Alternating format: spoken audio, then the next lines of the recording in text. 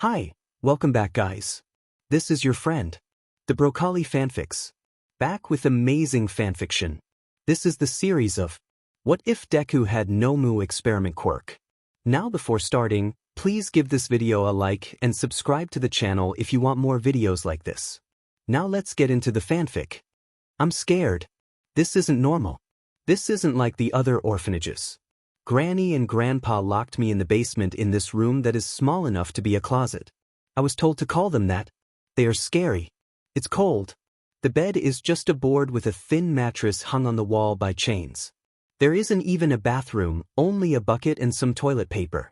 I don't know how long it's been since I've been here, but I feel like maybe it's a week? I've been fed 3 times stale bread and water. I know I am here because no one wanted to adopt me, but at least all of the other orphanages were better than this one. I hope I get moved soon. Midoriya Izuku always tried to be optimistic. From ages 0 to 4 he truly was the happiest child alive. He had a perfect family. It was just him, Mommy, and Daddy. Mommy and Daddy loved him and he loved them just as much. But Izuku loved them more. Love you. I love you more. I love you most. I love you to infinity and beyond. Grr. I win. It was a game he played with Mommy every night she tucked him in for bed. Whoever got to say, infinity and beyond, won. Sometimes Izuku would say, I love you, and Mommy would say, I love you, and forget the more part, so if he said it really, really quickly before she could remember and say it, then he would win. They did this before she dropped him off at preschool too. Izuku was sad being at preschool all day without Mommy because she and Daddy had to work, but he had his friends. Like Kaken. Kaken is Izuku's very bestest friend. Kaken, as opposed to Izuku's curly green hair and freckles, has spiky blonde hair and clear skin. His eyes are bright red. Izuku's are deep green. Kaken is loud and boisterous and a little mean sometimes, and Izuku is meek and gentle, and all of his teachers say he is a little angel. They couldn't be more different, but they mellow each other out. Aizu. Aizu. Kaken came running into the preschool room in his little blue gown just like all of them wore. Kaken. Izuku jumped up from his blocks and ran over to his friend. They collided in a big hug. The adults all thought it was adorable. Kaken took Izuku by the shoulders and shook him. Guess what? What? Izuku's voice shook as Kaken shook him. Guess. Kaken shook him again. I don't know. I got my quirk. UG dash. Izuku grabbed his friend's hands and stopped him. You got your quirk? The whole class stopped and stared. Quirks. At the age of 4 or a bit after or maybe before, a child will develop supernatural power. Something like waterbending, shape-shifting, super speed. As time went on, they got more diverse. Some were able to see the particles in the air. Some are able to make another freeze in place. It is different to everyone. But it wasn't always like this. The human population used to be completely quirkless, aka, without power. It wasn't until many centuries ago when the first glowing baby was born that quirks were discovered. Then they began to pop up everywhere. That's amazing, Kaken. What is it? What is it? Izuku bounced on his toes. Kaken lifted his head. Watch this. He held out his palms. The whole class was waiting to see just what power the boy had developed. Pop pop pop. Tiny explosions escaped from Kaken's palms.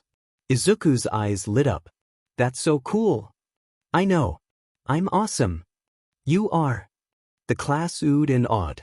Truly a quirk befitting of a hero. Now all we gotta do is wait for you to get your quirk, Aizu, and then we can be heroes together. Just like All Might. Superheroes. With the rise of quirks came the rise of criminals making use of them to do villainous things. To counteract that, people began stepping up in the name of justice, using their quirks to protect those without quirks. Back in those days, not everyone had a quirk. Nowadays 80% of the human population had one. 20% are born quirkless. The government began to hire heroes to take care of the villains. Hero schools and agencies began to pop up all of the world. Before they knew it, the world as they knew it had turned into the world from comic books from the pre-quirk era. Izuku went home babbling to his parents about Kaken's amazing quirk. He sat down to watch his favorite video of All Might as he dreamed about what quirk he would develop. All Might is the #1 hero in all of Japan and all of the world, and Izuku's and Kaken's #1, all-time, favorite hero. The video was one that Izuku watched often of All Might's debut, saving hundreds of people from a collapsed burning building. Izuku dreamed of being a hero like All Might one day. Little did he know that his mother and father were discussing worrying topics behind his back, mostly surrounding Izuku and his quirk. He turned 4 a few months ago. The latest age for anyone to ever develop their quirk is 5 years old, but he should have already gotten one. "Izuku, we are going to be late," Mommy yelled from the front door of their apartment. The little green-haired boy snatched his favorite All Might figuring off of his tower of toys and rushed out of his bedroom. "I'm coming. I'm coming." Today they were going to a quirk specialist? Izuku is still learning the bigger words. He'll get it down someday. His teacher says he is a fast learner. Today Izuku is going to figure out when he will finally get his quirk, because it's been, for months since he turned 4, and Kaken is getting impatient. He doesn't like waiting, and neither does Izuku, but Izuku is more patientier than Kaken is patient. And despite his claim to patience, Izuku is bouncing in his car seat. He smiles down at the big grin on All Might's face. "I'm going to find my quirk. I'm going to be just like you.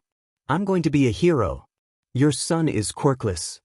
Mommy and Daddy say not to swear, but Izuku swears he heard that wrong. This old bald man just told Mommy that Izuku is quirkless.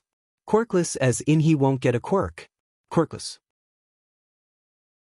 as in he won't never get a quirk. That's not true. It's not possible. His All Might toy falls to the ground. Mommy explains to the doctor about their generations of quirk users, but it is all dull in his mind. This isn't true. This isn't real. Bad dream. It's a nightmare. Mommy is silent on the way home. Izuku is silent on the way home too. He fights to keep his smile up though, because he thinks Mommy is sad and he doesn't want Mommy to be sad. What should he say? Sorry? He already tried that and she said it was okay and that it wasn't his fault. Why don't you go watch your hero videos? Mommy pushes him gently towards the computer room.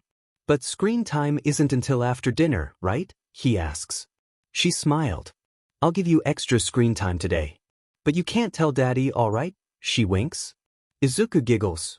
He fake zips his lips and skips off to the computer. Daddy comes home from work just before dinner like always, but Mommy doesn't come get Izuku to eat. Mommy and Daddy are having an important adult meeting. Izuku hears a bit of yelling. He knows it is about him. He tries to ignore it.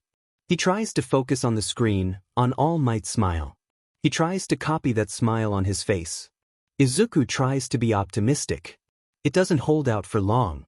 He remembers what the old doctor said. I'm quirkless. Wet Viridian eyes stare numbly at the screen. The door to the computer room finally opens. He spins around in his chair with tears streaming down his face. Mommy stands in the doorway sadly. Izuku points at the screen showing All Might's debut video again. Mommy? Can I be a hero too? Mommy rushes over, falls on her knees, and hugs him. I'm sorry, Izuku. I'm so sorry. Izuku tries to be optimistic. The toe joint test isn't 100% accurate, only like 97.88% accurate. There is a 2.12% chance he has a quirk. He could just be a late bloomer. But Mommy's words, her sobs and tears, they break something in Izuku. It's like reality settling in. Izuku stares numbly out of the door as his mother holds him, and tears silently cascade down his cheeks. He sees Daddy walk by, not even giving a glance to the heartbreaking scene in the computer room. The next day Daddy wasn't there to say goodbye to him as he left for preschool. Mommy was silent about it. Izuku lied about the results not coming in yet for his quirk to buy time at school. Mommy didn't add more to her nightly, I love you, and when Izuku did she didn't follow it up with most so they could play the game. The next morning, Izuku found out Daddy had left overnight. He packed up his belongings, took half of the family's savings, and hit the road leaving a note behind. Mommy could have not read it aloud, but she did.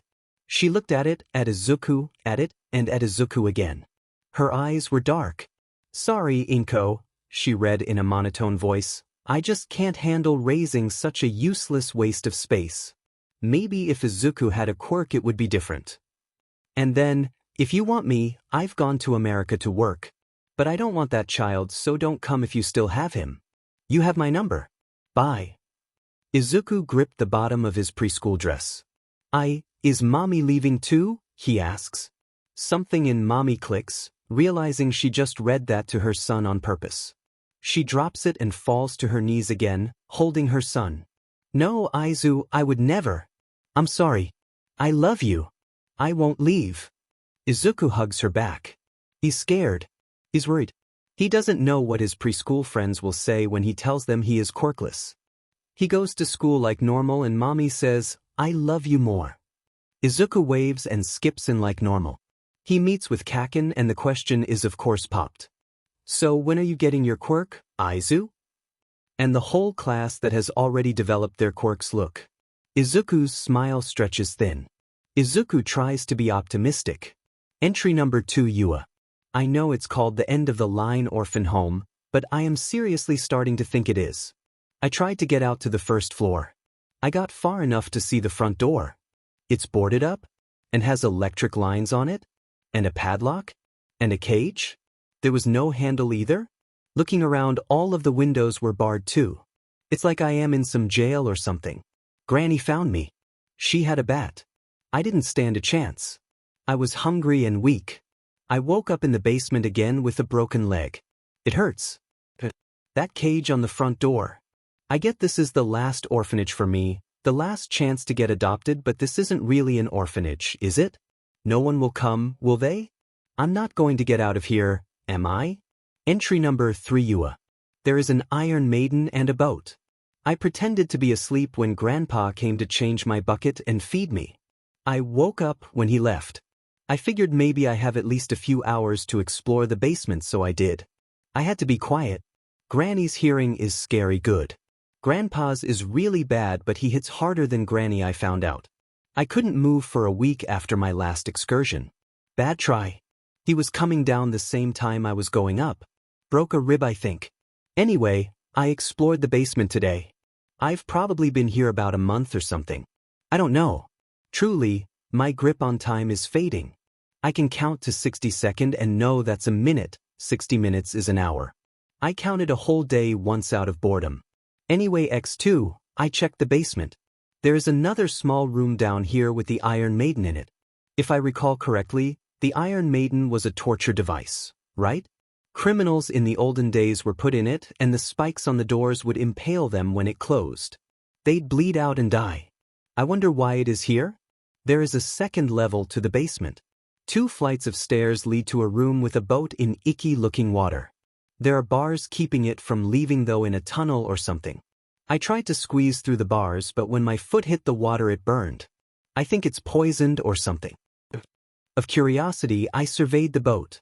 I couldn't turn it on though. There was no steering wheel, no key, and it was out of fuel, so bummer there. I could have just rammed my way out through those bars. Or died trying. At this point I think I'd rather die than continue this dreadful life here. Izuku tries to be optimistic, but his optimism is waning. Kaken doesn't like him anymore. Neither do his other preschool friends or his teacher. Izuku still hangs out with them, trying to be their friend, trying to show them that being quirkless doesn't mean he is different. What was so different from how he was before? He was quirkless when they were friends too, so why does it being defined do change anything? To Kaken it seems to mean a lot. They are 5 now. Kaken gave Izuku a new nickname from Izu. He says his name can be read as Deku, which means useless. That's super duper mean, and Kaken got the whole class calling him that. Izuku's optimism is waning, but at least he still has mommy. Daddy left a year ago. Izuku still feels really hurt about that. He still remembers Daddy's harsh words on that note he left for mommy. Mommy is sad about Izuku's quirklessness, so he tries really hard to make a quirk appear. He tries to breathe fire like Daddy could. He huffs and puffs and blows until he passes out. Mommy tells him to stop, but he has to be able to do it. Daddy would come back. Mommy would be happy. Kaken would be his friend again. So he can't breathe fire like Daddy can, then he tries to attract small objects to him like Mommy can. He tries on his toys. On pencils. On pennies. On the smallest piece of lint. He sits them in a row in his room and stares at them so hard until his eyes force close. He thinks so hard about it until his head hurts. He holds his hands out to them and tries to imagine them coming to him, but they won't budge. So he can't attract small objects to him like Mommy. Then he will try to combine them together? Maybe attracting fire? He waits for Mommy to start the stove. He peeks out from behind the wall, hiding when she turns around for an ingredient. And then he turns back and reaches out for the flames. He wills them to him. They flicker. They flicker. Wait. Fire flickers anyways. Come on. Izuku flops down against the wall and covers his eyes, panting. His mother hears it and comes over. She frowns sadly. Izuku, were you trying that again? She asks. The 5-year-old doesn't look up at his mother. He doesn't want to see that look of disappointment in her eyes. A sigh from above. Mommy crouches by him and pats his head. I already said it's okay, Izuku. You are fine just as you are. Viridian eyes peek out. Mommy smiles. I love you. Izuku grins sneakily. I love you. More. But you got me. Mommy throws her hands up. Well then, I guess I just love you the most. I love Mommy to infinity and beyond. Izuku chirps. He giggles when she ruffles his hair. I guess I'll let you win this time. Come on, help Mommy set the table. Mommy helps Izuku stay optimistic. At least she loves him still. Mommy hasn't left him. A couple of weeks later, Izuku is ready for dinner to be over. I'm going to the computer, he announces. Mommy laughs. At this point he knows the password to the computer. Izuku goes to his room and grabs a notebook. Recently he got into studying heroes and writing notes about them. They are all in crayon and not even he can read them well, but he knows what he writes well enough. He sits on the big chair and logs onto the computer. The most recent tab Mommy had open is still up. Izuku tilts his head, trying to read it. Izuku! Mommy slams open the door to the room in a panic. He swings around. What was on that computer? She asks hurriedly. The greenette shrugged, tilting his head. He looks back. Orphanage? He reads. What is an orphanage, Mommy? The woman rushes in and closes it down. It's nothing, Izuku. It's just really big adult stuff that you don't need to worry about. Here, let me open your hero cam. Izuku shrugs. He supposes it doesn't matter. Mommy knows what she is doing and he has his heroes, so Izuku lets it slide. Izuku is very optimistic about this trip Mommy is taking him on. She told him to pack his bags and helped him. Why do I need so much clothes? Izuku asks. We will be gone for a bit, Mommy responds. Mommy packed that much too. Did you get your favorite toys and your notebooks? Yes, ma'am. He gave a mock salute. Mommy giggled and ruffled his hair. Good boy. Come on, we have a long trip. And a long trip they certainly did. It was like 5 whole hours. Izuku napped for a few and the rest of the time he was reading through his notebooks. He had just finished going over All Might's most recent fight in America. He was lucky to have finished his analysis before they left. Izuku kicked his legs as he sat in the back seat of Mommy's car in his car seat looking out of the window. Where are we going, Mommy? He asked for the umpteenth time. She smiled up in the mirror. It's a secret, Izu. The greenette pouted. 5 hours away from their house they entered a city. Almost there, Mommy announced. Excitement bubbled in his chest. Izuku wriggled in his car seat. I wonder what it is. A park? An amusement park? I've heard of those. Is it a pool? A super-duper fancy hotel? I wanna know it. Finally the car came to a halt at the end of a street corner. Izuku looked out and read the nearest building sign. He recognized that word. It's the orphanage, he squealed happily. Truth be told, he had been a bit curious about Mommy's mysterious search on the computer for the past week, but like the good little boy Midoriya Izuku is, he didn't try to look it up on his next screen time. Even if he had wanted to, it isn't like he knew how to spell it, and something tells him he was saying it wrong too. What? He's 5. That's right, Izuku, Mommy chirped back. The orphanage. So I did say it wrong. He puckered his lips. Orphanage. Mommy giggled. Come on, let's go in. Welcome to Caring Arms Orphanage, a woman greeted at the front desk. Izuku, being the excited little boy he is, bounced right up to her. "We're on a trip."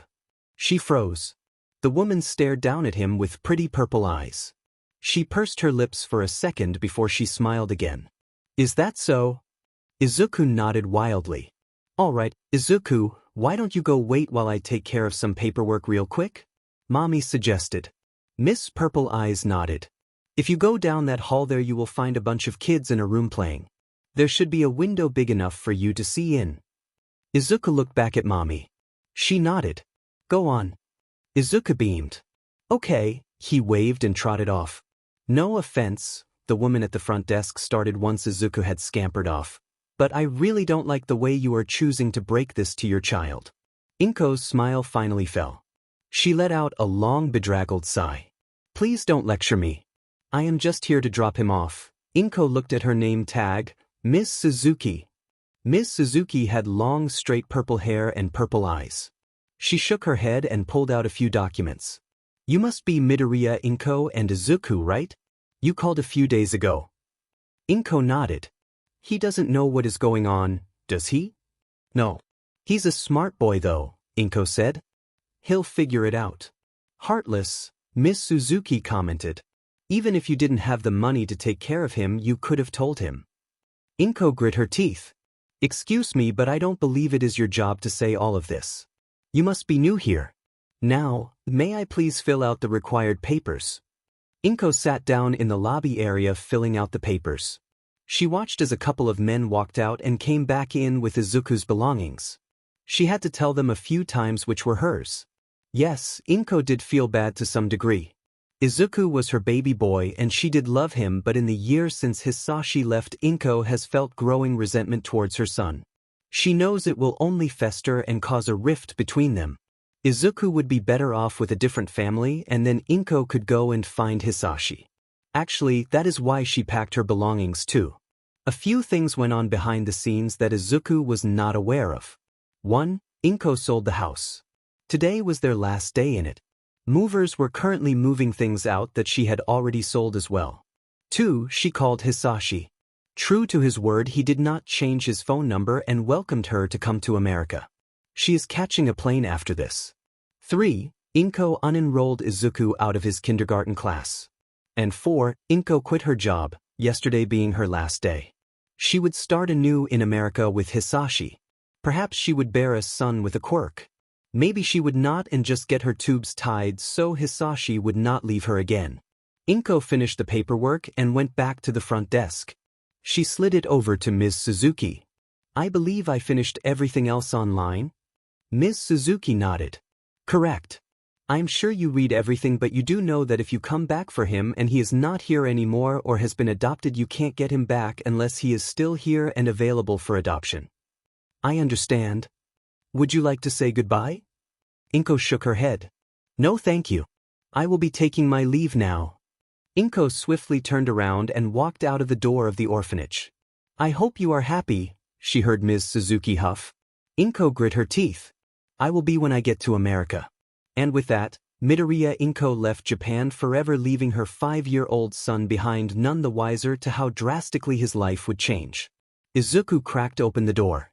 The sound of children laughing and playing filtered in the air. Children of all ages and sizes and quirks. A couple brooded in the corner looking sad or angry, but for the most part it seemed like a happy place. There were toys and blocks and a small plastic slide and everything. It was just like kindergarten aside from the bigger kids here and there. But it wasn't kindergarten. After all, why would mommy bring him to a new kindergarten so far away from home for their special trip? "Hello there," a man's voice greeted. Izuku looked up to meet a tall man with short brown hair and soft green eyes. "Are you new here?" Izuku shrugged. "Mommy is doing adult stuff right now, so I'm waiting for her here," he said. "The pretty lady at the front desk told me to come back here." For some reason the man's eyes looked sad. "Oh, well, how about you go play with the other children for now, okay? I'm Mr. Tanaka if you need me." Izuku nodded. "Thank you." He scampered off into the crowd of children. Well, crowd? More like 15 or 16, but Izuku is still working on counting, so forgive him if he has a child's exaggerated mind. Izuku felt the stares of the other children on him. A few looked sad, stopping their playing. They looked at him with pity and understanding that children shouldn't know how to express yet.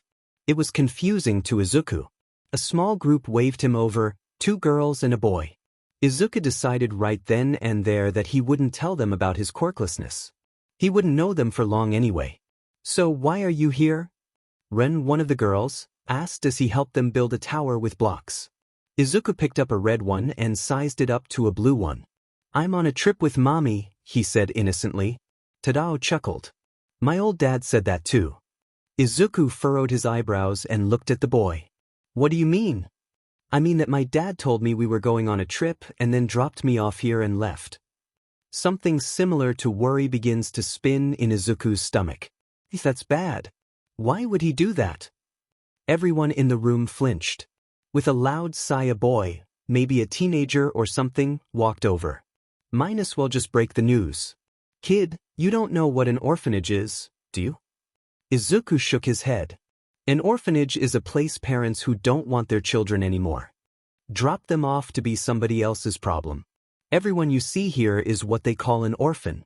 We don't have parents, kid. Izuku paled. Orphanage? What is an orphanage, mommy? He scrambled to his feet. But mommy said it was a trip. It's special. He looked around wildly. No one would meet his eyes. Tadao waved him. See, come on Izuku, you're just like the rest of us. You'll be fine. No. Izuku screamed and ran out of the room. He bolted down the hall back to where mommy should be. No, where mommy is waiting. Mommy? Izuku burst into the lobby. He looked around. Mommy wasn't there. She said she wouldn't leave me. That purple-haired lady came over and knelt by him. Izuku? Is that right? Wide, scared Viridian eyes looked at her in anguish. Manners, Izuku. He nodded shakily. My name is Ms. Suzuki. I know you are scared right now, but I need you to listen to me carefully. Your mother is not coming back. Tears slowly fell from his eyes. We will be taking care of you from now on. Izuku is a very optimistic child, but please forgive him if he is a little less optimistic after today. I love you. I love you more. I love you most. I love you to infinity and beyond. Izuku stared out at the children in the playroom again as he re-entered, and it was written all over his face. His group of 3 new friends sadly waved him over and placed a few blocks in his hands. They said nothing, just continued to playing. Izuku stared numbly at the blocks in his hands. You said you loved me, mommy? Entry number 4 Yua. I'm trying something new. I'm trying to get on Granny's and Grandpa's good side. I try to talk to them when they come down. I dance around them and smile widely and giggle. None of my smiles are real anymore. It's all acting. But it's working. I was taken out of the basement once. They let me walk around the first floor. Granny plays piano, which I didn't know. She's not too good at it though. Her eyes aren't as good as they once were and her bones are old. It's harder for her to play. I tried to go on the second floor and they flipped like a switch though. Grandpa has a cane, by the way, and it hurts. I woke up in the basement again with a throbbing headache. Note to self, don't try to go to the second floor. Entry number 5 Yua. I got a picture with Granny and Grandpa today.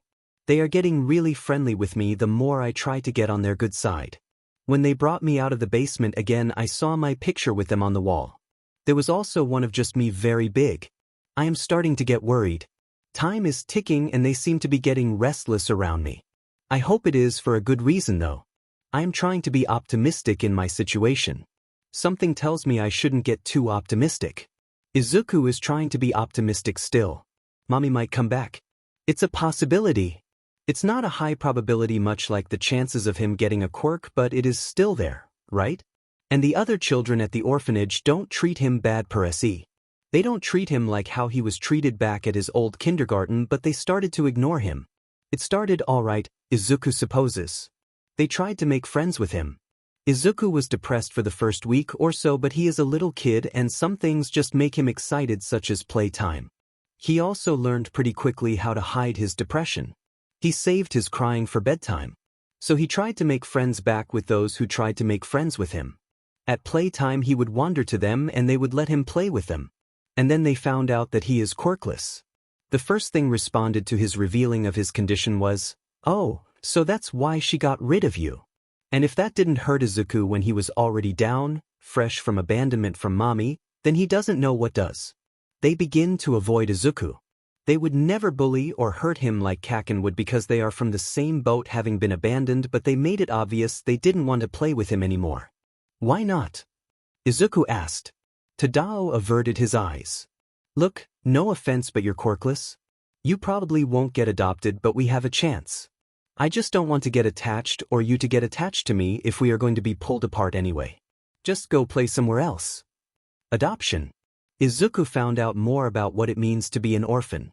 To be adopted means for a family to come and take them home to be part of their family, to be a new mommy and daddy to the children dropped off here. Izuku wondered if what Tadao said was true. Did no one really want him? Because he was quirkless? Will Izuku be here forever? He didn't necessarily want to be adopted at first. He didn't want any other mommy than his mommy.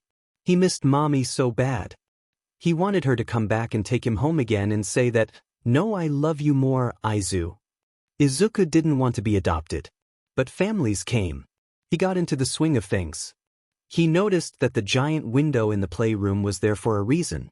When families came in to potentially adopt one of the children, Ms. Suzuki would show them the children playing and tell them about them, pointing out the ones the family already was looking at on the orphanage's website or the files when they arrived.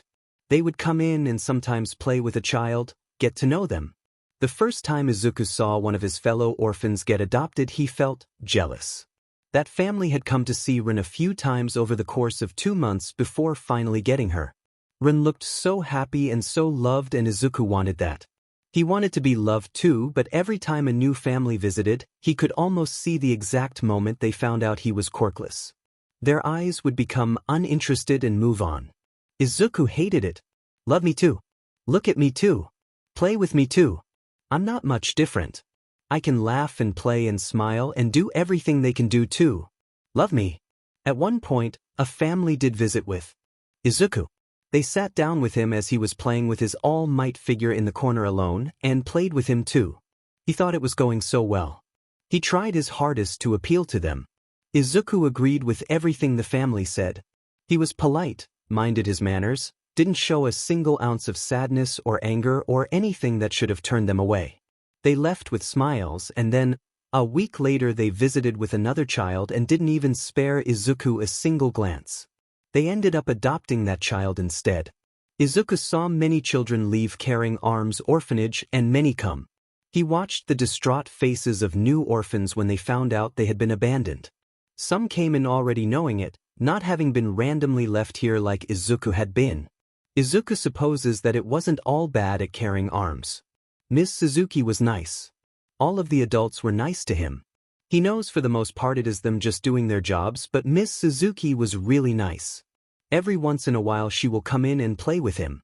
"So what are we doing today, Izuku?" She plops down beside him. Izuku holds up All Might. "Heroes." "Alright. My favorite." Izuku likes Ms. Suzuki. He really does. "Why can't you just adopt me?" he whispered as she got up to leave. Suzuki's face fell. "Oh, Izuku, I'm sorry. I'm just a volunteer in college still. I can't afford a child right now, but I'll play with you for as long as you are here." The greenette's grip on his All Might figure got tighter. He studied that smile on his toy's face. He studied it until he could replicate it. He would be as optimistic as All Might is. He will get adopted. He just knows it. Izuku's 6th and 7th birthdays passed in Caring Arms Orphanage. It was celebrated. Everyone's was celebrated at some point. They were sat in the dining hall, which is just a really long table that they sit in and are served food. Everyone got a cupcake, and Izuku's had a candle that he blew out when they sang to him, but that was it. The orphanage didn't have money for gifts for every single birthday or room to store them. It made Izuku miss home again. He missed mommy singing to him, cuddling him, the presents. He missed daddy lifting him into the air and spinning around. He missed Kaken and the others coming over for a party. He missed the streamers and lights and balloons. Izuku missed a lot of things about home though, and he supposes birthdays were just to be added to that ever-expanding list. A few months after his 7th birthday, Miss Suzuki entered his sleeping quarters. The boys and girls were separate, but the boys shared a room and the girls shared a room, with each having their own cots. They kept all of their clothes and belongings in the suitcases they originally arrived at the orphanage with. "Izuku, I'm afraid you are being moved to another orphanage today," she said sadly. The little boy looked up at her in shock from his cot. What? Why? I haven't been adopted yet." She nods. "That is just it. You haven't been adopted. No one in this area wants you, so they are moving you to another one to provide you more chances to get adopted." Izuku grabs her arm. "Oh, you adopt me then. Please." She gently pried his hands from her. "I'm sorry, Izuku. I'm sorry, Izuku. I'm so sorry." His hands fell to his sides. He stared at this woman in shock. Miss Suzuki would be graduating soon. That was her reason for not adopting him, right? Because she was in college? Why couldn't he stay for a few more months and then she adopt him after she graduated? Why? But Izuku knows why. Izuku is quirkless. Miss Suzuki doesn't want a defective child. It's the same reason every family that came to the orphanage didn't adopt him. It's the same reason that all of the children here are ones that have come after him, because the ones that were here before him have all gone on to be adopted, welcomed into warm, loving families. Love me too. Love me too. Love me too. So Izuku grabs his belongings and trudges out of Caring Arms Orphanage. He knows what the workers there are thinking. It was stressful trying so hard to get at least a single family to sit with him. Now he was out of their hair. Izuku is taken to another orphanage a few hours away, Merry Orphans. But he doesn't feel merry. But he will try his best to be. It's a new place, a new city, a new group of families to have the chances to come and look at him like some toy in a shop. Izuku will be optimistic, he supposes. Entry number 6, Yua. Another kid joined me. Another kid came. Her name is Madeline. What a pretty name. I think she is foreign. Her Japanese isn't the best either. But it is good to have company. We have to share the room and bed and bathroom bucket, and I hated having to explain how things go here to her, but she wasn't very down about it. After all, we are the rejected orphans. We've been at rock bottom from the start. Madeline is a year older than me, 16. She's pretty. Her quirk allows her to pop her eyes out of her head. She is blind when she does that, and it hurts when her eyes are touched, so she doesn't do that much. On a side note, Granny and Grandpa have been down in the basement a lot lately, but not to bring me up for some reason. I hear what I think is the Iron Maiden a lot. It's scary when I hear it closing and opening. I think they are working on it, but I don't know what for. I don't think I should be worried though. After all, Granny and Grandpa are smitten with me. Soon enough I should be moved to the real house at this rate. Yet, the Iron Maiden makes me worried. Entry number 7, Fedlin. Yua's dead. This is Madeline. I saw Yua writing in this diary a lot. I didn't know we were allowed to keep a journal.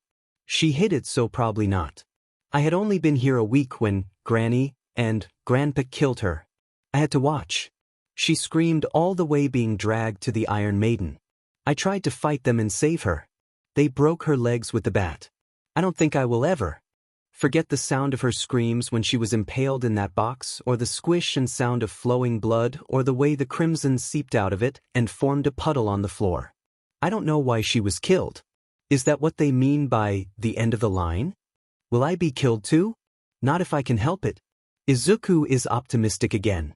Izuku started back at public school again, now at the new orphanage. At Caring Arms he was more or less homeschooled. So were all of the orphans there under the age of 8. It was easier to homeschool them. Now 8 years old at Merry Orphans, Izuku attends the 2nd grade. He's gotten a bit smarter. While he can't hide his quirklessness from families that visit the orphanage because it is on his legal records, he can from the clueless students at his school. So that is what he does.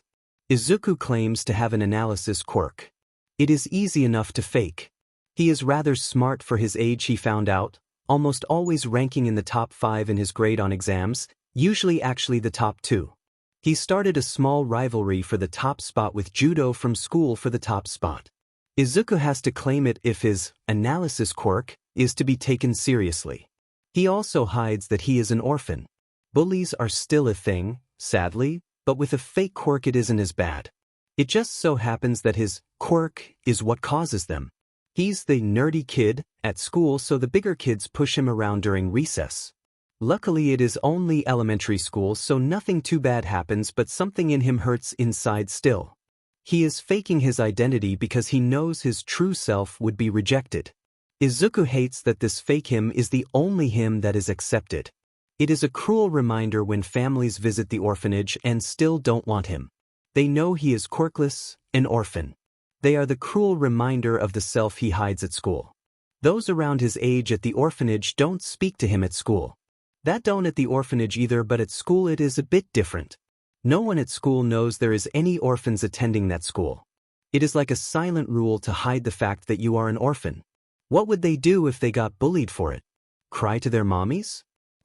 But with this new persona Izuku has made at school, he is optimistic for his time in this city. If he thinks logically, he won't be adopted and probably will end up being moved to another orphanage after a year or two. He only has to hold out until then, and then he can create a new him at the next school. In order to do that, though, he has to study hard. Izuku uses the Midoriya last name in school still, no matter how much it hurts him and reminds him of his past family. It is necessary to hide his orphan title. He studies hard. While all of the other orphans play and do whatever it is they do, he sits in the corner alone and studies. He does extra credit work on top of his homework. He needs to be the top in class. His optimism is slowly turning to pessimism.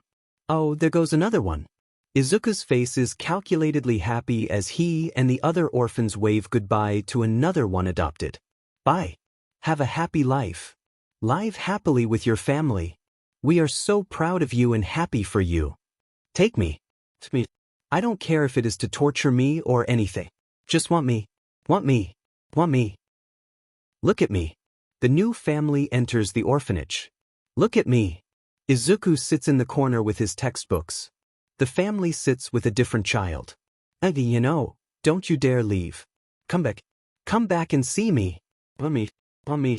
Just look in my general direction. It will be enough. Acknowledge that I am here. Izuku. You are being moved to another orphanage today. Oh, really? Wait, that's not right. Izuku looks up with a confused smile. Oh, wait, what? I am? There we go. That sounds better, right? Mr. Lewis nods. Don't worry, I am sure you will find a family in that orphanage. Been there. Heard that. Oh, I'll get my things. He wants to drag his feet as he leaves, a single suitcase following him. He has downsized a lot. All he has left is enough clothes for a week and a few days, his notebooks, pencils, and that oh-so-special All Might figure. It reminds him to smile. All Might always smiles. All Might is always happy. All Might is always optimistic. Be optimistic, Izuku. It'll be better at this new one. He turns and waves to the orphans that had to come out under obligation as he left. None of them will meet his eyes. Look at me. Someday I'll make you look at me. Be optimistic, Izuku. He smiles. And waves. And moves on to the next orphanage. Entry number 8, Madeline. There is a box in the basement across from our room. I couldn't get it open, so I moved on to other measures. I snuck upstairs to the first floor and made it to the bathroom. I searched and searched for anything to help aid in my escape. In the end, I found a key in the bathroom mirror cabinet. I pocketed it just in time to turn around and see Granny. My memory is hazy after that. She broke my arm. Sorry if this is sloppy. I am not ambidextrous. The key I found out goes to the boat. About a week later, Grandpa realized it was missing. I blacked out for a long time after he beat me for taking it. But I found it again. I don't know if it is because they are old and senile, but it was back in the first floor bathroom. I won't take it this time. I need to find more parts to get out. I will escape. Entry number 9, Madeline. So there is another kid here. Akito, he said his name was. Only 12. I could be 17 by now, but I'm not sure at this point. How do I explain to him the torturous life we will live here? I recruited him. Akito is going to help me get pieces of the boat. He's smaller than me. He can move quicker and dodge more. We can do this. Izuku is 9 years old and he is on the pessimistic side of optimism. He was only at Mary Orphans for about half a year and he was moved. Was it really that bad?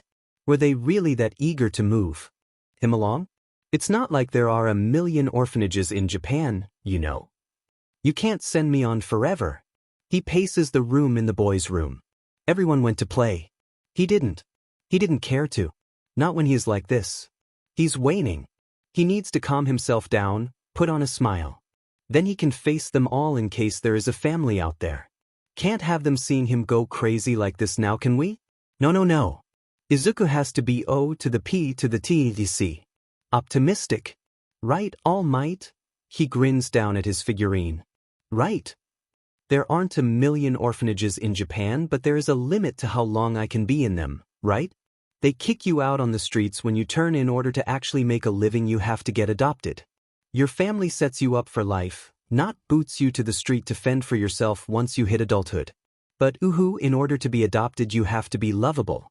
I'm lovable, right? Apparently freaking not. 'Cause I'm quirkless. Quirkless this, quirkless that. I'm still human. He whips around to the doll, slapping his hand to his chest. You see me, right, All Might? You see me?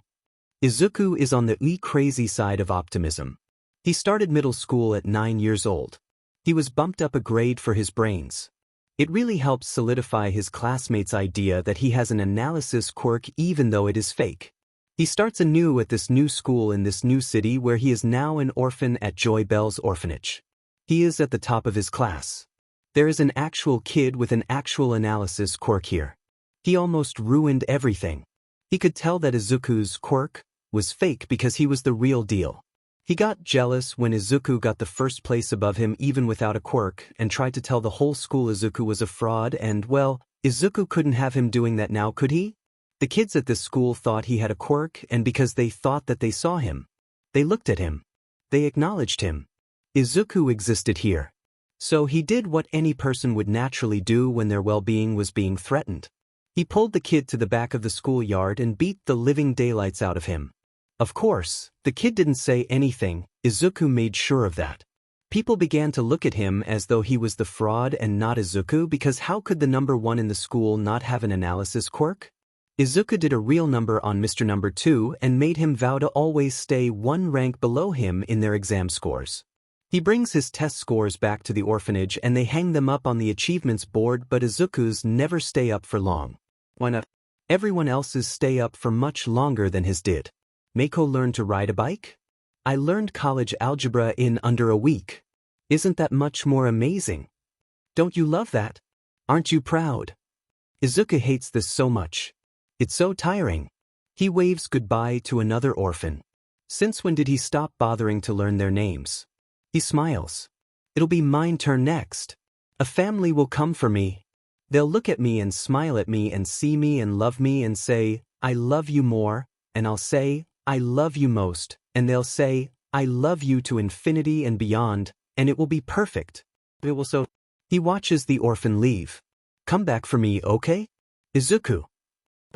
I'm sorry, but it's only been 6 months. You are leaving the orphanage today. I'm sure you will find a family in the next one. Entry number 10 Akito. Hello? I've never written a diary before. I'm Akito, though I guess you already know that, diary? Diary sounds weird just calling you that. I could give you a name. Like, Scrappy? Scrappy? Cause scrap paper. Yeah. Well, I guess you are probably wondering what happened to Madeline. Scrappy? I'm sorry. I couldn't save her. She was so nice to me too. She showed me the bathroom on the first floor once. I've only been here a week, but she was so nice. She was like a big sister. Then they killed her. I don't like Granny and Grandpa. I don't like how they killed her. Madeline told me about the Iron Maiden, that's what she called it. They used that. It was so scary. She screamed. She was in so much pain. I can still hear it. Make it stop. I don't like it here. I read Yua's writings. She seemed nice too. She was killed too. What is that word? A trend? If so, am I next? No. Madeline said she was working to get out. There is a key in the first floor bathroom to the boat below. I won't let big sis Madeline down. I'll get out. This is Akito, signing out, Scrappy. Entry number 11, Kubo. Akito is dead. This is Kubo. Akito had amnesia from getting hit too hard in the head by Grandpa. He forgot to search after that and didn't leave much, but he was so insistent on me reading this journal. I see why now. Grandpa knocked him so hard when he had a brain injury already, and he would forget every few days.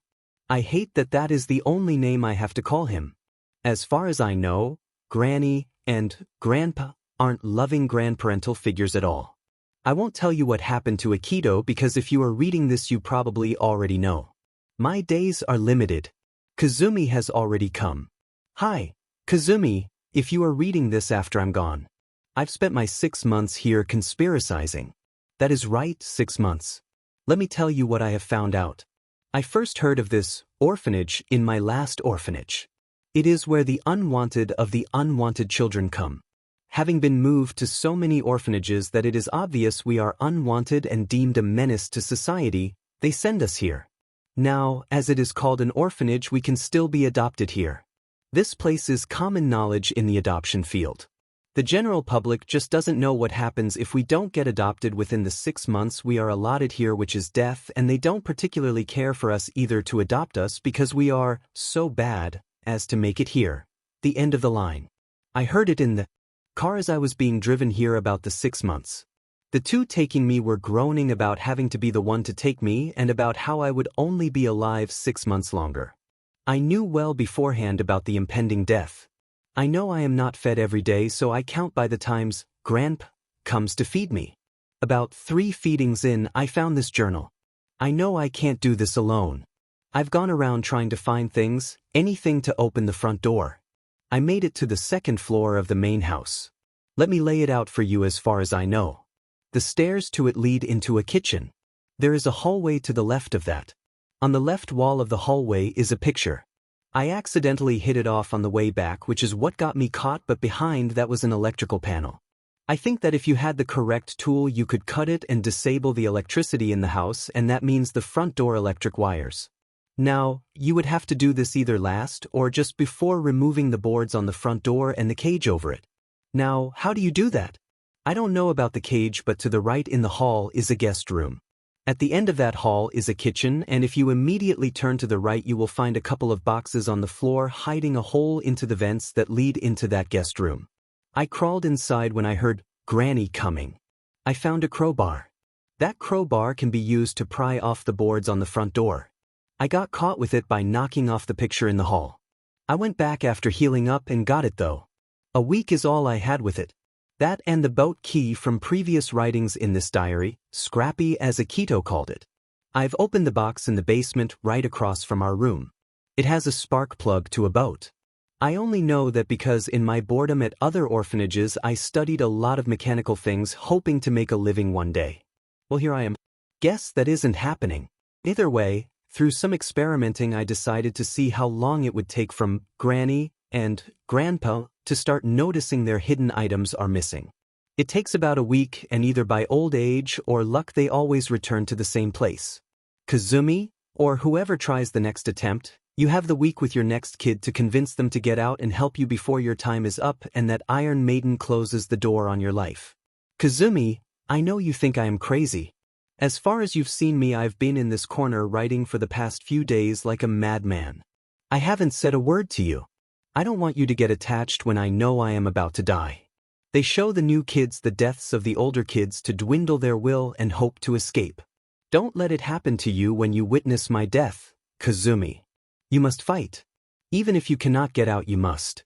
For the sake of those to come after you, please use this journal and write what you find. For the record, you were a great roommate. This is Kubo, signing off, Scrappy. Izuku is running down. His optimism levels are low. His tank is running on empty. He's trying his best. His grades are the top of the class again, yippee. His fake persona and fake quirk are hiding him again, yippee. He is an orphan at Bright Skies Orphanage, yippee. Izuku is sad? He tries not to be. He sits in the corner and waits. And waits. And waits. The adults taking care of the orphans are getting worried because all he does is sit and smile and wait or sit and smile and read. Families want a happy child, right? It's better to be happy, right? Izuku can do happy. He might not feel happy, but he can do happy because if he does happy, then a family will surely come and look at him and want him and love him, and then he will do more than just do happy. Izuku will be happy. So he will do happy. Something is a bit different at this orphanage though. The adults aren't really looking at him. At all. They avoid him. He brings his grades back and they won't post them on the board. His teeth birthday? Not celebrated. Sometimes he has even forgotten to be served his food in the dining hall and he has to go up and ask, "Is this it? Am I so unwanted that even the adults won't do their jobs to take care of me?" Izuku thinks what he is feeling is different from pessimism. It's despair. What would he do now? How much harder did he have to try? "Everyone, this is your new friend, Hitoshi." Mr. Watanabe gestured to the kid as they were all lined up to greet the newcomer. Izuku stood at the back, like always. He grinned like always. The new kid had also been transferred from an orphanage because no one in that city wanted him. He had tall purple hair that seemed to defy gravity and deep bags under his purple eyes. Izuku's first thought was, wow, he won't be wanted if he doesn't look happy. No one in the orphanage used their last names from before they became orphans, so Hitoshi it was, but he was previously known as Shinso Hitoshi. Izuku noticed a similar pattern in the newcomer. The adults didn't pay attention to him either. How many orphanages did Hitoshi have to go through to begin getting ignored too? Izuku sat in the corner of the playroom just like always, studying, working on his smile, talking to All Might. He glanced over at Hitoshi, who was on the other side of the room in a corner by himself as well. It was different from the others avoiding him because he was a lost cause like quirkless Izuku. Hitoshi has a quirk, but they are afraid of it. Brainwashing, Izuku thinks it was. At least he has one. Hitoshi was in his grade, 6th. They were the same age too, 11. Izuku passed him at school. Every once in a while they would make eye contact. Izuku stood proudly before the board that the exam ranking were posted on. His name was first, of course. Of course, it's Midoriya. He's got an analysis quirk after all. That has to be cheating using your quirk for it. It's passive, I hear, so he can't turn it off. Izuku raised his head as his friends, acquaintances, patted his back and congratulated him. They saw him. Maybe not the real him, but that is fine. Look at me. See me. I'm here. I exist. I exist. He caught Hitoshi's eyes as he weaved through the crowd. The purple-haired boy seemed to be confused by the rumors about Izuku and how he was called by a last name and how he apparently had a quirk. Izuku averted his eyes. Hitoshi was beginning to be bullied for his quirk at school. It was strange seeing it the other way around, being bullied for a quirk and not for lack thereof. He felt a bit angry at the other students for bullying Hitoshi. Maybe if he would smile more it would go better. Izuku was counting down his time at the orphanage. He thinks he probably has about a month left or less. Can't be too many more eligible adopters to decide not to want him, so he should be moving orphanages soon. Maybe he would pass down some wisdom to this Hitoshi fellow. What are you going to do, huh? Brainwash us like a villain? Izuku turned the corner on the bullying scene. Hitoshi was pushed back against a wall, head down. His fists were tight, shaking. Come prove it to us, villain. Say something. Izuku remembered the way Kaken treated him. It made his blood boil. Izuku shook himself from the memories though. He tries hard not to remember that place. It hurts. He puts on his signature grin and walks up. Hey guys. What are you doing? Izuku waves. The bullies turn to him. Oh, Midoriya. Saburo, the main bully, looked over at him. We were just teaching the new kid a lesson on how things work in this school. You know the works. Ah, Izuku hummed. He walked up and stopped beside them. He caught Hitoshi glaring up at him. Izuku gave a quick wink. How about we don't do that, he suggested. I think he's learned his lesson, so why don't you let him go, Saburo? Why would I? Izuku's grin got wider, crazed almost. It sent shivers down the spines of everyone nearby. Saburo, let him go, okay? Izuku smirked as the bullies stormed off. He heard it huffed under Suburo's breath. I swear that kid's a freaking psychopath. Izuku turned back to Hitoshi. Sorry about them. They shouldn't try it again. Hitoshi scoffed and brushed himself off. Don't care, he grumbled. Don't expect a thank you. You're a freaking liar going around this school the way you are. Izuku shrugged. You do you, I guess, but if you want them to stop bullying you, then stick with me. It'll at least make your school life better. What's the catch? No catch, Izuku assured him. Just, the forgotten have to stick together. Something in his words must have resonated in Hitoshi's heart because he did end up hanging around Izuku more often at school. Izuku let him join him and his friends at lunch too, and through that Hitoshi met Izuku's companions and they saw that Hitoshi wasn't all that bad, not villainous at all. It made Izuku happy. It made him optimistic for Hitoshi's life in school after he was moved to a new orphanage. How'd you do it? Hitoshi asked. Izuku looked up from his books in the playroom at the orphanage. His mind blanked. Hitoshi came to talk to me? Someone came over to me? Someone sees me here? He willingly came over here? The greenette was quick to recompose his mind. How did I do what? He asks. Hitoshi sits by him and looks over the other orphans and his eyes settle on the family in the room talking with Sharna. You're quirkless. You're an orphan. How did you get the whole school wrapped around your finger like that? Hitoshi asks again. Izuku hummed. Oh, that. I guess I was just sick of not being seen. Being seen? Yeah. So I made myself seen. I worked hard. I created a lie. I made sure that those who tried to out me wouldn't. That way when a family comes they will see what I can do and they will want me. Hitoshi deadpanned. Sorry, Izuku, but no one wants us. He trailed off when Izuku looked at him with crazed eyes. What are you saying, Hitoshi? Of course someone wants us. Someone out there will want us. He glanced over at the family and smiled widely. I'll make them want me someday. Hitoshi is scared. He felt it the first time he heard about Midoriya at school. He couldn't believe that people were claiming this obviously quirkless boy had a quirk. Was it not common knowledge in the school, only at the orphanage? Hitoshi walked the halls and he took note of how some kids, the smart ones, would shy away from Izuku. How the bigger bully types respected him. How the whole school accepted this lie that he had an analysis quirk. They were all so gullible, leaning into his lies. The other orphans here that attended their school didn't say anything either. They just looked the other way, mutual respect for someone trying to make best of the poor situation they were in as an orphan. He felt it at night while his insomnia kept him awake in the boys' room. Hitoshi and Izuku had the last beds at the very end of the room.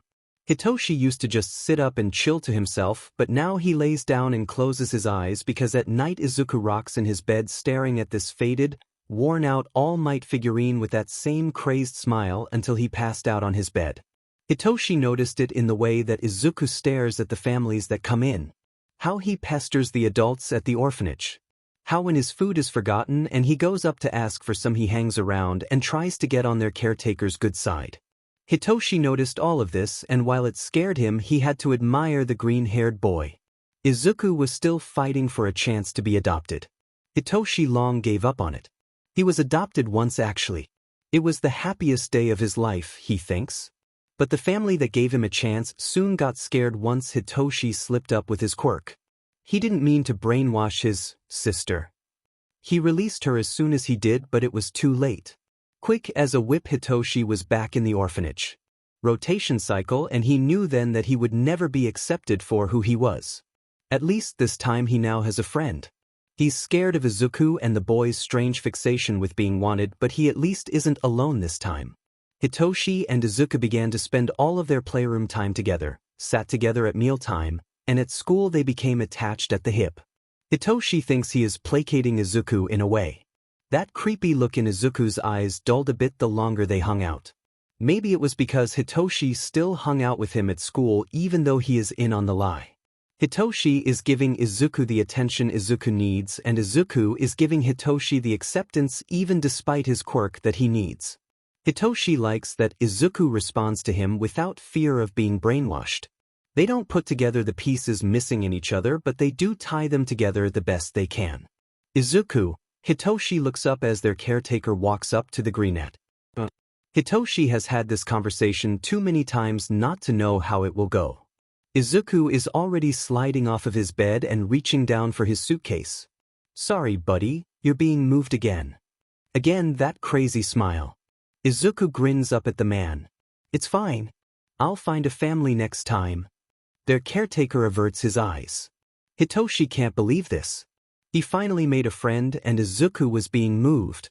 He might be moved to the same orphanage as Izuku in a few months, but Izuku would then be moved again soon after and it would just be a repeat of this one. Hitoshi had to at least say goodbye. Izuku. He ran up from the line of orphans just as Izuku was leaving the orphanage. Hitoshi dash. The purple-haired boy trapped the other in a tight hug. Izuku let out a shuddering breath and Hitoshi understood. He can't remember the last time he was hugged or has hugged anyone either. Thank you, he whispers. Izuku pat his arms. Hitoshi, he pulled back. Izuku smiled at him. Don't forget to smile, okay? Izuku waved through the window of the car he sat in at Hitoshi who stood outside of the orphanage and he is once again optimistic.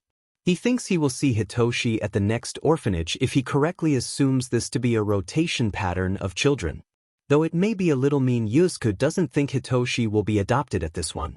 Hitoshi doesn't know how to smile correctly yet to make families like him, so Izuku will see him at the next one. If Hitoshi spends his time at this one learning to smile, then maybe at the next one Hitoshi will be adopted. That hug shocked Izuku for real though. He feels his eyes wet but he won't let the tears fall. He has to smile. Nobody wants a crying, snotty child. Izuku can't remember the last time he truly cried. At night his eyes get wet as he smiles down at All Might, but the tears just never seem to fall correctly. Some would call that unhealthy. Izuku thinks it is perfectly fine. Or, at least, it will be when he is adopted. For now, he would savor the feeling of that hug to tie him over for the family waiting for him. Izuku is optimistic. He will be adopted with time. He spent years perfecting himself, his lies, his smiles, his subdued emotions. He's perfect. Prime for the picking from the next orphanage. And who knows? He doesn't really remember the name or near anything about the city he lived in with the woman who abandoned him before she, well, abandoned him, but he could be getting closer to it with this rotation and maybe she has been looking for him this entire time but he had been in a different orphanage and she will find him there when he gets there and want him back once she sees just how perfect Izuku is now. Since she hasn't seen him in forever, she might even believe the lie that he has a quirk and they could get legal records changed. He looks out of the window of the car as it goes further and further into a rather dreary-looking forest. Maybe if the trees were smiling then more people would come walk in their grove and enjoy the scenery. He sighs and shakes his head in disappointment. Not even nature understands the basics. The car pulls to a stop in front of an old, scary-looking two-story house. "We are here," the driver says. Izuku gets out of the car. The door at the end of the small, broken path opens, revealing an elderly man and elderly woman. "Welcome to the end of the line orphan home, Izuku," the driver says. "Meet Granny and Grandpa." Izuku looks up with his two wide viridian eyes and too wide smile. "This time, I'll be adopted this time." Izuku is optimistic. Entry number 12, Kazumi. "Okay, Reiko, listen up. This is Kazumi here. Read the previous entries. I made that mistake beforehand and only read my guardian child's before a few months in, and I decided I'd try to find more information in the rest of this diary. Guardian child as in the child before you that dies in a week of you living here. It's a trend as the namer of this diary has dubbed it. Meet Scrappy, the diary that will save a life someday. I have one more feeding left. I'd say that is about 2 to 3 days, so let me tell you what I found. Kubo left a lot to work with and I am leaving you with more. I've ruled out the boat. I don't know how to operate one in general anyways. I've also ruled out the helicopter. Yes, there is one. In the kitchen on the second floor there is a tall cabinet just before the hallway. In it you will find a helicopter manual. I suppose it is somewhere on the roof but can't be 100% sure. Either way, I wouldn't test my luck with it having just read a manual. So that leaves the front door. I've done a survey of the house. The first floor opens up to a clearing right as you leave the stairs. There is a small hall in between the living room and that clearing, and in it is the front door on the left, and across from that a small storage closet with a safe. Beyond that hall is the living room with stairs at the end of it that go up to the second floor to Granny's and Grandpa's room. But it is latched on the other side. You would have to get in there somehow to unlatch it to use that door. Aside from that, in the clearing immediately exiting the basement, if you go to the right you will find the stairs to the second floor, and then there is a long stretch house behind that on the first floor. At the end is the bathroom. To the left is the living room. To the right at the end is this weird shelter. Listen closely, Reiko, there is something living there. In the shelter there is a cylinder-shaped room that you can enter and go under to use the wrench in the microwave in the kitchen to unscrew the lever that holds back a small river of water splitting that shelter room. Doing that got me caught, of course, but it allows you to cross over, but you don't want to. There is a strange animal cage in it, and in that is this thing. I can't describe it well. It is like a spider and a human in one. With metal legs and a small body and a human girl's head without hair and seemingly glass eyes. It makes this awful noise. Just don't try it, is what I'd like to say. It has a small house or like cabin in there that it sleeps, and I saw a golden key through the window in it on a shelf before Grandpa found me. That could be seriously important. Before I move on to the second floor, let me tell you of some things I found on the first floor. In the shelter where you unscrew the stuck lever for the creature's room, there is a piece of a torn picture of Granny and Grandpa. I don't know why or if they had a falling out, but it's there, so yeah. There is also one on the table in the living room. By the way, on the couch next to it Grandpa likes to take naps. He can't hear well, so you can usually sneak past, but don't hit anything and pray Granny isn't around. You seriously don't want to encounter them together. The key to the boat is in the bathroom mirror cabinet. In the small drawer in the left corner as you leave the basement is a roll of duct tape. There is also the key to the helicopter in the tall cabinet in the living room in case you want to try to go that way. Now on to the second floor.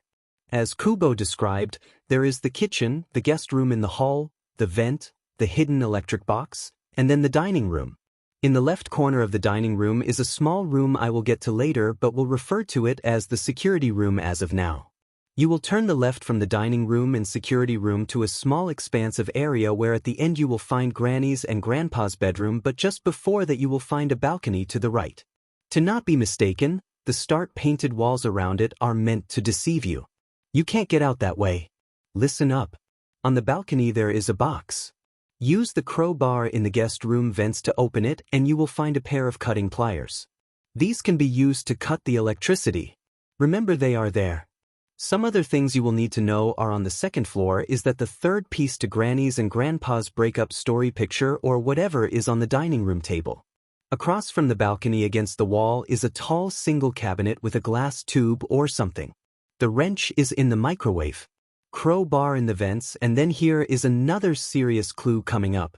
In the small drawer in the dining room in the far right is the key to the padlock that is watching the front door closed.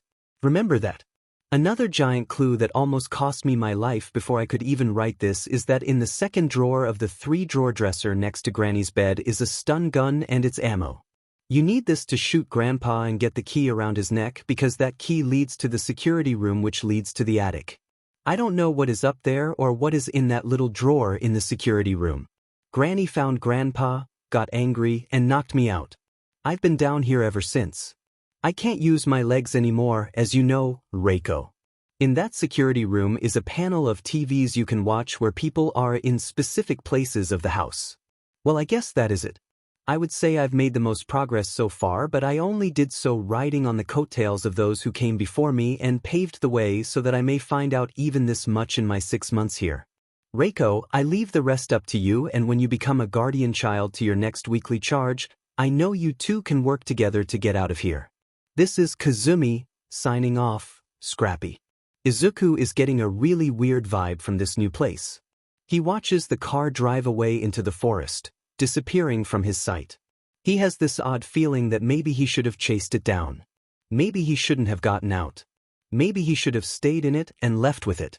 Nothing too bad, but it was prodding in the back of his mind that maybe he shouldn't be as optimistic about this as he is. But Izuku is. He has to be. This is his chance. It's the end of the line, because every child here gets adopted, right?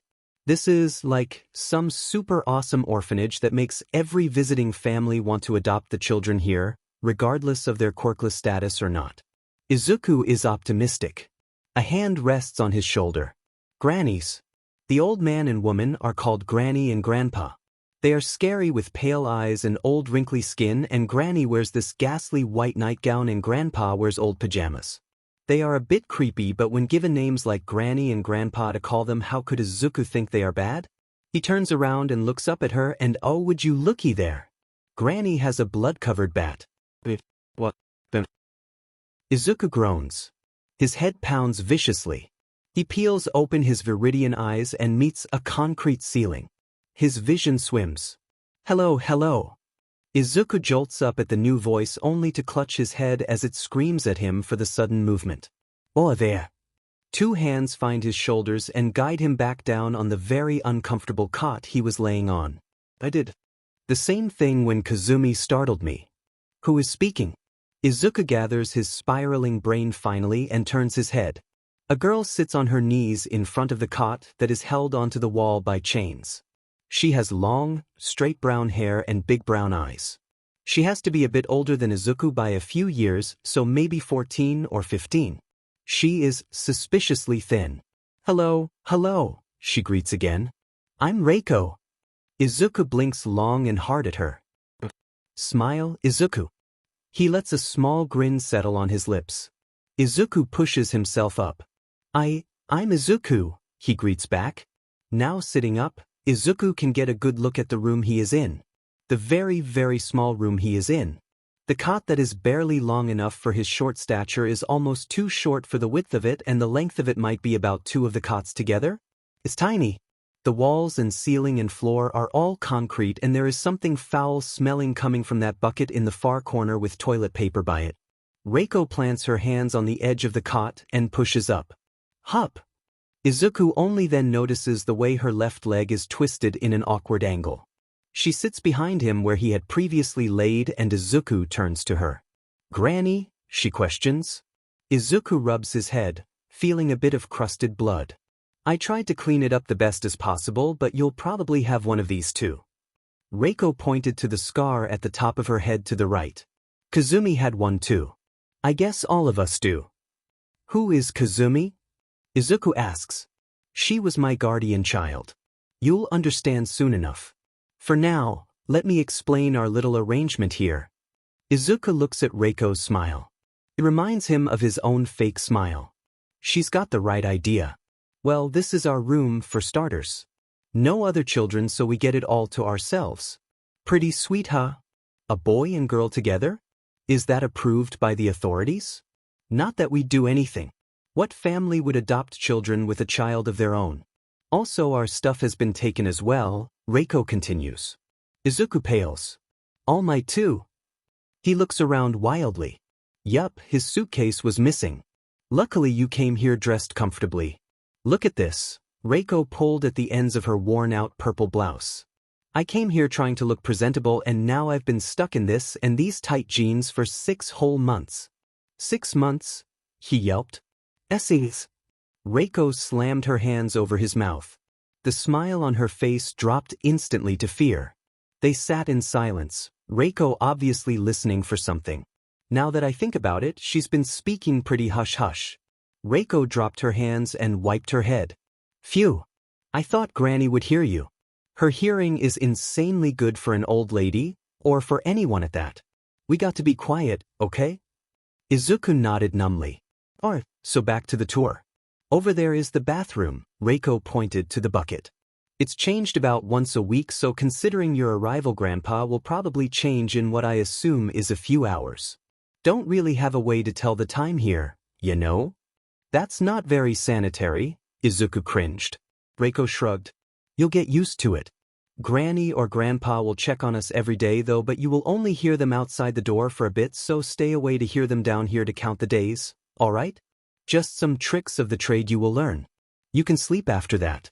Oh, we are also fed every couple of days. I hope you like stale bread, disturbing tasting water, and dry rice. There are a few more things here and there, but that is all for now. So, Izuku, welcome to the end of the line orphan home. Izuku blanched. She's kidding, right? This can't be real. No. Calm down. It doesn't matter. You'll be adopted soon enough anyways, Izuku. He grinned back. Thanks for having me. I won't tell her I am quirkless. Just as Reiko predicted, their bathroom bucket was emptied later that day. Izuku was told to lay down on the cot and act asleep while Reiko brushed through his hair with her fingers as his head rested on her lap. It was an odd feeling but not unwelcomed. Izuku truthfully would have cried if he had been able to. It felt so loving, so caring. He doesn't remember a time he felt loved. Food was also left for them. Reiko split the loaf between them and held it up. To our first meal together, she cheered. Izuku raised his two with a grin. Izuku likes Reiko. She's fun and smiles and laughs and looks at him and she's nice. He has learned a few things about her. Reiko is 15 years old. A shame. Most teenagers don't get adopted. Families like the younger kids. Izuku better get adopted soon because he only had a few more months until he was 12 and then a year after that until 13. He also learned why she has been in the orphanage system for so long. Reiko is quirkless too. Now, Izuku would feel a bit disheartened about the fact that she hasn't been adopted yet and is now 15 because of her quirklessness, as though it was a glimpse of the future for him, but Izuku is optimistic. He's been perfecting a lot of lies so that no one will ever have to know about his quirklessness if they just never look at his files. He hears the clanging of metal doors every once in a while. Reiko says it is the Iron Maiden in a room across the basement. They are in a basement, by the way. He asks why there is one here. He read about them. They were used to brutally kill criminals back in the olden days. Like, the so olden days that it is the olden days of the pre-Quirk era.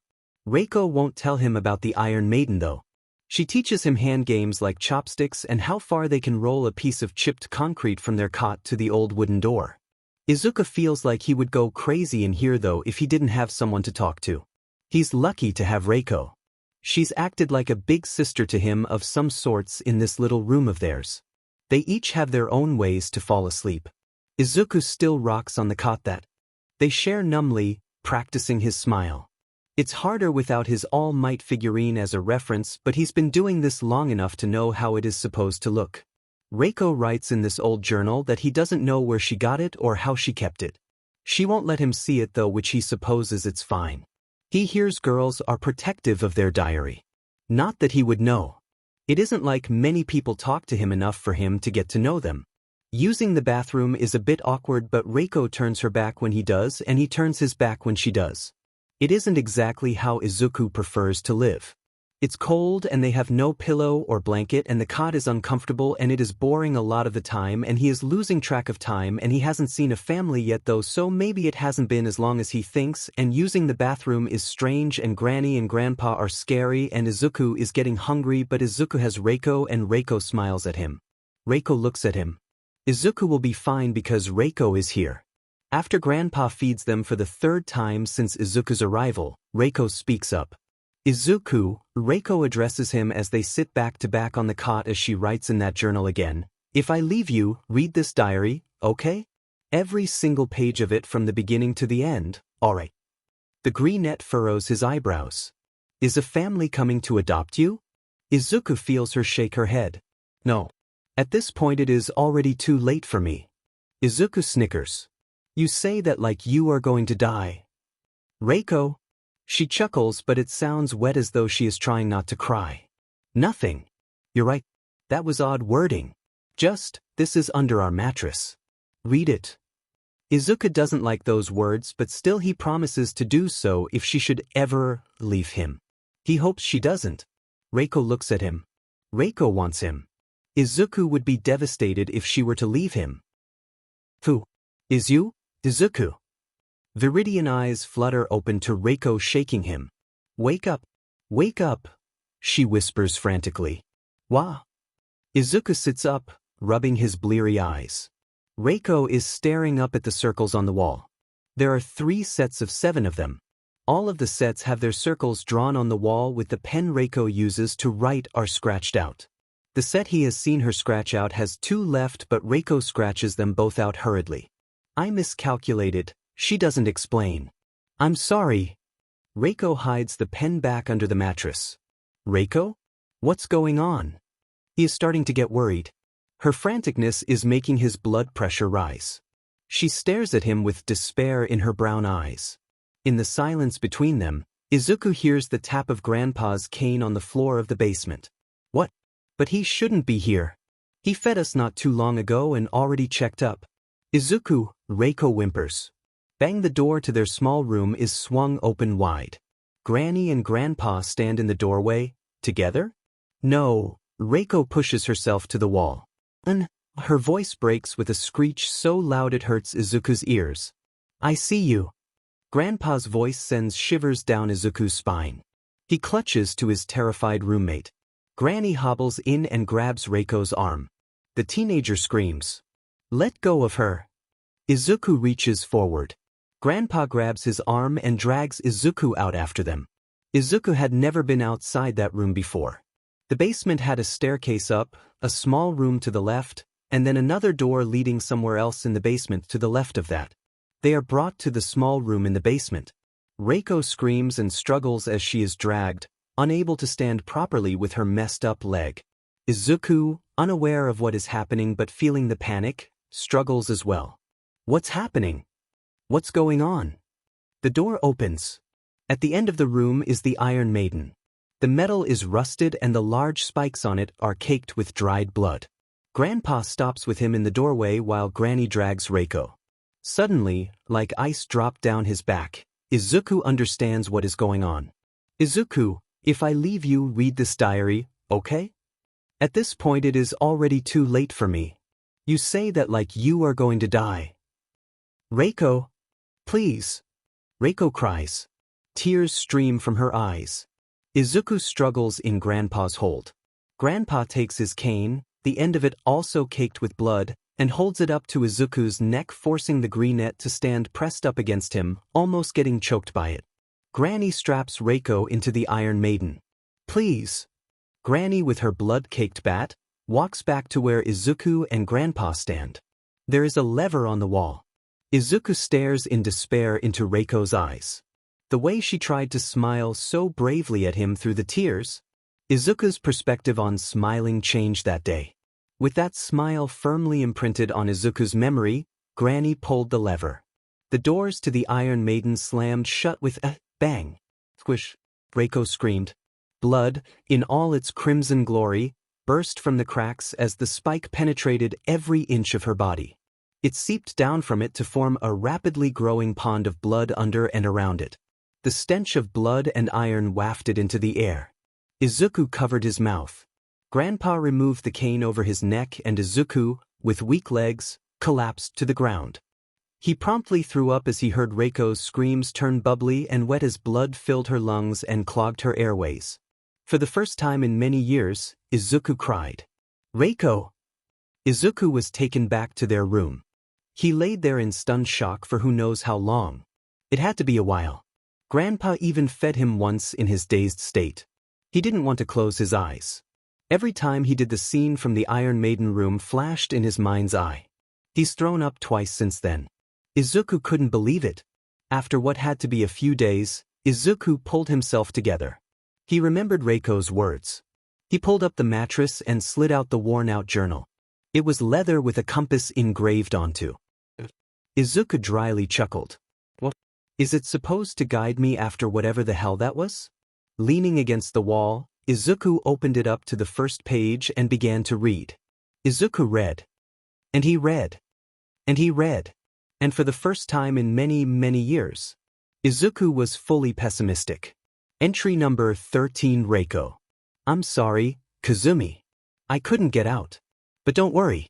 I've written everything in Scappy for my charge. Izuku, read this, memorize this diary, drill it into your brain for the next 6 months so that when you become the guardian child, you and your charge will be able to get out. I completed the puzzle. I found the pieces. Now it is up to you. Here we go. Use the stun gun to shoot Grandpa. Grab the security room key from his neck and make a dead run for the security room. You can't lock it behind you, but that is fine. In the small drawer to your left will be the door handle to the front door, got it? Get it and climb up the ladder to the attic. It's loud and rickety and Granny will come for you but she can't get up there so you better scramble your little tush up there before she knocks your little tush back down to the basement. She will forget you are up there in about an hour and instead tend to Grandpa. So you are in the attic. To the left is a small room where in it is a small wheel in a tall cabinet. Now, this took me a lot of work to find out, but there is a small peg just outside of our room in the basement.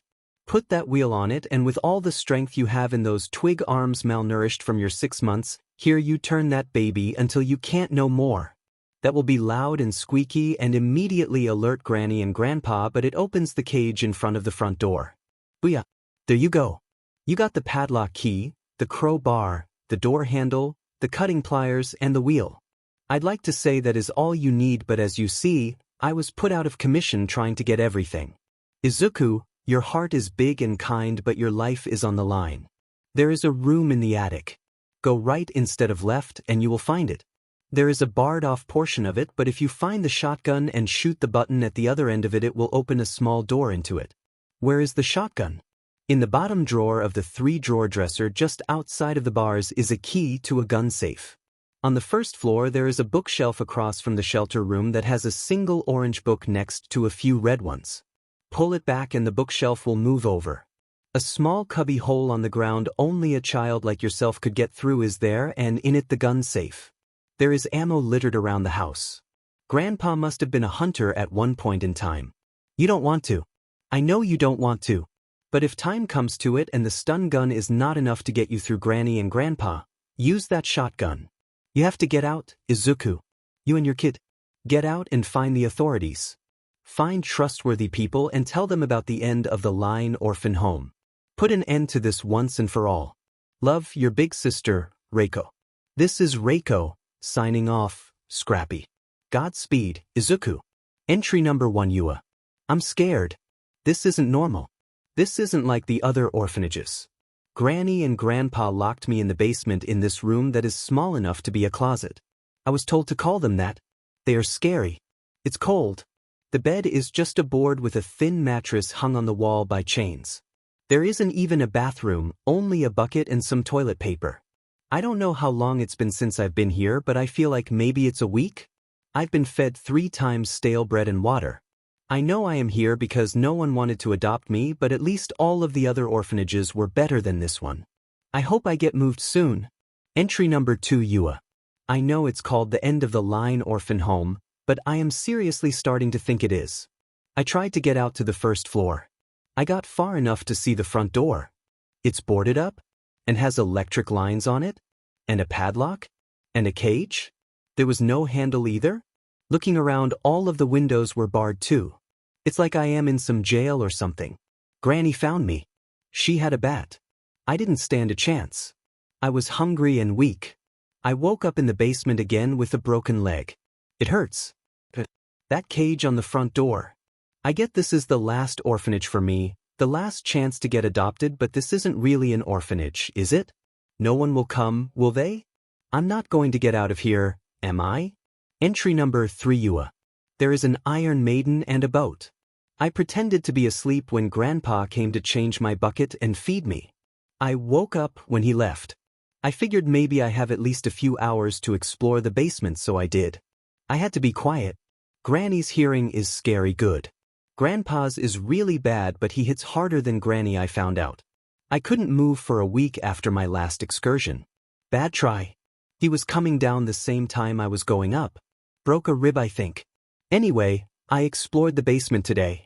I've probably been here about a month or something. I don't know. Truly, my grip on time is fading. I can count to 60 seconds and know that's a minute, 60 minutes is an hour. I counted a whole day once out of boredom. Anyway, X2, I checked the basement. There is another small room down here with the Iron Maiden in it. If I recall correctly, the Iron Maiden was a torture device, right? Criminals in the olden days were put in it, and the spikes on the doors would impale them when it closed. They'd bleed out and die. I wonder why it is here? There is a second level to the basement. 2 flights of stairs lead to a room with a boat in icky-looking water. There are bars keeping it from leaving, though, in a tunnel or something. I tried to squeeze through the bars, but when my foot hit the water it burned. I think it's poisoned or something. Out of curiosity, I surveyed the boat. I couldn't turn it on though. Was no steering wheel, no key, and it was out of fuel, so bummer there. I could have just rammed my way out through those bars. Or died trying. At this point I think I'd rather die than continue this dreadful life here. Entry number 4 Yua. I'm trying something new. I'm trying to get on Granny's and Grandpa's good side. I try to talk to them when they come down. I dance around them and smile widely and giggle. None of my smiles are real anymore. It's all acting. But it's working. I was taken out of the basement once. They let me walk around the first floor. Granny plays piano, which I didn't know. She's not too good at it though. Her eyes aren't as good as they once were and her bones are old. It's harder for her to play. I tried to go on the second floor and they flipped like a switch though. Grandpa has a cane, by the way, and it hurts. I woke up in the basement again with a throbbing headache. Note to self, don't try to go to the second floor. Entry number 5 Yua. I got a picture with Granny and Grandpa today. They are getting really friendly with me the more I try to get on their good side. When they brought me out of the basement again, I saw my picture with them on the wall. There was also one of just me, very big. I am starting to get worried. Time is ticking and they seem to be getting restless around me. I hope it is for a good reason though. I am trying to be optimistic in my situation. Something tells me I shouldn't get too optimistic. Entry number 6 Yua. Another kid joined me. Another kid came. Her name is Madeline. What a pretty name. I think she is foreign. Her Japanese isn't the best either. But it is good to have company. We have to share the room and bed and bathroom bucket, and I hated having to explain how things go here to her, but she wasn't very down about it. After all, we are the rejected orphans. We've been at rock bottom from the start. Madeline is a year older than me, 16. She's pretty. Her quirk allows her to pop her eyes out of her head. She is blind when she does that, and it hurts when her eyes are touched, so she doesn't do that much. On a side note, Granny and Grandpa have been down in the basement a lot lately, but not to bring me up for some reason. I hear what I think is the Iron Maiden a lot. It's scary when I hear it closing and opening.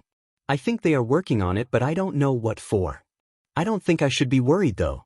After all, Granny and Grandpa are smitten with me. Soon enough I should be moved to the real house at this rate. Yet, the Iron Maiden makes me worried. Entry number 7 Fettling. Yua's dead. This is Madeline. I saw Yua writing in this diary a lot. I didn't know we were allowed to keep a journal. She hid it, so probably not. I had only been here a week when Granny and Grandpa killed her. I had to watch. She screamed all the way being dragged to the Iron Maiden. I tried to fight them and save her. They broke her legs with the bat. I don't think I will ever forget the sound of her screams when she was impaled in that box, or the squish and sound of flowing blood, or the way the crimson seeped out of it and formed a puddle on the floor. I don't know why she was killed. Is that what they mean by the end of the line? Will I be killed too? Not if I can help it. Entry number 8 Madeline Man. There is a box in the basement across from our room. I couldn't get it open, so I moved on to other measures. I snuck upstairs to the first floor and made it to the bathroom. I searched and searched for anything to help aid in my escape. In the end, I found a key in the bathroom mirror cabinet. I pocketed it just in time to turn around and see Granny. My memory is hazy after that. She broke my arm. Sorry if this is sloppy. I am not ambidextrous. The key, I found out, goes to the boat. About a week later, Grandpa realized it was missing. I blacked out for a long time after he beat me for taking it. But I found it again. I don't know if it is because they are old and senile, but it was back in the first floor bathroom. I won't take it this time. I need to find more parts to get out. I will escape. Entry number 9, Madeline. So there is another kid here. Akito, he said his name was. Only 12. I could be 17 by now, but I'm not sure at this point. How do I explain to him the torturous life we will live here? I recruited him. Akito is going to help me get pieces of the boat. He's smaller than me. He can move quicker and dodge more. We can do this. Entry number 10 Akito. Hello? I've never written a diary before. I'm Akito, though I guess you already know that. Diary? Diary sounds weird just calling you that. I could give you a name. Like, Scrappy? Scrappy? Cause scrap paper. Yeah. Well, I guess you are probably wondering what happened to Madeline. Huh, Scrappy? I'm sorry. I couldn't save her. She was so nice to me too. She showed me the bathroom on the first floor once. I've only been here a week, but she was so nice. She was like a big sister. Then they killed her. I don't like Granny and Grandpa. I don't like how they killed her. Madeline told me about the Iron Maiden, that's what she called it. They used that. It was so scary. She screamed. She was in so much pain. I can still hear it. Make it stop. I don't like it here. I read Yua's writings. She seemed nice too. She was killed too. What is that word? A trend? If so, am I next? No. Madeline said she was working to get out. There is a key in the first floor bathroom to the boat below. I won't let Big Sis Madeline down. I'll get out. This is Akito, signing out, Scrappy. Entry number 11, Kubo. Akito is dead. This is Kubo. Akito had amnesia from getting hit too hard in the head by Grandpa. He forgot to search after that and didn't leave much, but he was so insistent on me reading this journal. I see why now. Grandpa knocked him so hard when he had a brain injury already, and he would forget every few days. I hate that that is the only name I have to call him. As far as I know, Granny and Grandpa aren't loving grandparental figures at all. I won't tell you what happened to Akito because if you are reading this you probably already know. My days are limited. Kazumi has already come. Hi, Kazumi, if you are reading this after I'm gone. I've spent my 6 months here conspiracizing. That is right, 6 months. Let me tell you what I have found out. I first heard of this orphanage in my last orphanage. It is where the unwanted of the unwanted children come. Having been moved to so many orphanages that it is obvious we are unwanted and deemed a menace to society, they send us here. Now, as it is called an orphanage, we can still be adopted here. This place is common knowledge in the adoption field. The general public just doesn't know what happens if we don't get adopted within the 6 months we are allotted here, which is death, and they don't particularly care for us either to adopt us because we are so bad as to make it here. The end of the line. I heard it in the car as I was being driven here about the 6 months. The two taking me were groaning about having to be the one to take me and about how I would only be alive 6 months longer. I knew well beforehand about the impending death. I know I am not fed every day, so I count by the times Grandpa comes to feed me. About 3 feedings in, I found this journal. I know I can't do this alone. I've gone around trying to find things, anything to open the front door. I made it to the 2nd floor of the main house. Let me lay it out for you as far as I know. The stairs to it lead into a kitchen. There is a hallway to the left of that. On the left wall of the hallway is a picture. I accidentally hit it off on the way back, which is what got me caught, but behind that was an electrical panel. I think that if you had the correct tool you could cut it and disable the electricity in the house, and that means the front door electric wires. Now, you would have to do this either last or just before removing the boards on the front door and the cage over it. Now, how do you do that? I don't know about the cage, but to the right in the hall is a guest room. At the end of that hall is a kitchen, and if you immediately turn to the right you will find a couple of boxes on the floor hiding a hole into the vents that lead into that guest room. I crawled inside when I heard Granny coming. I found a crowbar. That crowbar can be used to pry off the boards on the front door. I got caught with it by knocking off the picture in the hall. I went back after healing up and got it though. A week is all I had with it. That and the boat key from previous writings in this diary, Scrappy as Akito called it. I've opened the box in the basement right across from our room. It has a spark plug to a boat. I only know that because in my boredom at other orphanages I studied a lot of mechanical things hoping to make a living one day. Well, here I am. Guess that isn't happening. Either way, through some experimenting I decided to see how long it would take from Granny and Grandpa to start noticing their hidden items are missing. It takes about a week, and either by old age or luck they always return to the same place. Kazumi, or whoever tries the next attempt, you have the week with your next kid to convince them to get out and help you before your time is up and that Iron Maiden closes the door on your life. Kazumi, I know you think I am crazy. As far as you've seen me, I've been in this corner writing for the past few days like a madman. I haven't said a word to you. I don't want you to get attached when I know I am about to die. They show the new kids the deaths of the older kids to dwindle their will and hope to escape. Don't let it happen to you when you witness my death, Kazumi. You must fight. Even if you cannot get out, you must.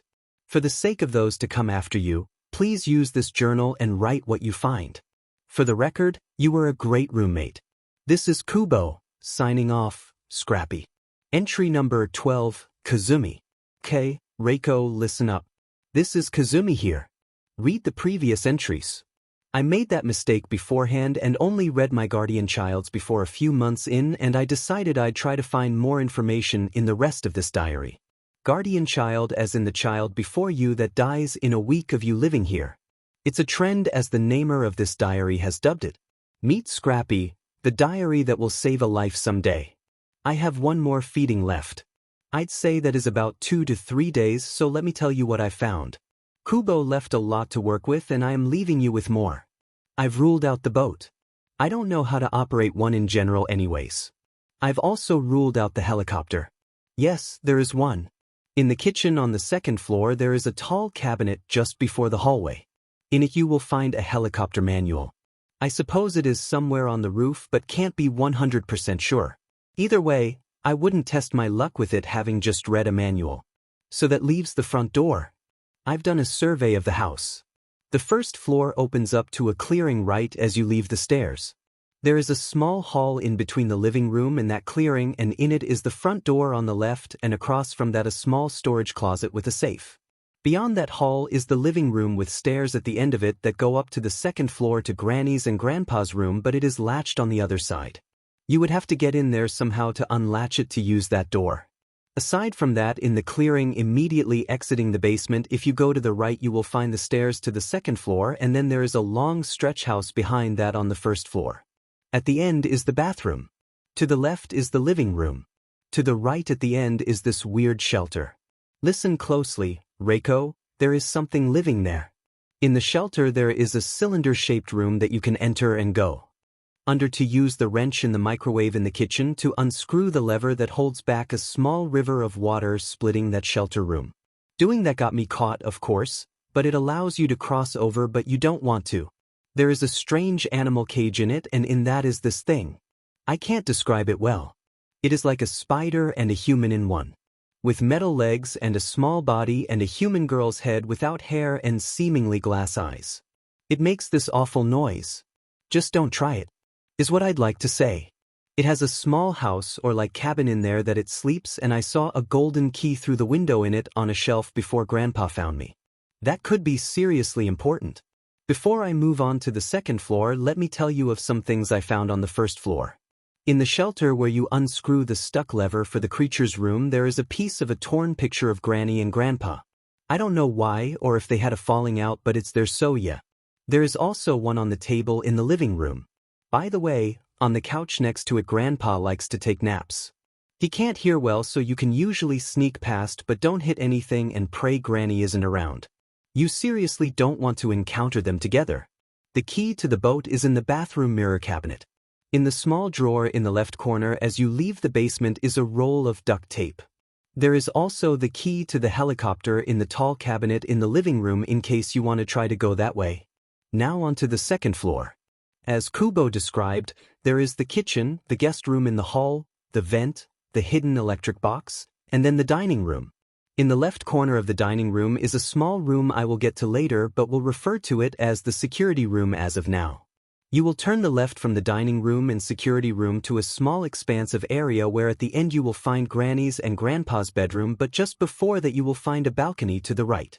To not be mistaken, the stark painted walls around it are meant to deceive you. You can't get out that way. Listen up. On the balcony there is a box. Use the crowbar in the guest room vents to open it and you will find a pair of cutting pliers. These can be used to cut the electricity. Remember, they are there. Some other things you will need to know are on the second floor is that the third piece to Granny's and Grandpa's breakup story picture or whatever is on the dining room table. Across from the balcony against the wall is a tall single cabinet with a glass tube or something. The wrench is in the microwave. Crowbar in the vents, and then here is another serious clue coming up. In the small drawer in the dining room in the far right is the key to the padlock that is watching the front door closed. Remember that. Another giant clue that almost cost me my life before I could even write this is that in the second drawer of the 3-drawer dresser next to Granny's bed is a stun gun and its ammo. You need this to shoot Grandpa and get the key around his neck because that key leads to the security room which leads to the attic. I don't know what is up there or what is in that little drawer in the security room. Granny found Grandpa, got angry, and knocked me out. I've been down here ever since. I can't use my legs anymore, as you know, Reiko. In that security room is a panel of TVs you can watch where people are in specific places of the house. Well, I guess that is it. I would say I've made the most progress so far, but I only did so riding on the coattails of those who came before me and paved the way so that I may find out even this much in my 6 months here. Reiko, I leave the rest up to you, and when you become a guardian child to your next weekly charge, I know you two can work together to get out of here. This is Kazumi, signing off, Scrappy. Entry number 13 Reiko. I'm sorry, Kazumi. I couldn't get out. But don't worry. I've written everything in Scrappy for my charge. Izuku, read this, memorize this diary, drill it into your brain for the next 6 months so that when you become the guardian child you and your charge will be able to get out. I completed the puzzle. I found the pieces. Now it is up to you. Here we go. Use the stun gun to shoot Grandpa, grab the security room key from his neck and make a dead run for the security room. You can't lock it behind you, but that is fine. In the small drawer to your left will be the door handle to the front door, got it? Get it and climb up the ladder to the attic. It's loud and rickety and Granny will come for you, but she can't get up there, so you better scramble your little tush up there before she knocks your little tush back down to the basement. She will forget you are up there in about an hour and instead tend to Grandpa. So you are in the attic. To the left is a small room where in it is a small wheel in a tall cabinet. Now, this took me a lot of work to find out, but there is a small peg just outside of our room in the basement. Put that wheel on it, and with all the strength you have in those twig arms malnourished from your 6 months, here you turn that baby until you can't no more. That will be loud and squeaky and immediately alert Granny and Grandpa, but it opens the cage in front of the front door. Booyah! There you go. You got the padlock key, the crowbar, the door handle, the cutting pliers, and the wheel. I'd like to say that is all you need, but as you see, I was put out of commission trying to get everything. Izuku, your heart is big and kind, but your life is on the line. There is a room in the attic. Go right instead of left and you will find it. There is a barred-off portion of it, but if you find the shotgun and shoot the button at the other end of it, it will open a small door into it. Where is the shotgun? In the bottom drawer of the 3-drawer dresser just outside of the bars is a key to a gun safe. On the first floor there is a bookshelf across from the shelter room that has a single orange book next to a few red ones. Pull it back and the bookshelf will move over. A small cubby hole on the ground only a child like yourself could get through is there, and in it the gun safe. There is ammo littered around the house. Grandpa must have been a hunter at one point in time. You don't want to. I know you don't want to.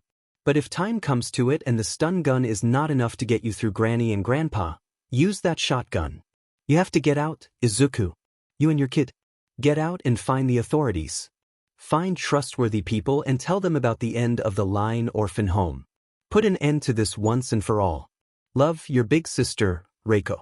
This is Reiko, signing off, Scrappy. Godspeed, Izuku. Izuku is not optimistic. He's lost. He's lost because he doesn't know how to not be optimistic. He's not read this journal once. Not twice. Not 3 times or 4 times or 5 times. Well over 20 times, Izuku has read this journal. There isn't much to do when you are trapped in this basement alone. The silence penetrates him like little needles. He misses Reiko. He remembers her laugh. Her smile. The way she saw him. He remembers her cries. Her screams. Her blood. The way she looked and smiled at him from within that death trap. And then this journal, the stories of failed escapes. One thing rings clear in his mind. Izuku is not getting adopted. He sighs and puts it down, staring numbly at the ceiling. A smile rests on his lips still. It scares him too much to put it down, so he just leaves it there. It feels comfortable, like a home to cling to. Even though it was a fake smile originally and at this point still very much is, It was what Izuku created in hopes to attract a family to him, so he couldn't just put it away, store it in his back pocket or anything. No, Izuku just left it on his face because maybe, just maybe, he could still attract an invisible family to him somehow by it? Not likely, but what else did he have to cling to now? Izuku hasn't cried again from that day in the death room, as he has deemed it. He hadn't cried in so long that when he did it practically knocked him out. He felt so dehydrated and in pain, and though it is a stress reliever to cry, he felt like he might just die if he attempts it again. Maybe this disconnect should have been a sign to him that his mind wasn't really ever sane, but he was so used to pushing those warning signs to the back of his mind that it just became natural to him. Izuku spent a good month playing rock paper scissors against the wall, chopsticks against himself, and hitting the door with that little pebble. He spent the next month reading that journal straight. Anytime he heard Granny or Grandpa coming, he'd hide it. He did exactly as Reiko said. He memorized that book.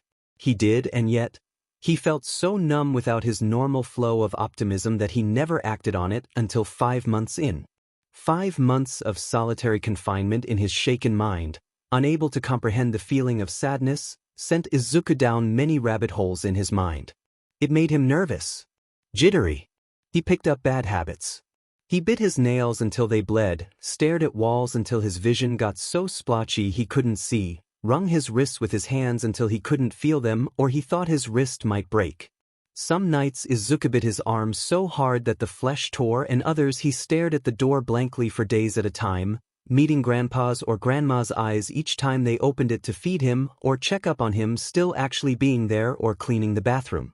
He got sick from the unsanitary conditions for almost a month too that almost killed him before the Iron Maiden did that job. Izuku doesn't like the feeling of being pessimistic. The first time he decided to act on the journal was 5 months into his 6-month allotted time to live, if what the pattern in the diary, Scrappy, was correct. He didn't do much. He just wanted to know if it was possible. He knew he'd have to wait to become a guardian child to do this, but he wanted to know if it was possible and if the facts in the journal were true. He found the boat in the room below the basement. Just as it said, there was no key or wheel and it was blocked in. So that was true. The first time he decided to go out of the basement, Izuku almost got caught being stupid and putting his foot too hard down on a wooden floorboard, because they have wooden floors in the house above, and Granny's scary good hearing had her coming his way. Luckily Granny and Grandpa both have heavy feet and alerted him to her presence coming his way. Izuku fled back to his and Reiko's room. To test the theory on the placement of the objects described in the journal, Izuku first checked the small drawer just outside of the basement stairwell. Just as the journal said in Kazumi's entry, there was the roll of duct tape there. To test the weak theory, Izuku waited 3 feedings with that roll of duct tape under his mattress. He slept on his stomach with the journal and pen in his black hoodie pocket. 3 feedings later, right before what should have been 4, Granny came down and searched his room, Izuku having to stay in the corner by the bathroom bucket while she searched for it. When she found it, Izuku had the fear of God struck into him when he swore her eyes turned red and she turned on him. Izuku squeezed his eyes shut and braced for the hit. Izuku woke up on the floor with a throbbing pain in his right leg. He had been knocked out when his head hit the floor. Luckily Granny doesn't hit as hard as Grandpa and she didn't break his leg, but Izuku couldn't walk on it for 2 weeks. Maybe it was that which put the nail in the coffin for him. Or the screw in the Iron Maiden, if you would. Izuku's motivation plummeted in his bedridden 2 weeks. He didn't exactly know the time he had been there, but he had been keeping track of feedings, making little tally marks with the pen on the wall, and he hadn't been able to feign having an analysis quirk for nothing. He was able to deduce that he had been there well over 5 months. His 6 months were coming to a close. You know, it's funny knowing when and how you are going to die. Waiting for a new kid to come was like looking for the landmark in the road telling you which turn to take down the end of the road of life. Izuku was flipping through the pages of the journal again when he heard it, the Iron Maiden. Granny and Grandpa were messing with it. Dull Viridian eyes flipped the pages to Yua's writings about her first encounter with hearing the Iron Maiden being messed with. Yua was a bit hard to understand, but he thinks Madeline came a bit after Granny and Grandpa started messing with the Iron Maiden, so if Izuku has to guess, the same will be for him. He sighs and restarts the journal again. He takes the pen out and turns around to the wall. Izuku drawn one circle. And then another. And then another until there are 7. And then he waits for the day to come when a child is brought down here, unsuspecting of their horrible fate, and he can scratch it out, just like Reiko did. Just like Kazumi did, and just like Kubo did. If there was one thing Izuku noticed was that as if to honor the previous writers in Scrappy, the next writer would copy something they did. Akito named Scrappy and started the signing out thing. Kubo started the circle thing. Kazumi coined the title, Guardian Child. Izuku supposes the Godspeed will be Reiko's. He taps his chin as he stares at those circles a day or something later. He wonders what his trademark to leave behind will be. He looks down at his bloody nails he had been biting again even though he had almost bit them nearly off at this point. Maybe he could leave a fingerprint on his page with his own blood? Why not? Should he write it now or wait until he knows the name of the child he will be the guardian of? Would that be too morbid? What the? Izuku looked up. That was extremely muffled, so it had to have come from the house above. Who hit who? There was a shuffling. Izuku blinked. He hid the journal and pen. His door opened to reveal Granny and Grandpa with an unconscious kid. So it is already that time, huh? Izuku got up and let them drag the newcomer in and all but threw them on the bed. Izuku waved goodbye to Granny and Grandpa as almost a cruel joke. He sighed when his door closed. Izuku turned back to the newcomer preparing to clean up the wound on their head that Izuku knew they had as there was a thin trail of blood now on his floor. Izuku stared down at the boy on the bed. Hitoshi? Don't forget to smile, okay? Those were the last words Izuku left him with. Hitoshi took them seriously. Of course he knew that they were from a part of Izuku's brain that was not so well put together, but Hitoshi is 11, starved for love, and Izuku showed him attention. Things like that stick, you know? So Hitoshi held on to those words. Hitoshi had only been here a month when Izuku left, and for about 2 of those they didn't really talk, but the other 2 they did. Izuku taught him a lot about surviving in their situation. Hitoshi has to wonder if it was because Izuku was set in the orphanage system at a younger age. Hitoshi asked once before about the Greenette's life before becoming an orphan. I was 5, Izuku growled. She just left me there without saying anything and drove away. Hitoshi backed up. He'd never seen Izuku anything less than smiley before. Like a switch went off in Izuku's mind, the boy jolted and looked up with that same old, kind of creepy grin of his. But don't worry. I don't need her. She just didn't want me. I'll find someone who does soon enough. Hitoshi never asked again. He was put in the orphanage at the age of 7, adopted 3 months later, scared that family, and put back in. Hitoshi can't tell if the false hope they gave him was worse than being in it full time or not. Either way, Izuku taught him things in those short months. Izuku's smiling was his way of survival, so what that last line of encouragement left Hitoshi with was a need to improve and survive in his own way. Hitoshi doesn't know why, but the caretakers wouldn't let Izuku take his textbooks, so Hitoshi took them and decided on growing his brain like Izuku did. He couldn't pull of an analysis quirk. Hitoshi knows he isn't that smart, and everyone at school already knows his real quirk. Many of them stay away now though, and he had a couple of Izuku's friends who noticed Hitoshi wasn't really as bad as they thought and still hung around with him after Izuku left. With his momentary lapse of peace, Hitoshi delved into studies of the mind. Izuku's primary objective was to be the best in every subject to get families to notice him, and he was pretty darn good at it, but it was obvious to Hitoshi that his psychology studies weren't really implemented. Izuku could recite the whole textbook Hitoshi bets if it would give him a chance at a family, but he never really digested the information.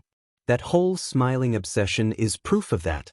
If Izuku had started implementing what he learned in the textbooks, he would have known that his whole smiling thing wasn't working and that it was pretty damaging to his mental state. Actually, Hitoshi wouldn't have known that if he hadn't read the textbooks. He learned a lot and noticed a lot of scary signs in Izuku's mental state from what he remembers of the green-haired boy. Hitoshi's dream, despite the world telling him that his quirk was better suited to becoming a villain, was always to become a hero. It isn't a too well-known fact, but there is another type of hero than just spotlight heroes and rescue heroes. 2 types, actually. There are the underground heroes that no one knows about, and there are the tactics heroes that make the plans behind the scenes. Something like Principal Nedzu, the principal of UA High School, which is the top hero school in the country and possibly the world.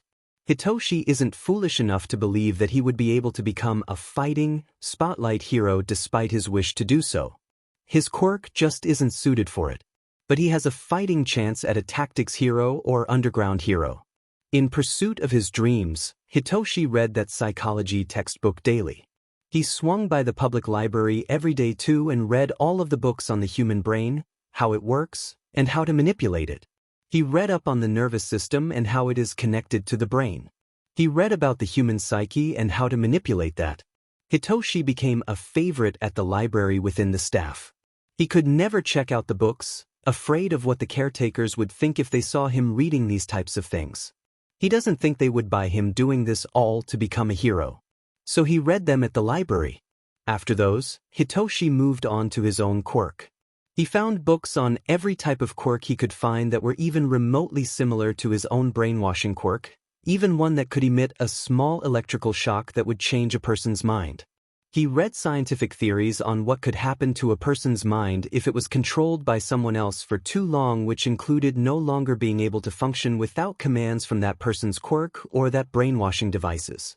The tests ran on humans and specifically quirked individuals back when quirks first started appearing were especially horrible to read. Many times did Hitoshi have to stop reading and calm down. The fear towards the quirked at that time spurred on the quirkless population, which was much bigger than the quirked population at that time, to take action against the quirked. At those times, quirks hadn't evolved and changed through the time to really deflect if military forces turned against them. Now, most military forces were composed of the quirked population or quirk-boosted weaponry. The quirk war at the beginning of the quirk era is what spurred on the use of quirks in military defenses all over the world. The quirk war is where the quirked fought back against those who were trying to oppress them. It is also the first time heroes coined their title and began working for the government to protect the quirkless population. Now heroes protect everyone. In the 6 months Hitoshi had after Izuku left, he definitely couldn't reach the heights of comprehension and the IQ Izuku had, but he was well versed in the human mind. Not only that, but the minds of animals as well. With no one to try out the list of things he wanted to try with his quirks, Hitoshi turned to stray dogs and cats on the streets to see if he could control them. Actually worked for the most part after a few tries of finding the switch in a dog's brain. He'd kneel down and say all perky, "Hey, buddy," or something like that to get the dog excited, and the dog would bark back, allowing him to take hold with his brainwashing. The only issue was that the dog's wagging tail would hit itself and almost immediately break the hold Hitoshi had. So he moved to cats and, well, they mostly just glared at him or yawned when he tried to talk to them, so that was a bust. Still, it was progress.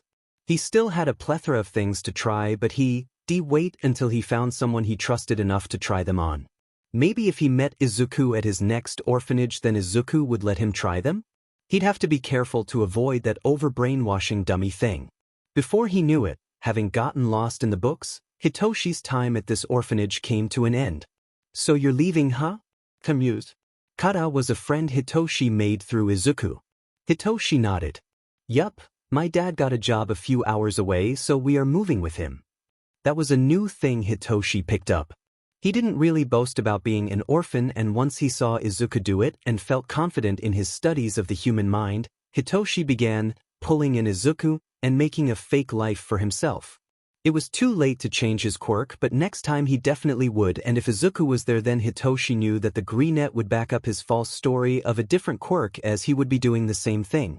They'd have dirt on each other, but because they would be friends they wouldn't use it. "Essius man," Kata patted his shoulder. They stopped outside of the school on Hitoshi's last day. "Hope to see you around, Shinso. Here's my number. Text me when you get a phone, 'kay?" Hitoshi accepted the slip of paper. "Sure thing. See you around, ka." Hitoshi was already packing his suitcase when the boy's caretaker came down the boys' hall to him. Hitoshi already knew he was leaving when his teacher announced his last day at school. Hitoshi wasn't in Izuku's class when he was still here, so that was why he didn't know when Izuku was leaving. "Hey, Hitoshi." The purple-haired boy stood with suitcase in hand. Oh, how he hated that look on the caretaker's face. Pity. He knew Hitoshi already knew and understood because this kept happening over and over again. Don't forget to smile, okay? Hitoshi smirked. Don't worry, Masa, it's fine. I'll find one next time, right? He winked. They always say that. Hitoshi walked past the row of children, orphans, waiting for him to leave. Good luck, everyone, he waved. I hope you all find your families.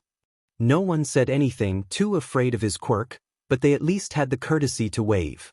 Hitoshi grunted as he put his suitcase in the trunk of the car. I should really gather some muscle if I want to be a hero. Hitoshi got in the car and it pulled away. I wonder if Izuku will be here. Maybe he actually got adopted? That'd be amazing.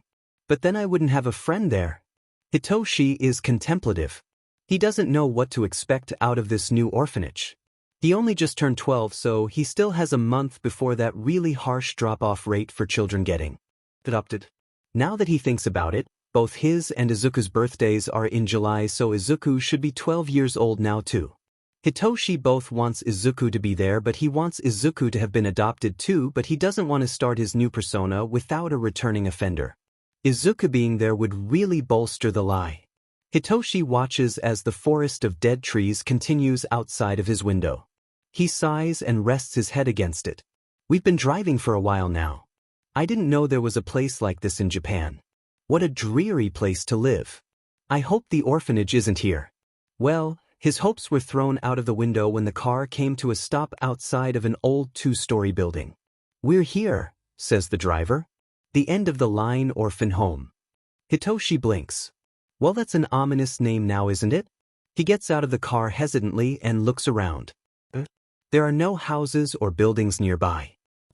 Hitoshi looks at the building where a scary old couple had just stepped out.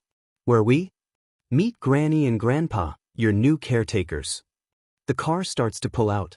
Hitoshi whips around. Hey, my bags. He waves after it, but the driver doesn't stop. Hitoshi sighs as it drives out of sight. Great. A hand on his shoulder practically made Hitoshi's soul leap from his body. He spun around and met the face of Granny? Thinks. Violet eyes widen in realization, too late for the blood-covered bat to come down and across, smashing into the left of his skull with a loud bump.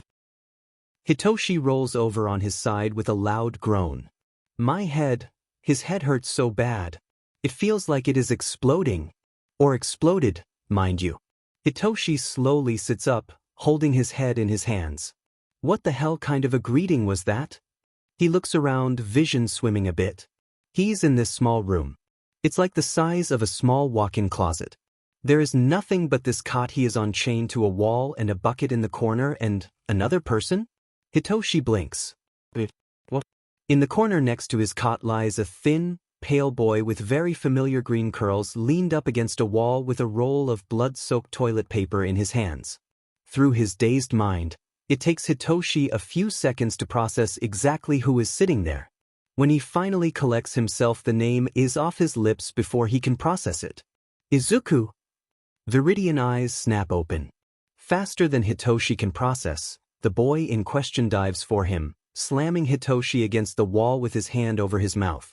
Hitoshi's head spins when it hits the concrete wall behind him. He was about to ask what Izuku was doing when he met the petrified eyes of Izuku. Something tells him he needs to keep his trap shut, so that is just what he does until Izuku flops down on the floor in the middle of the room with a heavy sigh. The idiot. Do you want her to hear you? Izuku hisses, and Hitoshi is taken aback by the annoyance in the boy's voice. Her. Granny, obviously. Izuku sits up. Welcome to the end of the line orphan home, or as I like to call it, the end of our lives. Here, patch yourself up. In the span of about 5 minutes, as Hitoshi holds the roll of toilet paper to his still slightly bleeding head, Hitoshi's world is flipped over on its head. Izuku really doesn't cut corners, and this was not how Hitoshi expected nor wanted his reunion with his only friend to go in any way, shape, or form. At the end of Izuku's explanation of the literal death trap Hitoshi has found himself in, a journal is tossed at him. Read that, Izuku instructs, and oh boy, his dead voice does not match that smile on his lips, and it sends shivers down Hitoshi's spine. Okay? Hitoshi flips to the front page.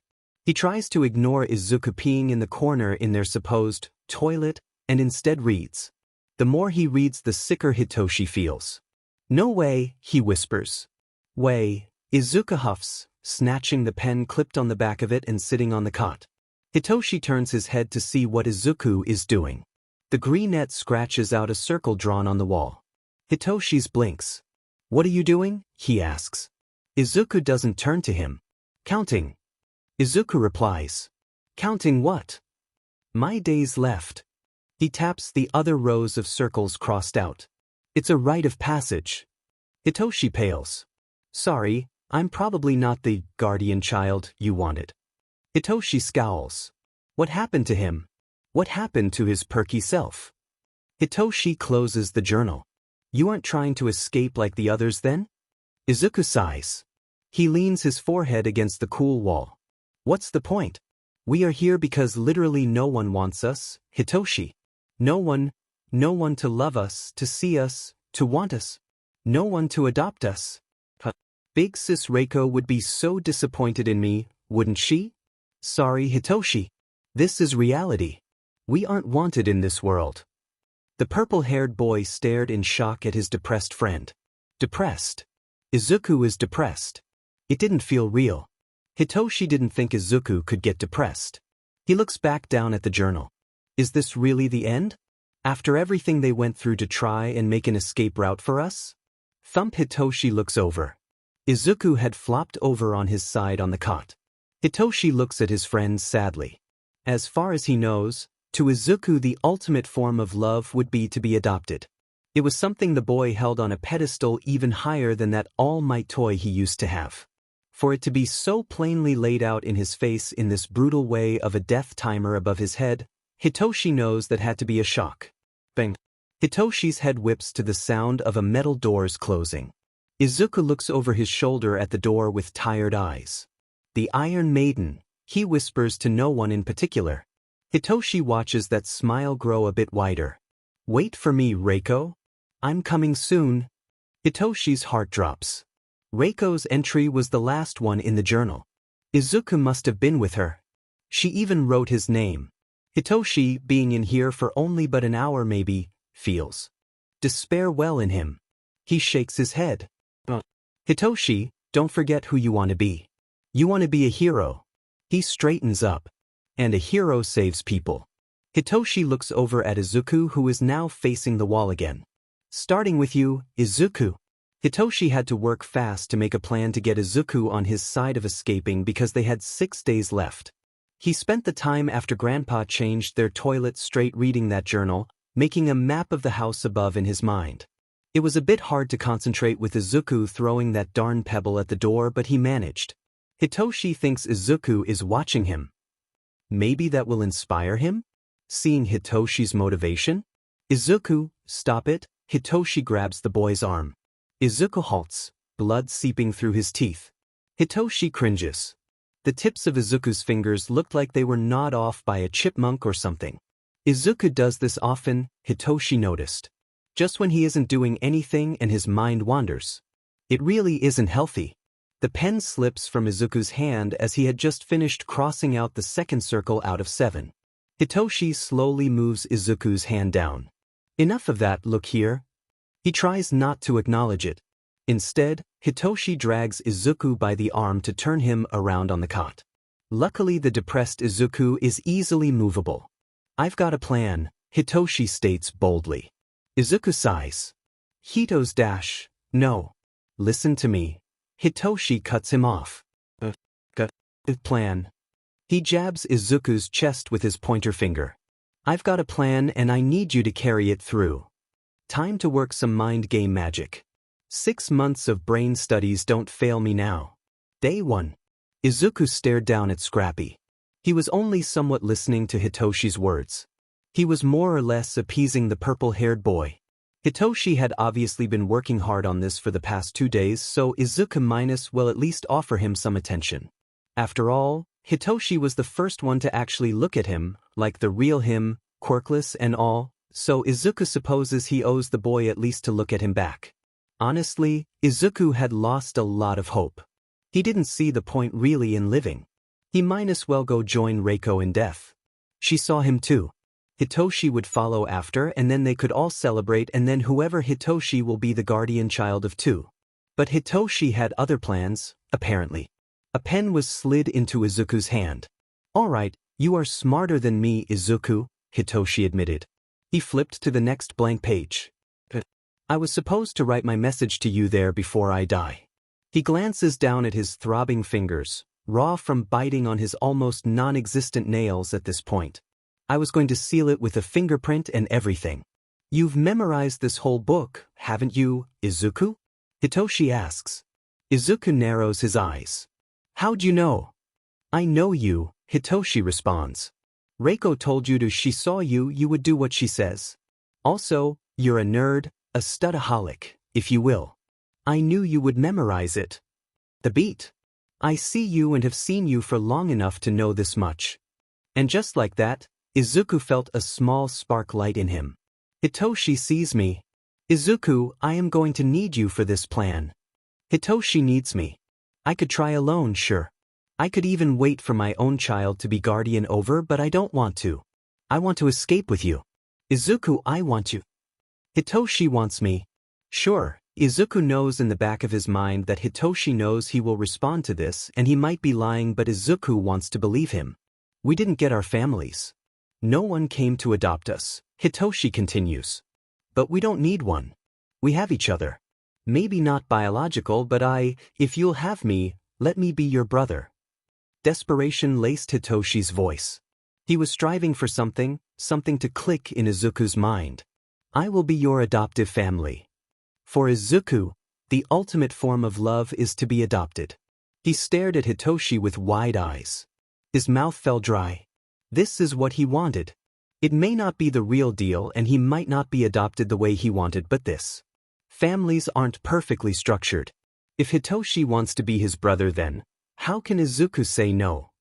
He sees him.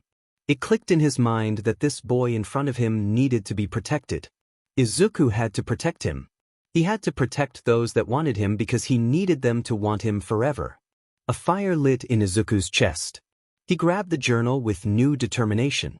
All right, brother, what's your plan? Hitoshi smirks. No, what's yours? I know you have one despite acting like you didn't, brother. Izuku grinned, a real grin. You know me so well, Hitoshi. Here we go. He put pen to paper and off Izuku went. Izuku did, in fact, memorize Scrappy word for word. He closes his eyes and imagines Yua's third entry in his head. The words run across his mind's eye in almost slow motion. Izuku has also seen the boat room, basement, and death room for himself. Using that, he draws out a floor plan of the bottom level of the house. He wrote, basement on the top.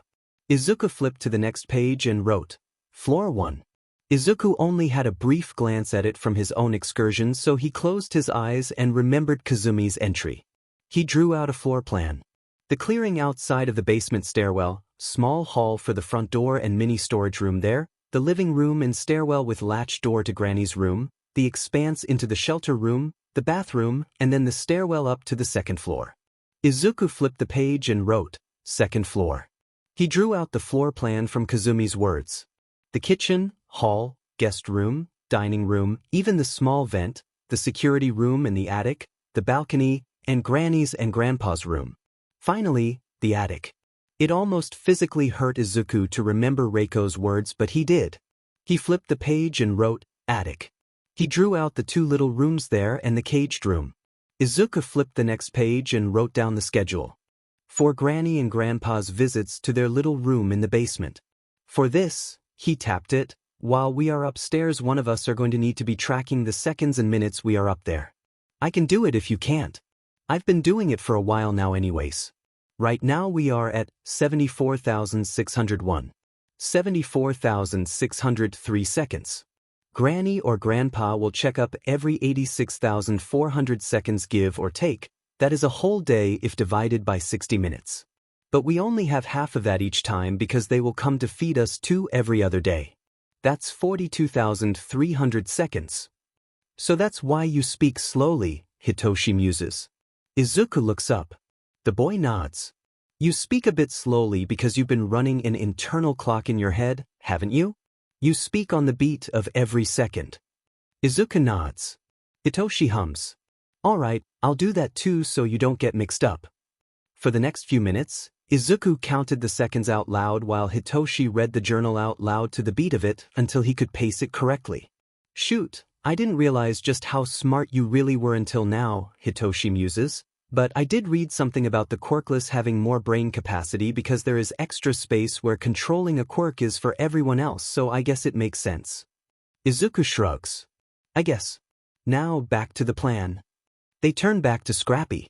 In order to get out through the front door we need the door knob, the crowbar, the cutting pliers, the padlock key, and the hand wheel.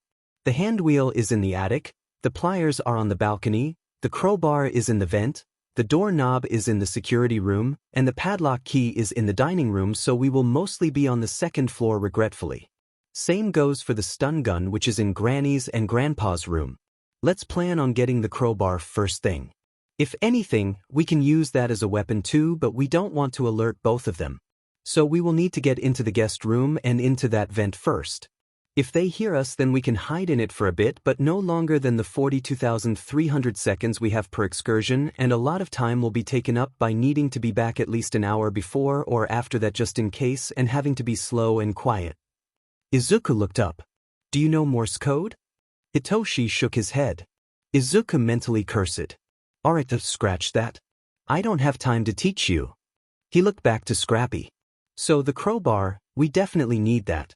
Once we have that we can move on to the other things. Let's go for the padlock key. They're close together. We just need to keep it in progression like that. We don't want to get too many things at once though. At some point we absolutely need to get the stun gun, but let's try not to use it too soon. We don't need one angry person and one stun person. Unless it is aimed at Grandpa and Grandpa is right next to the security room, we don't use it. We can get the cutting pliers around this time too. The key from Grandpa is what is the most important because we will be able to get into the attic then. After we get into the attic it is all smooth sailing in theory. Of course, we won't really know until it actually happens, but first things first, Izuku closes it, the crowbar. Day 2. Hitoshi holds his breath as Grandpa opens the door to their room and slides in a plate of food. The door creaks shut with a solid click. Hitoshi still doesn't get up. Not for another good few minutes. Izuku, who is lying by him on the cot, has already started counting the seconds since Grandpa's departure. Hitoshi finally sat up and crawled over to the plate of food and the cup of water. He split the bread in half. Izuku catch. He tossed it over. Izuku sat up, catching it. His face was blank though. He was focused solely on counting. Hitoshi didn't blame his tenseness. Izuku has 5 days left. If they can't do this in 5 days, Izuku is going to die. They eat silently, Hitoshi being careful not to make much noise and break Izuku's concentration.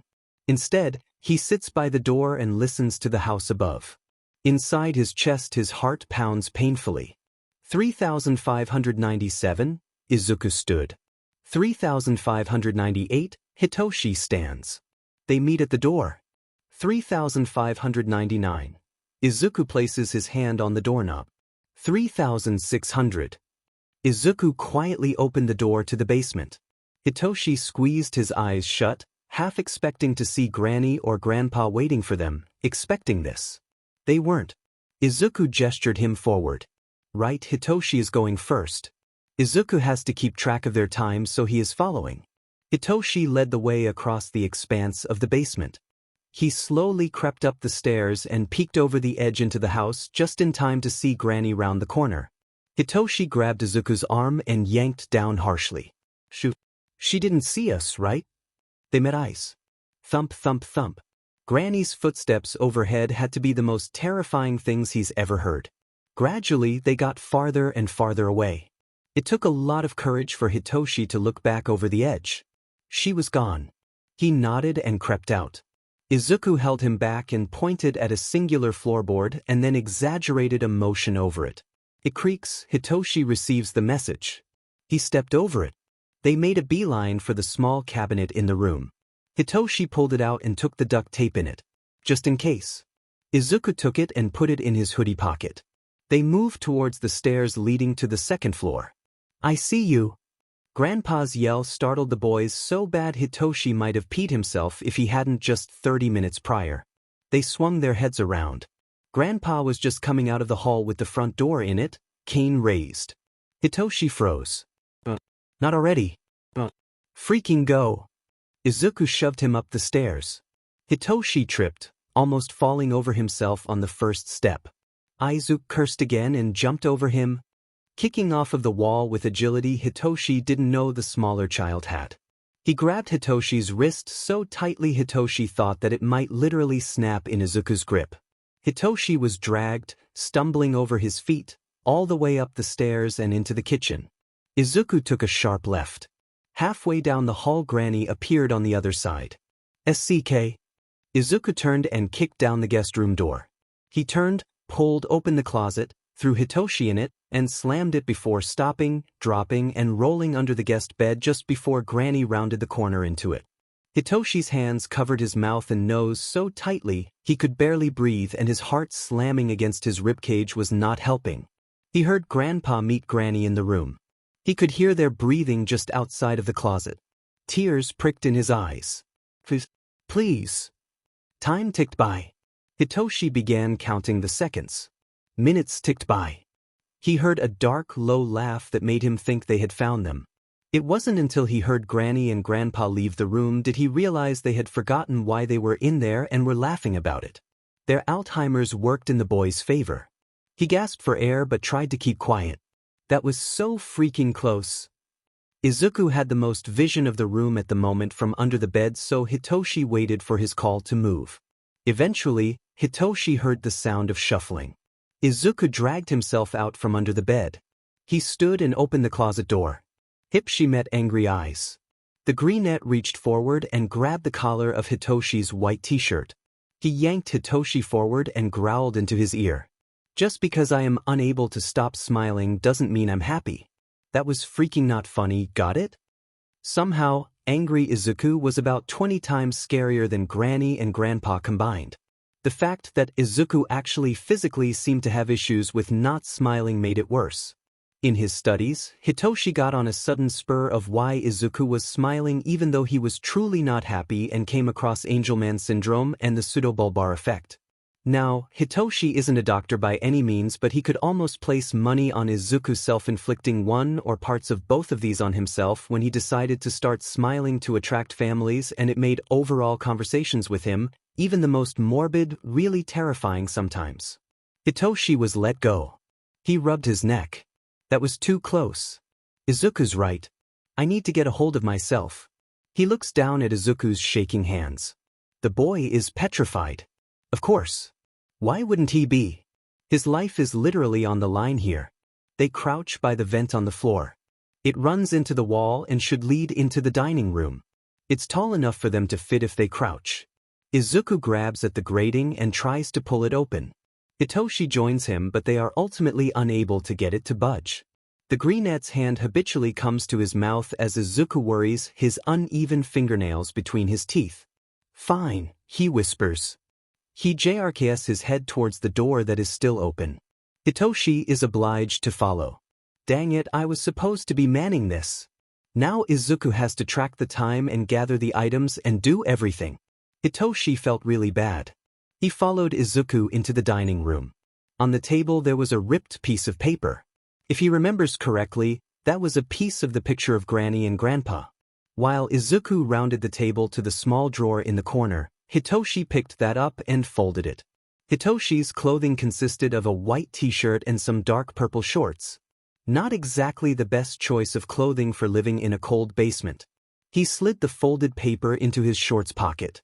Izuku closed the drawer and turned to him holding up a small key with a blue handle. The padlock key. Hitoshi nodded. The radio in the kitchen turned on. Granny's house, I don't want to stay, I just want to go home, I don't want to be at Granny's house. She be creeping me out, take me home right now, I don't want to stay here. Grandpa was dancing to it in the kitchen. If Hitoshi and Izuku weren't so freaked out they would have laughed, but no, they were currently freaked out. They scrambled into the guest room and under the bed again. They waited, listening to that song over and over again. How ominous that they have their own theme song. When it finally shut off, they listened to Grandpa's heavy steps retreat downstairs. Hitoshi looked out of the still open door. No one was there. Viridian eyes and violet eyes met. Izuku nodded. He slid the key into Hitoshi's hand. All right. I can do this. Calm down. Don't screw up like last time. He crawled out from under the bed and got into a crouched position. Using the end of the key, Hitoshi unscrewed the vent door. It fell towards him, but Hitoshi caught it. He froze, hoping no one heard the creak of metal. They were safe. The purple-haired boy waved Izuku out. Together they entered the vents. Just as Scrappy's entry said, the crowbar was there waiting for them. Izuku took it in one hand. The sound of footsteps alerted them to either Granny's or Grandpa's position. Hitoshi pulled the grating up to lean against the entrance, but he slipped. It fell to the ground with a loud clank. Shoot. He pulled it up to lean against it quickly. Izuku dragged him further into the vent. Fast footsteps stormed down the hall. Granny stopped outside the bedroom and looked in but saw nothing. After that slip-up, Granny and Grandpa were both on the second floor for quite a while, leaving Izuku and Hitoshi trapped in the vent. Air was getting thinner the longer they stayed, and Hitoshi had to use the bathroom, but they couldn't risk moving. At some point Izuku began to get antsy, biting his nails and twisting his wrists. Hitoshi couldn't even tell him to stop at the moment. Time was starting to run out. Izuku, who was keeping track of that, was starting to shift. They needed to get out soon. Some point a brief moment of silence was the only thing Izuku cared about. Hitoshi couldn't stop him as he pushed past and pushed the grating out of the way.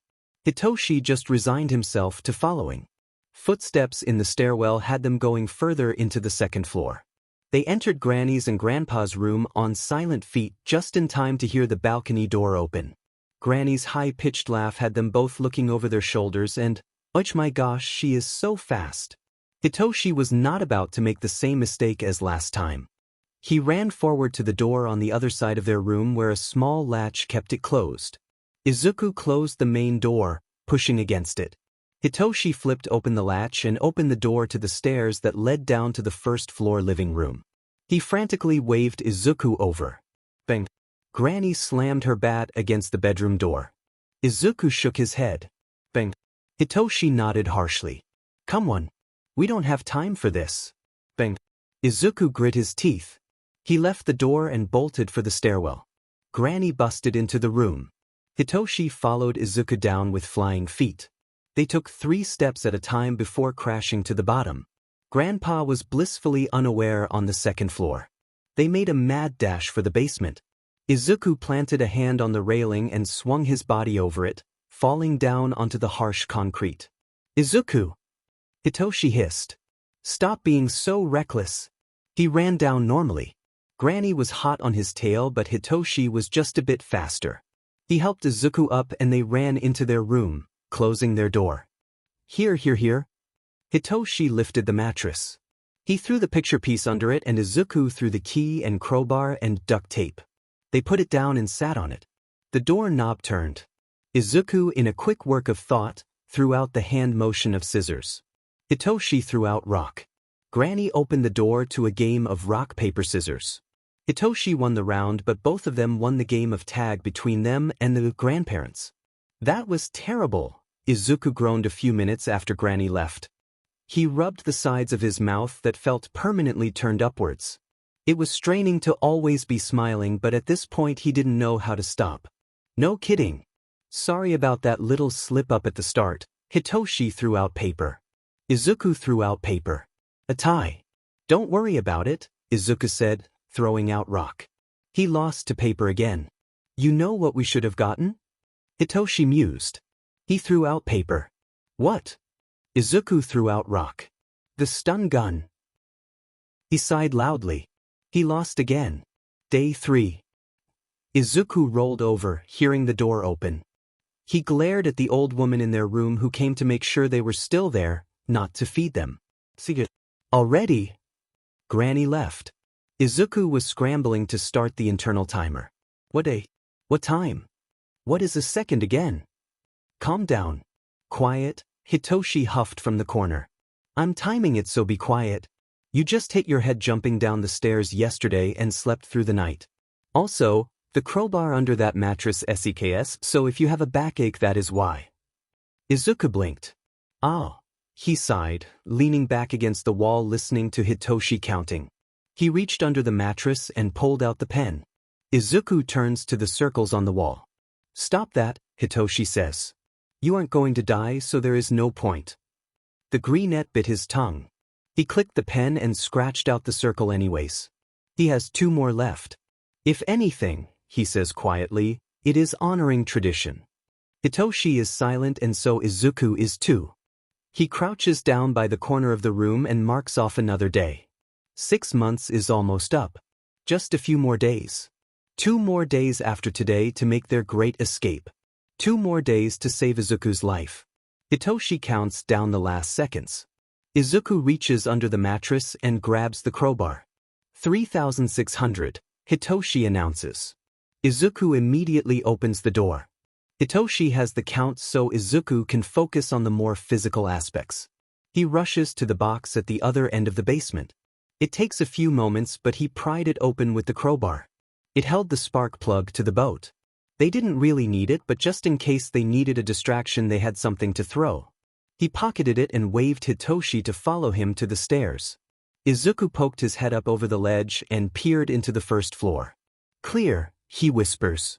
The point of entrance today was the stairs into Granny's room. To test if Granny or Grandpa relatched it. They snuck past the front door and into the living room. Izuku threw out his arm, stopping Hitoshi. Grandpa was sleeping on the couch. Grandpa has terrible hearing though. Izuku pressed a finger to his lips and carried on. The floorboard underneath announced their presence just loud enough to alert Grandpa of them being there. The man began to wake. Izuku sped past and into the stairwell, but Hitoshi was a bit behind. He diverted his path to the shelter room to hide. Izuku mentally cursed. We're separated. He glanced down at the crowbar in his hand. At least I still have this. Izuku made his way up the stairs. He pressed his ear to the door and sat there for a good few moments listening. He heard nothing, so Izuku tried the door. They hadn't relatched it, but Granny was just turning the corner into it. Izuku dived under the king-sized bed. As Granny walked by towards the door he just came through, he crawled to the other side, mentally making a note that they know about it being opened and will use it now. When she goes downstairs, Izuku comes out from under the bed. The balcony. Izuku fled to the balcony and closed the door behind him. The walls around it were painted to look like mock stars. Funny.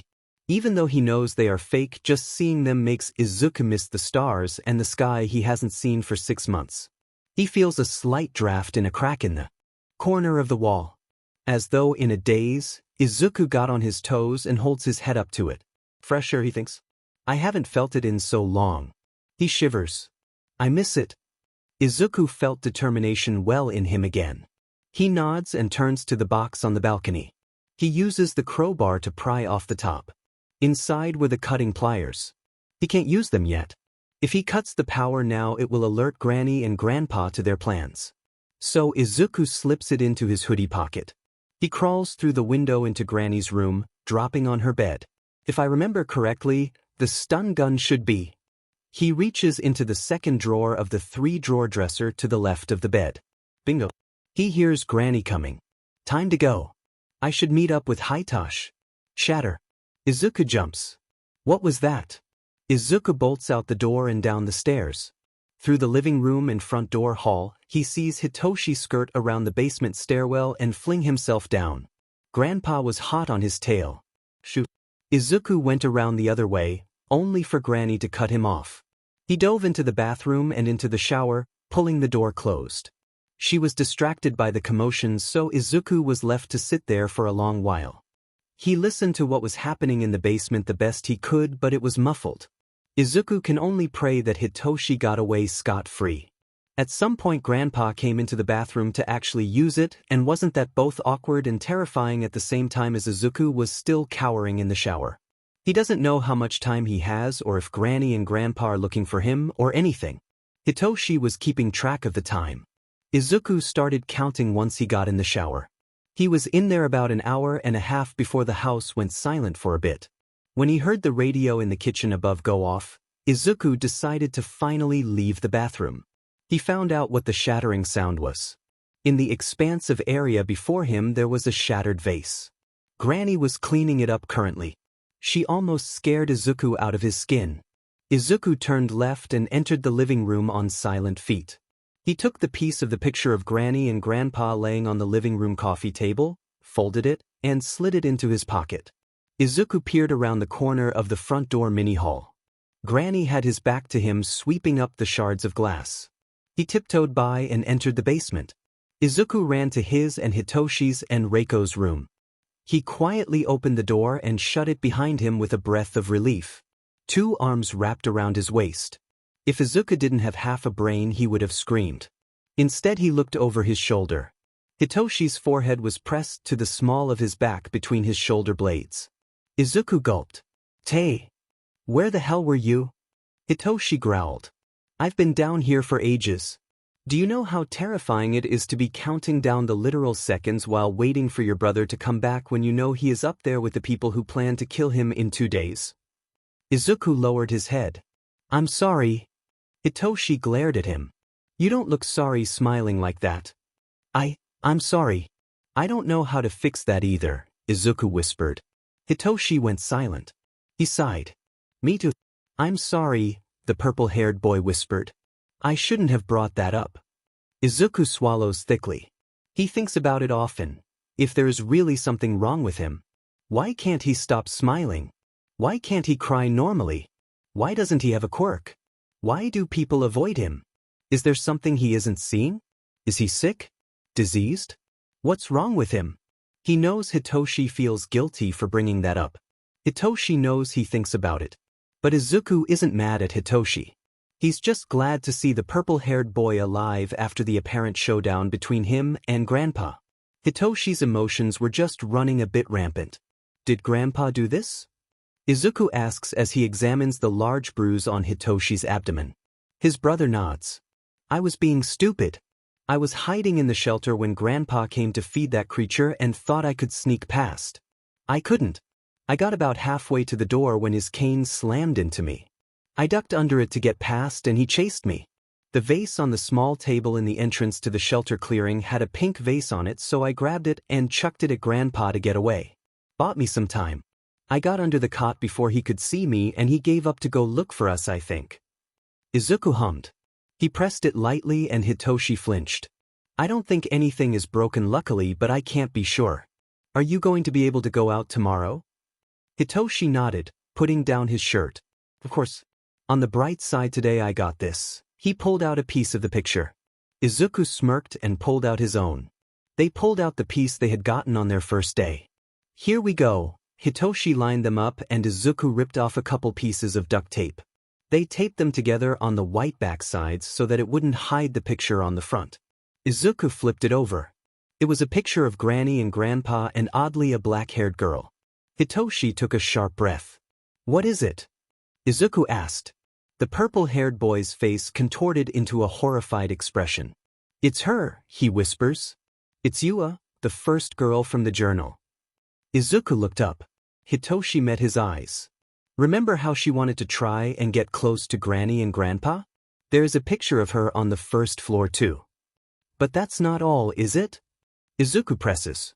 Hitoshi shakes his head. I was in the shelter room. I saw that creature on the other side of the stream. Izuku, it was her. It was Yua. They turned her into that thing." Izuku stared blankly at Hitoshi. "Are you sure?" Hitoshi nodded, eyes bloodshot and scared. Izuku looked down at the girl standing in between Granny and Grandpa. He felt his stomach churn. "I think I'm going to be sick." Izuku laid out everything they had so far. They had the whole picture put together to use as evidence or to lead the authorities here when they escaped. They had Scrappy, they had the padlock key, the crowbar, the stun gun, and the cutting pliers. Today was their last chance to gather the rest of the supplies. Tomorrow they had to escape. The day after Izuku was to be killed. Staring at the last remaining circle to be scratched out really sobered up Izuku. It was honestly frightening to think about. Every night he'd wake up from nightmares from Big Sis Reiko's death. When he imagined his own body in that Iron Maiden and the pain that he would feel when each and every spike penetrated his body, he shivered. One last chance. They have to do this today. Hitoshi is in the corner counting the seconds. Izuku is putting him in charge of that so he doesn't have to do too much of the physical stuff today. Hitoshi groaned as he sat up. He held his stomach. Are you sure you want to come up today? Izuku asked. I can go it alone. Like hell I am letting you do that, Hitoshi grumbled. We are brothers, right? We are doing this as a team. I used to be bullied. A small hit like this can't bring me down. Izuku shook his head. He remembered Reiko's words in her diary entry. He had to use the stun gun to knock out Grandpa, get the key from around his neck, and get both him and Hitoshi in the security room and up in the attic before Grandma came chasing after them. Izuku slid the stun gun into his hoodie pocket. He holds the small spark plug in his hand. He glanced over at Hitoshi. Violet eyes opened. 3,600. They are off. First things first is to get to the second floor, which they do via the stairs into Granny's and Grandpa's bedroom. Grandpa is already up there, great and also not so great. They wait under the bed until he is on the balcony. Izuku and Hitoshi run out. Izuku transfers the stun gun to Hitoshi and runs back into the bedroom. Izuku chucks the spark plug down the stairs and waits until just as he sees Granny's foot coming to investigate to close the door and close the latch. Just then, Grandpa leaves the balcony and sees Hitoshi. Hitoshi slides his foot back and takes aim with the stun gun. Izuku knows Hitoshi wants to be a hero and would hate doing this, but they have no other choice. It's not like it will kill the man. Hopefully. Hitoshi fires. Bam bzzz. Grandpa's body jerks violently and falls to the ground as he falls unconscious. Granny's footsteps storm up the stairs and she bangs on the door when she notices it is locked. Izuku runs up and all but rips the key off of Grandpa's neck. He tosses it to Hitoshi, who works on unlocking the security room door. Izuku carefully grabs the stun gun ammo from where it protrudes out of Grandpa. He makes sure not to shock himself with the excess electricity from it. He hears Granny coming from the kitchen stairwell. Hurry! Izuku hisses. I'm trying. Hitoshi hisses back. They swing open the door and slam it shut. Hitoshi pockets the key. Izuku is quick to swipe the doorknob from the small drawer in the security room and slide it into his pocket. Hitoshi is already climbing up the ladder. Izuku is quick to follow. He is halfway up when the security room door opens. Izuku! You want to play hide and seek? She giggles darkly. Granny can't reach him, he's too high up, but she lifts her back high above her head and brings it down harshly, hitting Izuku's left ankle between it and the metal ladder into the attic. Pain explodes in his ankle. Izuku gasps, almost letting go of the ladder. Hitoshi reaches down and snags his wrist, yank Izuku up with all of his might. He collapses on the floor of the attic, clutching his ankle in pain. Granny's giggle from below has Izuku and Hitoshi quaking in their socks. She leaves eventually and closes the door behind her. Here, Hitoshi whispers. He grabs Izuku under the arms and pulls him to lean against the wall. Let me see it, Hitoshi urges. He rolls up Izuku's gray sweatpants. Izuku squinted out it through one cracked eye. It already was beginning to swell. Hitoshi poked it lightly. Izuku hissed in pain. Dang. Stop. He gasped out. Shoot, that really hecking hurts. It might be broken, Hitoshi self-diagnosed worriedly. Izuku's eyes shot open. It can't be. This can't be happening right now. We've gotten so far. He bites his nail. That's fine. Izuku hisses through tight teeth. I'll tie the crowbar to it with duct tape when we get to the basement. Izuku, that's not going to dash. It has to work, Hitoshi, Izuku growls. The boy shuts his mouth. Izuku leans his head against the wall. Dang it. Why now of all times? Fine, move on. Get the hand wheel in the thin dresser in the room behind us. I have the doorknob. That's all we need. Hitoshi nods and goes to get it. Izuku swallows the pain and turns to the stun gun. He reloads it. Izuku doesn't know how much power it has, but it still is making a small buzzing sound, so it must have at least another shot in it. He doesn't want to test his luck though, so he will save that as a last resort method. Izuku pockets it. Hitoshi comes back with a small, silver wheel. That's everything, he says. Izuku nods. Let's wait here a bit while Granny is down there with Grandpa. Hitoshi shakes his head. I've got a better idea. He quietly climbs down into the security room. In the room there is a button that turns on multiple televisions that show live footage of certain rooms in the house. He turns it on and watches it for a bit before waving Izuku down. Hitoshi reaches up and cups his hands for Izuku to place his right foot in. He carries most of the weight for Izuku as Izuku uses his hands to guide and stabilize himself down. Hitoshi sets his foot back on the ground and stands up straight. Granny just put Grandpa to bed and is in the kitchen. He takes Izuku's arm and wraps it around his shoulder, holding it tightly. Have to go now. Izuku nods. Let's go. Hitoshi opens the door silently and peers out. Down the living room stairwell, Izuku whispers. Their speed is greatly reduced after Granny maimed Izuku and makes for an anxiety-filled trek through the house. They unlatch the door. He almost falls down the stairs and would have if Hitoshi hadn't had him. Hitoshi and Izuku look around to check for Granny. They hear her feeding the creature, Yua, as Hitoshi claims. That still sickens Izuku to think that may be true. Lady Luck is on their side for the rest of the journey and Hitoshi deposits Izuku on the cot without any issues. The green-haired boy pants, pain racking through his body. He sits up for Hitoshi to hide their findings and then flops back down with another pained groan.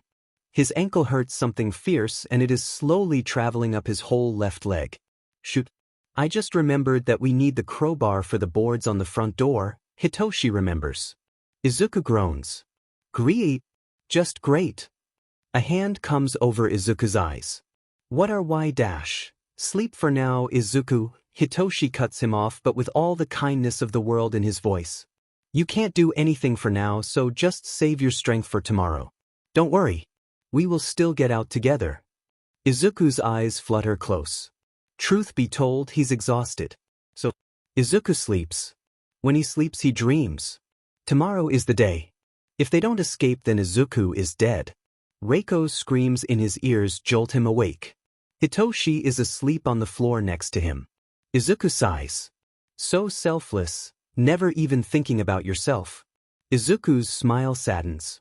He reaches under the mattress and takes the pen and journal.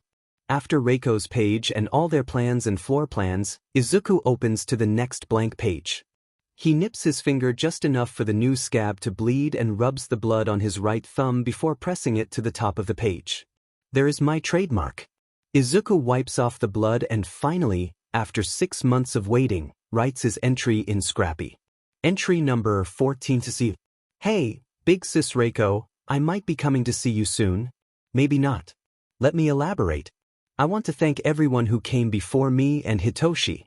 Hitoshi is the child I am guardian over. Using what you left behind, we got the closest to escaping than anyone ever before, and tomorrow is the last day. We've collected everything we need for the front door and are going to try to escape. Granny broke my ankle today though, so that is why I am contemplative. I can't write this tomorrow because I don't want Hitoshi to know. Sorry, Hitoshi, I know you would get so angry if you saw me writing this. To Hitoshi and his child, use this plan to escape, just, I don't know, don't get your ankle broken? If me and Hitoshi get out then great. But if not, the plans before this entry are next to perfect. You just have to be a bit faster than Granny when getting up the attic. If we don't escape then it is up to you too. Put an end to this death trap, Hitoshi. You are a great brother to have. I hope we can continue to be brothers, even if I die. Thank you for seeing me, Hitoshi. Thank you for wanting me as your family. Thank you for loving and caring about me. I truly hope this is the last time anyone has to sign out, but tomorrow is the day. Goodbye, Hitoshi. This is Izuku, signing off, Scrappy. Godspeed, Hitoshi. Day 5. Izuku, stop. Hitoshi grabbed his hands and pulled them from his mouth. Izuku looked up in shock. You're already hurt. We don't need you more hurt before this all goes down. Izuku looked down at his hands. Dang it. He wiped the blood off on his sweats when Hitoshi let him go. Here, Hitoshi held out the stun gun. You take this. The most important part is that you make it out. I'll still have another chance in 6 months in case I don't make it. He slid the picture of Granny, Grandpa, and Yua into Scrappy and also handed that to Izuku. Izuku fiddled with the stun gun, making sure it was on. To us. Hitoshi picked up the cutting pliers and crowbar. Let's do this. Let's escape Granny's house. He peeked outside of their room. The basement was silent, and since they couldn't hear anything above, both Granny and Grandpa had to be on the second floor. Hitoshi creeped out. He crawled up the stairs, keeping his body low. The boy set crowbar on the first step, close to the wall so they would still be hidden from view from the first floor. He reached down and helped Izuku hop up the stairs with the doorknob and padlock key.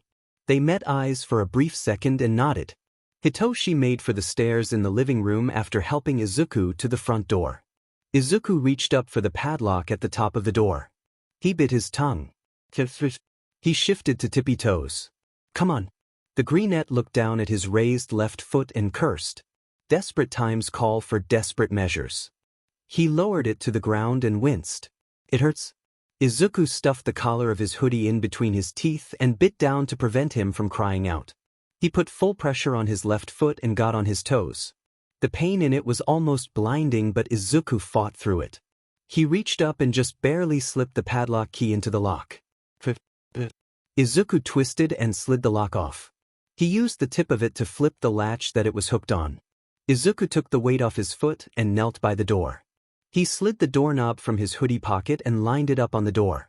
He was just screwing in the first screw with the padlock key when bzzz, the power in the house cut off and all the lights went out. Hitoshi successfully cut the breaker lines. Izuku heard Granny and Grandpa stomping around upstairs. Feet pounded down the kitchen stairs. Hitoshi rounded the corner on flying feet. Izuku cursed. I'm not done. He felt around for the last screw. His brother almost tripped over him but saw him at the last second and stopped. He reached overhead for the wires around the door. Using the cutting pliers, Hitoshi snipped each one. The only light that they had was a red light above the door that turned green. Where are you? Hitoshi grabbed Izuku's arm and yanked him into the storage closet, quietly closing the door. Izuku covered his mouth. I got it. The doorknob is off. Grandpa stormed by the closet, almost hitting the doorway. Izuku would have thought it was Granny if it weren't for the tap of Grandpa's cane. Grandpa was moving a lot faster. They caught on and were angry.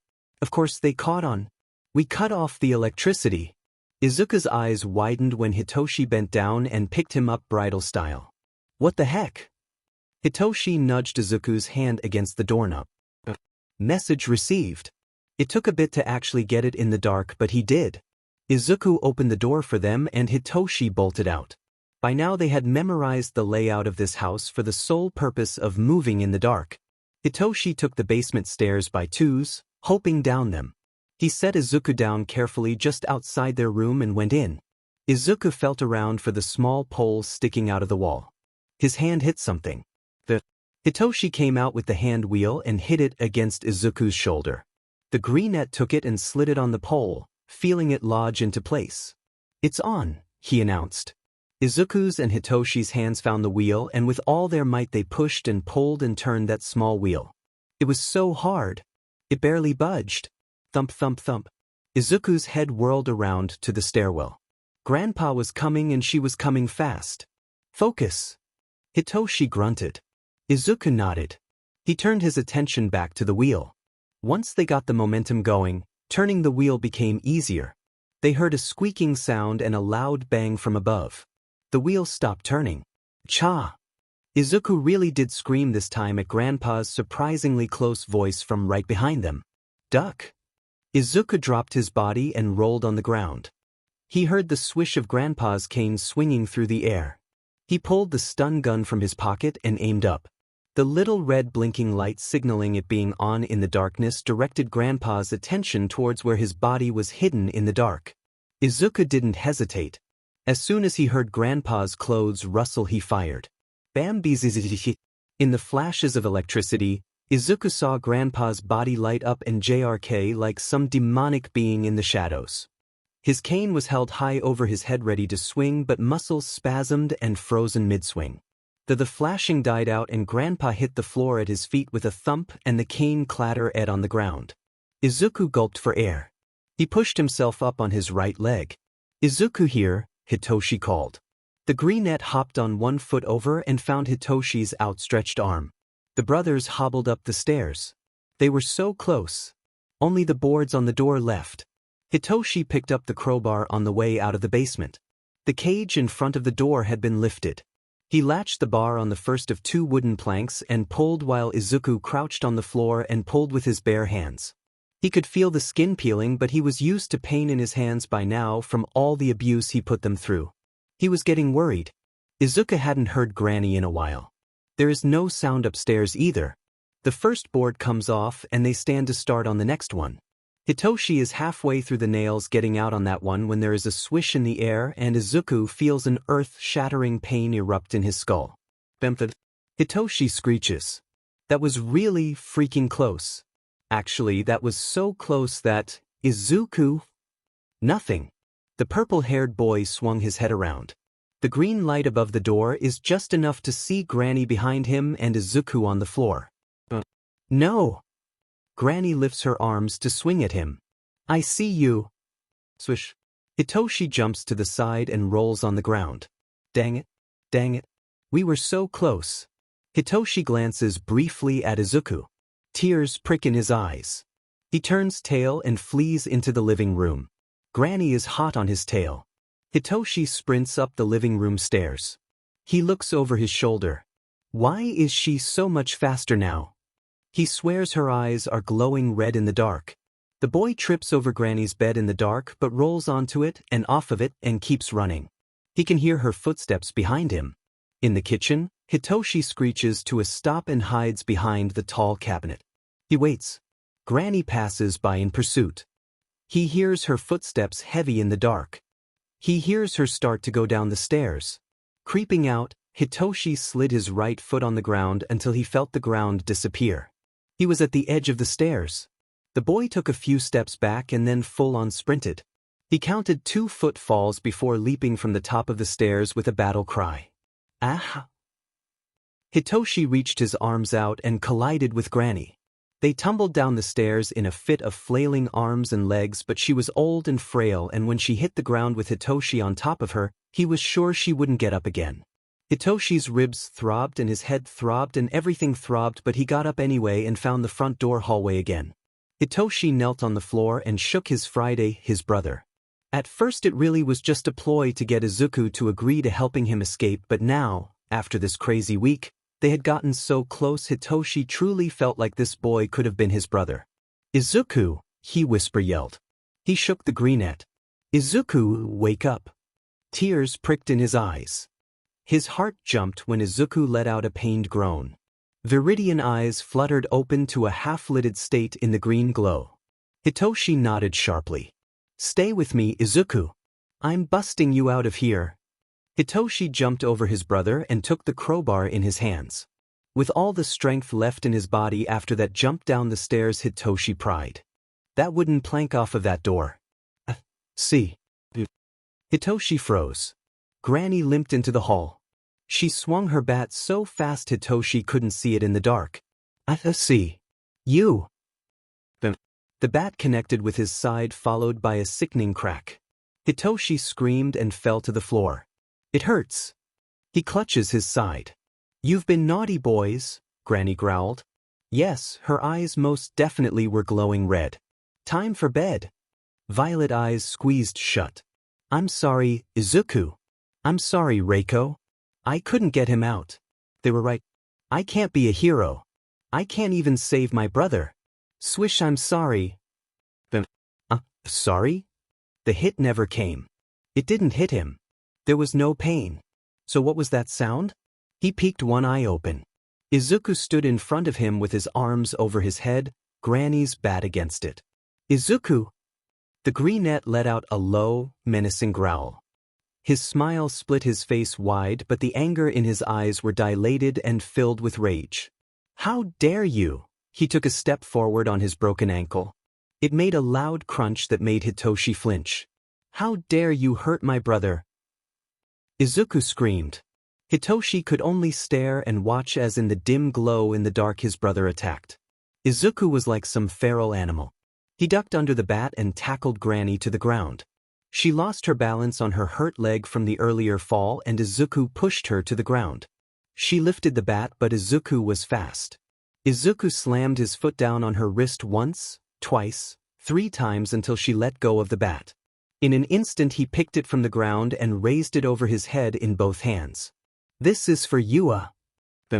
And this is for Madeline. For Akito. And Kubo. And Kazumi. Izuku lifted the bat one last time. And this is for big sister Raikou. Bam! The greenette panted heavily. Blood dripped off of the bat and from his head and off of his hands. Hitoshi was scared stiff. Izuku's head slowly turned to him.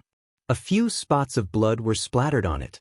Viridian eyes rolled and Izuku slumped over on the ground. Hitoshi jolted. Snap out of it. He scrambled to his feet, ignoring the pain in his side. Hitoshi grabbed onto the wooden board and ripped it off the door with all of his might. This is our chance. This is our chance. He yanked Izuku off of Granny by the collar. He thinks he saw her chest rising just a bit, so that was good. I thought he'd killed her. They can't exactly report this place if they become accused of murder after it. He dragged Granny down the stairs and threw her into their basement room before doing the same with Grandpa, who still lay unconscious in the basement. Using the roll of duct tape, Hitoshi used every single ounce of it to tape the two together before he fled up the stairs again. He slid to the ground beside Izuku.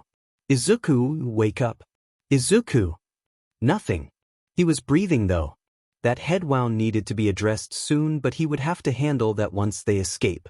Hitoshi shuffled his arms under Izuku's body and hoisted him up. Ugh! Pain exploded in his side. He straightened his back. Can't give up now. The exhausted boy took a pained step forward. The bat dragged on the ground. Izuku was still holding it despite his unconscious state, an unconscious effort to defend himself. With a bit of maneuvering, Hitoshi brought Izuku's arm up to rest on his body so the bat wouldn't drag. When he opened the door, he stopped in shock. He almost forgot what fresh air felt like. Wind against his skin, the night sky, the sound of nature. He missed it so much, and it had only been a week. He wonders how Izuku handled the 6 months and if the separation from the world and being in solitary confinement so long is what contributed to his instability. Maybe it just solidified the already unstable mindset. He took a step into the dead forest. As though a testimony to the separation from the world, he was sure it should have been daytime, but he lost track of day and night in the basement. It was pitch black outside aside from the moonlight. Hitoshi didn't know where he was going, but with Izuku in his arms he took off into the forest. They did it. Hitoshi and Izuku escaped. Now they had a new problem: how to survive. Hitoshi couldn't see. It was dark. He couldn't think. It was cold. The pain in his side was spreading. It was fogging over his mind. Izuku's head hadn't stopped bleeding yet, and he only knew that because he could feel the blood soaking through his shirt. His arms and legs were tired. He swears he had to have been running for tea at least a good few hours or something, but he didn't really know. His concept of time was disoriented without counting seconds, and right now he himself was too disoriented to do that.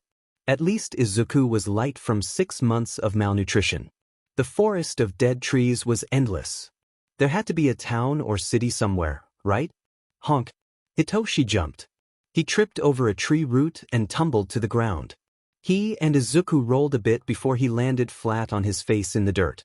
What the hell was that? The purple-haired boy lifted his head. Through blurry vision he just made out the street lights. They were by a highway. They were by a highway. We're by a highway. Hope once again flared in Hitoshi's heart and adrenaline began to pump through his veins. He scrambled to his feet. Hitoshi picked up Izuku. He looked left and then right. He didn't know which way would take them to a city faster, but if he walked along the side of the road at some point he had to reach one, right? Walk in the direction of oncoming traffic when walking on the side of the road so drivers can see you coming. Hitoshi started walking at a brisk pace. Just a little more, he told himself. One final push. For Izuku. The lights of a city, and a pretty darn big one at that, came into his line of sight. "Let's go!" Hitoshi sprinted. He rounded the backside of the city so they wouldn't attract attention. He was a 12-year-old boy holding another 12-year-old boy who was bleeding from his head and holding a bloody bat. "This definitely looks like I murdered Izuku." He ducked into a random alley and all but collapsed on the floor. A small downpour started. Hitoshi sighed. He rolled onto his back and let the rain fall on his face. "I'm hurt." "Achoo!" "Bless you." Hitoshi sniffled. Izuku rested his head on the purple fluff that was his brother's hair. Hitoshi was currently inside Izuku's black hoodie in between the greenette's legs, sick. "You know, you wouldn't have gotten sick if you hadn't have slept in the rain," he muses. "Oh, and whose fault was it that I collapsed in an alley?" Hitoshi growls. "You could have left me." "Don't even joke about that. Better yet, how are you not sick?"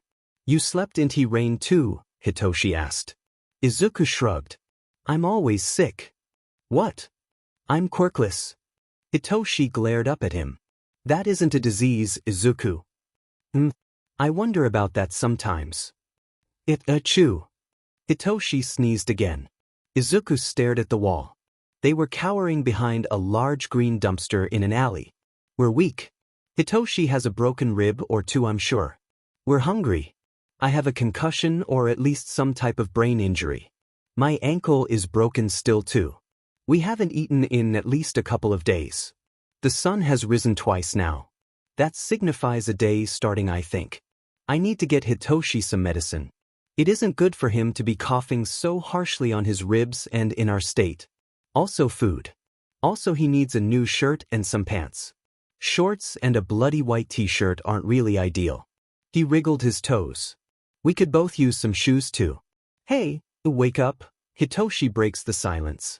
"It's dangerous to sleep with a concussion." "I'm not asleep. It's been a few days anyways, so it should be fine at this point." "You sleep," Izuku counters. Hitoshi grumbles, but at some point he does end up drifting off into a small slumber. With careful movement, Izuku slides Hitoshi out of his hoodie and stands. He leans his sleeping brother against the dumpster. "We can't sit around forever." He bit his nail. "I'm going to have to go out and get stuff." Izuku looks down at his left foot. They had used some spare rope and a couple of metal rods from the dumpster to create a makeshift cast. It still hurt like hell to walk on, and he really shouldn't be walking on it, but they have to do something. It was frozen in his mind to do something or die. At or die. Izuku hopped on one foot over to the cardboard boxes in front of the recycling bin. He took one and dragged it back before going into hiding again. Izuku tore off a circle about face size. He took out Scrappy's pen from his hoodie pocket and stabbed 2 holes where his eyes were. As if, "Screw you," to his smiling condition, he drew a smile and made it as thick as he could with a pen on cardboard. He made a hole on either side of the cardboard. He clicked the pen and pocketed it. Izuku rolled up his left pant leg and took off one of the ropes around his leg, which he then used to tie into the side holes on the cardboard. "There we go. Can't have people recognizing me." It was decided not to let people know who they are or that they are orphans. Even when they give Scrappy to the authorities, they didn't know if there was another version of Granny's house, and if they were to end up back in the rotation system, they might end up in a similar death trap situation. Izuku doesn't think he could handle another 6 months of solitary confinement. Izuku slid the newly made mask over his face, made the eye holes a bit wider, and then slid his hood over his head. He stood, wincing as he put pressure on his foot. The poles were a bit looser now with one less rope, but it'd have to do. He covered it with his sweats again and left the alley. It took a bit of work to hide his limp, but he got it down. He was starting to draw blood from biting his tongue in pain so hard though.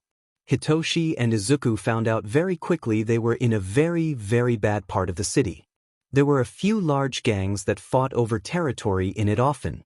It was split into the east, the south, and the north and west parts were run by one giant gang. Izuku and Hitoshi were currently in that territory, the territory of the North Hounds. As much as Izuku wants people to see him, he needs to keep a low profile. When he steals, he needs to make sure not to get caught. He doesn't need the North Hounds on his tail. That being said, head down to hide the mask, he enters a 24-hour convenience store. I just need medical supplies and a bit of food for now. Just something to hold us over. I really don't want to make stealing a common activity. He prowled the aisle. In the back was the medical line. Izuku crouched and ran his fingers along the line of small boxes of medications. Fevers, constipation, age colds. Izuku took one. It rattled a bit. Shoot, that's going to be loud. He slid it in his sweats pocket. Izuku was careful not to move that leg too much and make it rattle. He glanced around. Oi! Izuku flinched. He leaned back and looked at the front counter. Shoot! There was a Northhound here. He knew it by their jacket and the large greyhound dog tattoo on the right of his neck. The jacket was a blue faded jean jacket with gray fur on the collar and white claw marks sewn on the back and the gang name on them. Northhounds wore them with pride and to announce their presence. It scared the regular civilians there that walked around the city with their heads down when they saw a Northhound walking around with that jacket on. I need some smokes. Hand him over. This is my chance. Izuku swiped some bandages while the poor cashier tried, and failed, to deny the thieving gang member. He moved to the food aisle and pulled a couple of prepackaged, sealed sandwiches. Izuku evenly distributed the items under his clothing so nothing bulged and looked out of place. Swiftly made his way to the door. "Aye, you kid," the Northhound called out to him. Izuku froze. He slowly turned around and met sharp red eyes. "What ya got there?" He pointed to the small bit of wrapping sticking out of his pocket. Izuku may have been smart with placing, but this was still his first heist and he naturally made mistakes. Dang it. The Northhound stormed up to him, a cigarette hanging from his lips. He scowled. "You must be new here, huh? Let me tell you something." He crouches by Izuku. "This area belongs to the Northhounds. You steal from anyone here, you steal from us. Now, if you hand over what you got in there, then I'll let you go this time, 'kay? Other times it'll be your head. So." He held out his hand. Izuku gulped, staring at it. The Northhound growled. "No? Well, you think you can get away with that dinging mask of yours?" He reached for the mask. "Nope." Izuku turned tail and fled. "But I've got practice in evasion. Get back here." So maybe running wasn't smart, but Izuku panicked and Hitoshi really needed this medicine.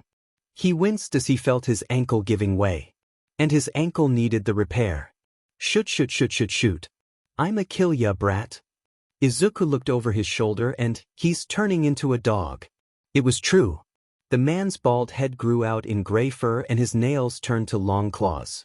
Transformation quirk. He was so fast and Izuku was so slow. People jumped out of his way in fear of getting caught in the tussle. Down the street he saw Hitoshi, who must have woken up and noticed his disappearance peek out of their alley. He must have recognized Izuku's hoodie. Hitoshi disappeared. Good. Hide. The end of Granny's bat stuck out. Huh. Izuku glanced behind him. He slowed his pace ever so slightly. Izuku reached out and took the end. The dogman reached out for his hoodie. Izuku swung around, twisting his whole body for power. The Northhound had no idea about the bat, so when it connected with his head he had no time to dodge. A resounding crack echoed in the air. The man hit the pavement hard. Izuku panted, coming to a stop. Everyone on the streets, which there wasn't many who walked around in fear of the gang members, stared. It was silent. A masked little boy with a blood-stained bat that seemingly appeared out of nowhere just took out a Northhound. Hitoshi bolted out and snagged Izuku by the wrist. He bolted down the street, across the other side, and deep into a different part of the city with Izuku just numbly being dragged along. The sound of the ocean hit his ears, and the next thing he knew was he was thrown into the sand. "What on earth were you thinking?" Hitoshi yelled at him. Izuku sat up and slid the mask off his face. His brother was panting, face flushed. Izuku looked around. "Hey, answer me, you Nimrod." They were on a trash-filled beach. Towers upon towers of garbage build-up surrounded them. Somehow to Izuku it felt very nostalgic. He stood. Izuku gasped and fell to the sand again. His ankle throbbed painfully.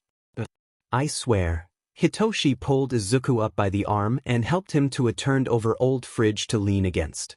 "Seriously, Izuku, what the heck was going through your mind?" Hitoshi watched his brother very tiredly, very sad, and then very concerned. What is this? He's not responding? Did something else happen? Izuku, he crouched by the greenette. Hey, you okay? Little did he know this would become a common occurrence for Izuku to shut down like this. It was as though he'd hit an emotional high or something with his whole inability to change expressions, and then his mind had to catch up. Years of never being taught how to properly handle the anger, fear, and rejection of others, or how to comprehend other emotions, and instead those around him spurring on the optimistic outlook he had that was killing him, started to fall back onto his disturbed mind. He would just need to rest for a bit from social interaction after a particularly fearful or exciting event. Hitoshi was able to get better with the medicine Izuku put himself in this state to get for him, so he couldn't be too mad. North Hounds were after their heads though. Or Izuku's at least. The masked boy who caught a higher-up member off guard and smashed his head in. Once Hitoshi had recovered from his cold, he went searching around on the beach. He left Izuku with strict orders not to get up or move around with his foot and ankle bandaged up like that. They needed to get themselves set up for life before turning in scrappy to the authorities. Couldn't be on the run afterward. It was better to already have a safe zone set up, especially with the biggest, most dangerous gang in town after them and with them living in that gang's territory. Hitoshi climbed up a mountain of trash and looked over the expanse. All of the garbage from illegal dumping on the beach had warded off many tourists, so it was pretty empty. He stuck a rotten plank of wood up on that one to single where it was in the maze of trash and began his search. It was unsanitary and smelled terrible, but Hitoshi supposes anything on this beach would be better than living in a closet with a bucket for a bathroom only changed once a week. He found small clearings here and there with trash and glass sprinkled around, but he didn't really feel like making a hole into the piles. They could be unstable. Oh, that could work. He found another clearing. It was still littered with trash, but it had a broken down, old bus in the corner up against another trash mound that would hide it from view from the public, and it faced the ocean. The purple-haired boy pried open the rusted door with a discarded pole. When he stepped on it, creaked loudly. This is like some horror game, he then chuckled to himself. No, what we just escaped from was the real horror game. This is child's play. The driver's seat was missing its back, and most of the passenger chairs were missing aside from 3 torn-up ones here and there and one with only one of the 2 seats. Mold lined the cracks, and all but a few of the windows were broken. It wasn't ideal, but it was better than what they had before. Marking the trash mound it was against with another wooden plank, Hitoshi went back to Izuku. Hey, found our new house, he greeted. Izuku looked up. Any old ladies? Hitoshi laughed. Nah, no old ladies. Come on. While Izuku was healing up from his injury, which took a lot longer because he freaking aggravated it again, Hitoshi worked on cleaning the clearing they were in. Izuku crawled around in the bus and collected broken glass and candy wrappers and threw them out for Hitoshi to take as well. He swept out bugs and termites and used water Hitoshi boiled over a fire he made to clean out the mold. Hitoshi removed the broken window panes from the bus so the pieces wouldn't fall in and boarded up the open windows. These should work, Izuku announced. He hobbled onto the bus 3 weeks in using Granny's bat as a cane. He had 2 pillows under his free arm. For what? Izuku jerked his head to the nearest chair. The pillows were torn up on one side, but he flipped it over to the not torn side and stuffed it into the hole on the seat. He then did the same with the next seat. Now we can sleep on them without a spring in our backs. It was coming together. Hitoshi had to go out for food a few times in the month they were preparing their living space. He was lucky not to run into any North Hounds along the way. He had to use Izuku's hoodie because his shirt was still bloody, but on his most recent excursion he snagged himself a bright blue t-shirt out of a thrift store. He didn't really like making light of whatever Fayal issues Izuku had, so when he wore the mouth, as a silent denial and acceptance of who Izuku was on the inside, he flipped over the smile cardboard mask and instead drew a frown. He knew Izuku understood the sentiment. How does it feel? Hitoshi asked. Izuku pressed his foot to the metal floor of the bus. It's a bit tender still, he admitted, but it doesn't really hurt. As long as I take it easy a while longer I should be fine. Hitoshi nodded. Well then, I think it's about time to turn this in, he waved Scrappy in the air. We have our safe area set up. We'll just set it in on the police station steps at night and leave, okay? You've written a note explaining the situation to the police, right? Izuku nodded. He took it from Hitoshi's hands. His eyes were almost sad even if the rest of his face was not. Izuku spent 6 months with only the entries in Scrappy to keep him company, knowing that the writers were all dead and his turn would soon be coming. He had even written his own, which Hitoshi didn't know about until just last week when he was flipping through it. He had it memorized word for word. It was a part of him, but this was for the best. They might not be able to turn themselves in, the risk of doing that when this journal might not even going there was too great, but the off chance that it would get somewhere was enough. Somewhere in there Izuku had a heart. Hitoshi made another cardboard mask for himself, and the two boys strolled onto the street that night. They stayed in the shadows, taking turns when a group of North Hounds or petty criminal was coming their way. Finally, they came to a stop at the steps of the police station. Honestly, this might not change anything. Maybe the end of the line orphan home won't be taken down, maybe Granny's and Grandpa's murders will continue to pile up, and maybe taking this journal might prevent future orphans that land there from escaping. It may go nowhere.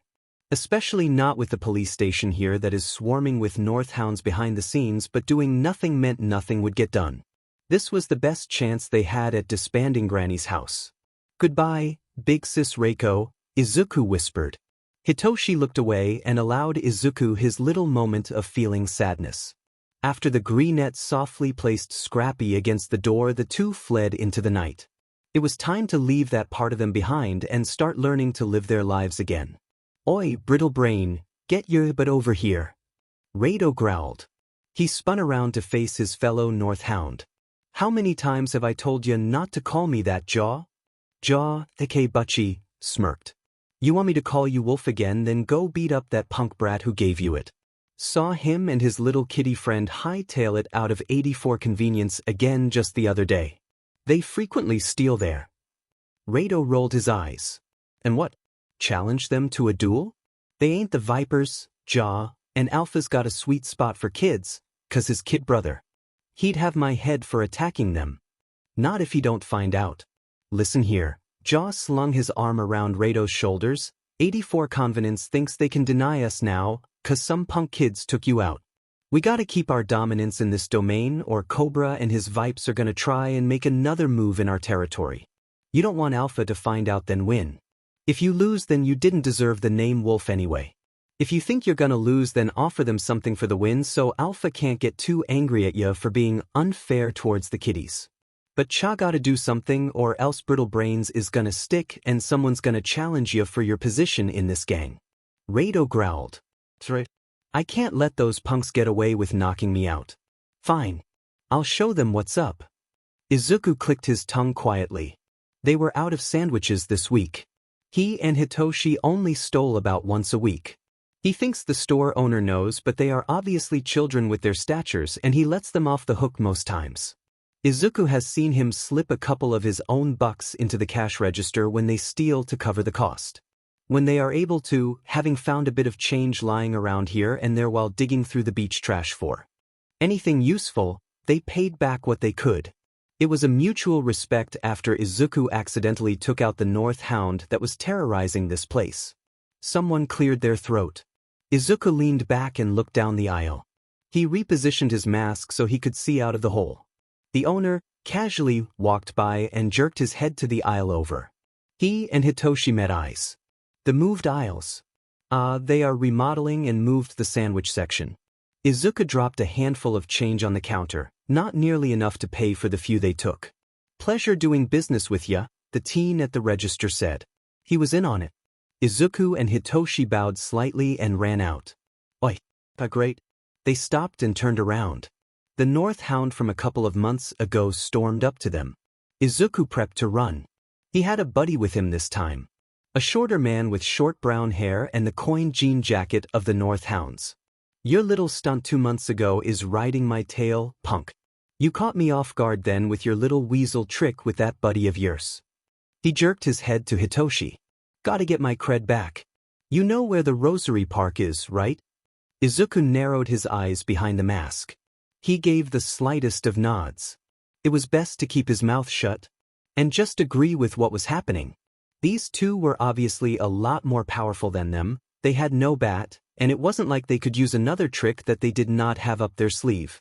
In the 2 months since escaping, Izuku's learned that if you encounter a North Hound you zip your trap and just let them say what they want. He isn't encountered often, and when he is in the city, he keeps his head down to hide his mask that he and Hitoshi still wear in fear of being found and put back in the orphanage system. Great. I challenge ya to a duel. Izuku's mind blanked. What? Those passing by stopped, their interest piqued. You can deny it if you want to wimp out, but I'ma have to beat ya anyway for what you pulled.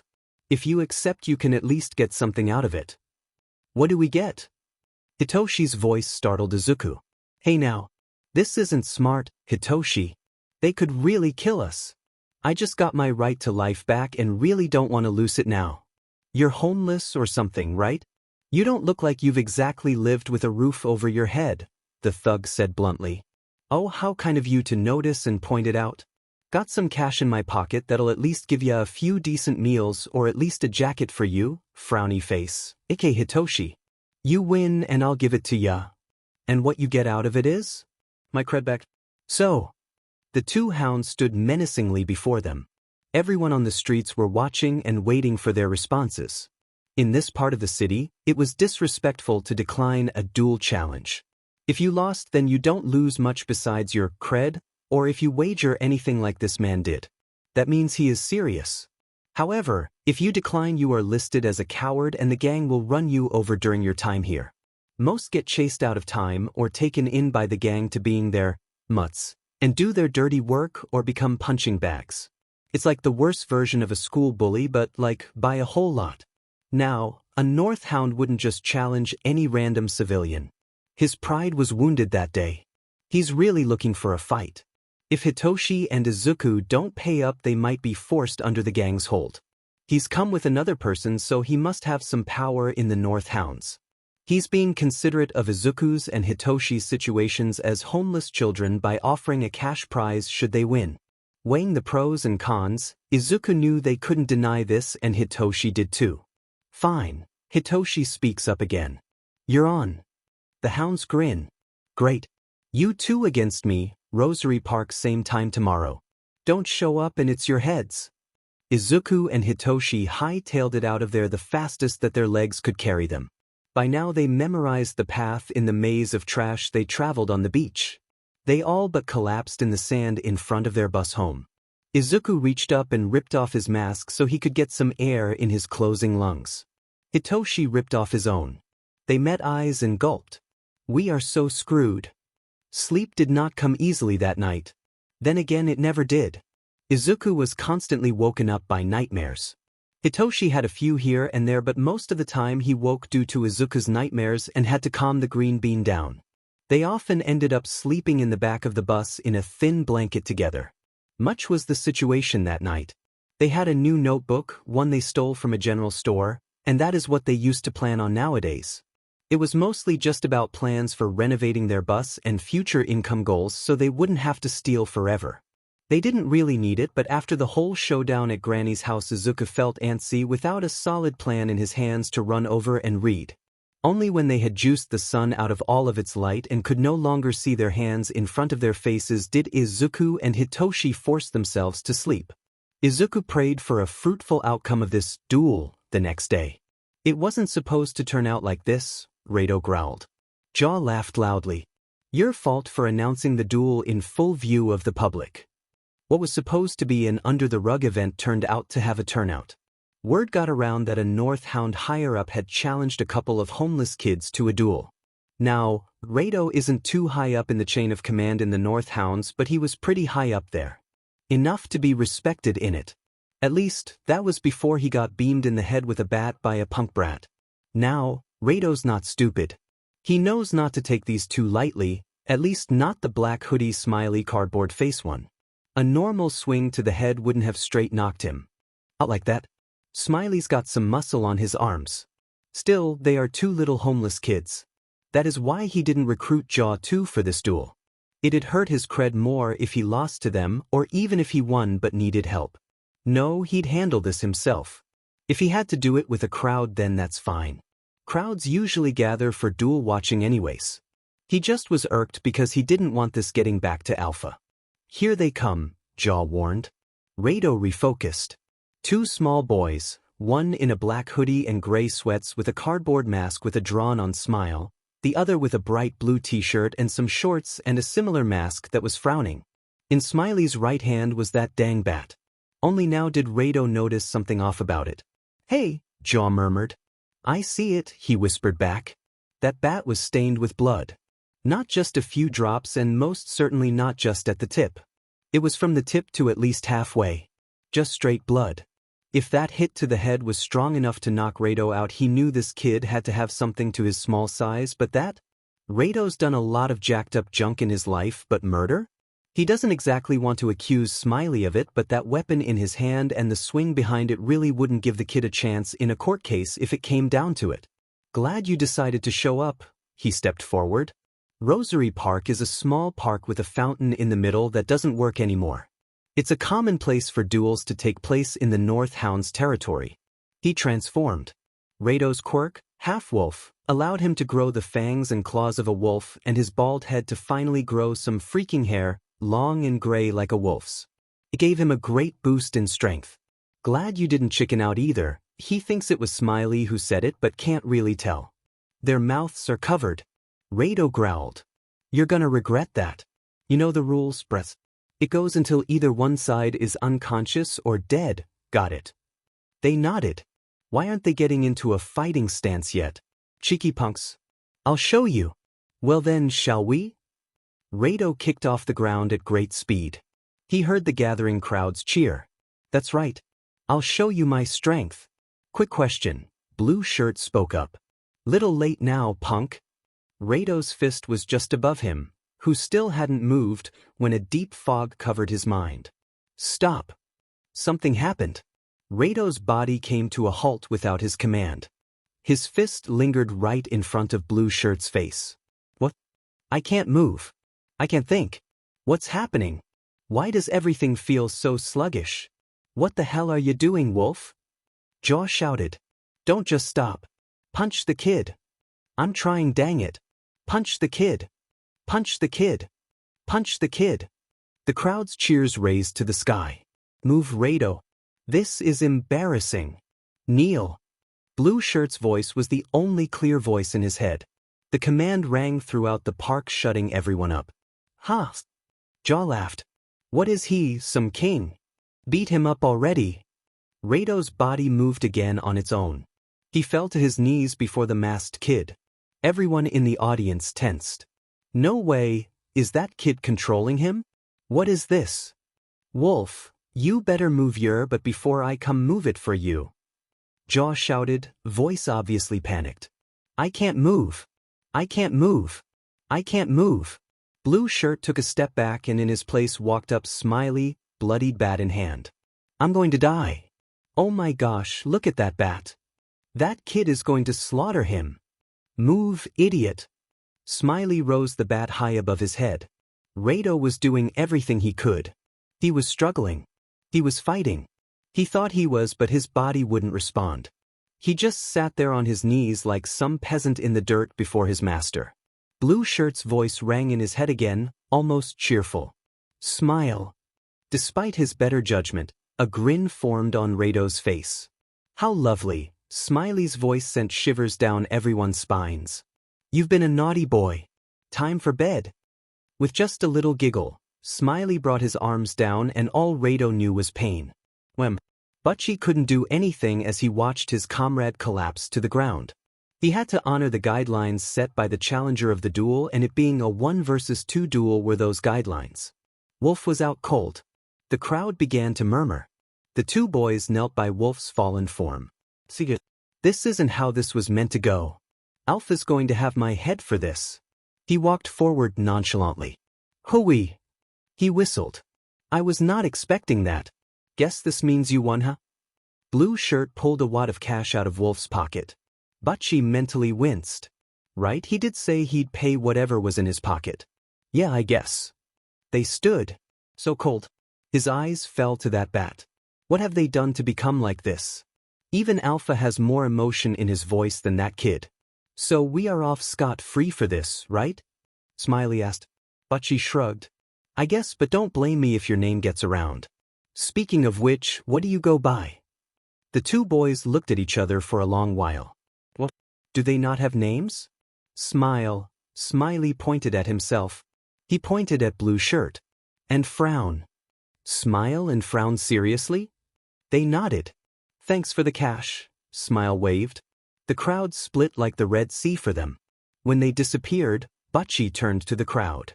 Whatcha looking at? Scram. He looked down at Wolf as they dispersed. We are so screwed when we get back. Tachibana Rinji glared his two gang members down. Wolf, Jaw. Both flinched. Care to explain yourselves? They didn't need to really. Rinji goes by the name Alpha here. He is the leader of the North Hounds. Rest assured he was well aware of the duel that was going to take place. He just didn't step in because it had already been set in place and one does not drop a duel. He was furious. Not only did they lose, they tried to hide it from him and attacked two small children. That doesn't just affect them. That affects the whole gang.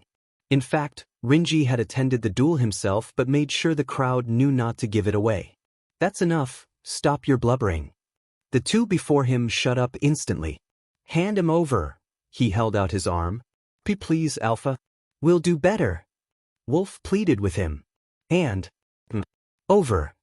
It was a public shaming ceremony. The majority of the gang was there to witness as Wolf and Jaw took off their jackets and slung them over Alpha's arm. You're going to have to make up what you've cost us in strength. Chica, you've got your reign of them until they can raise their tails again. Let them walk with it between their legs for a while.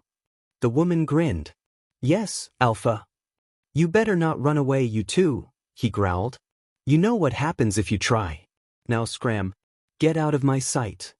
Yes, Alpha, rest of you too. Delta, you stay.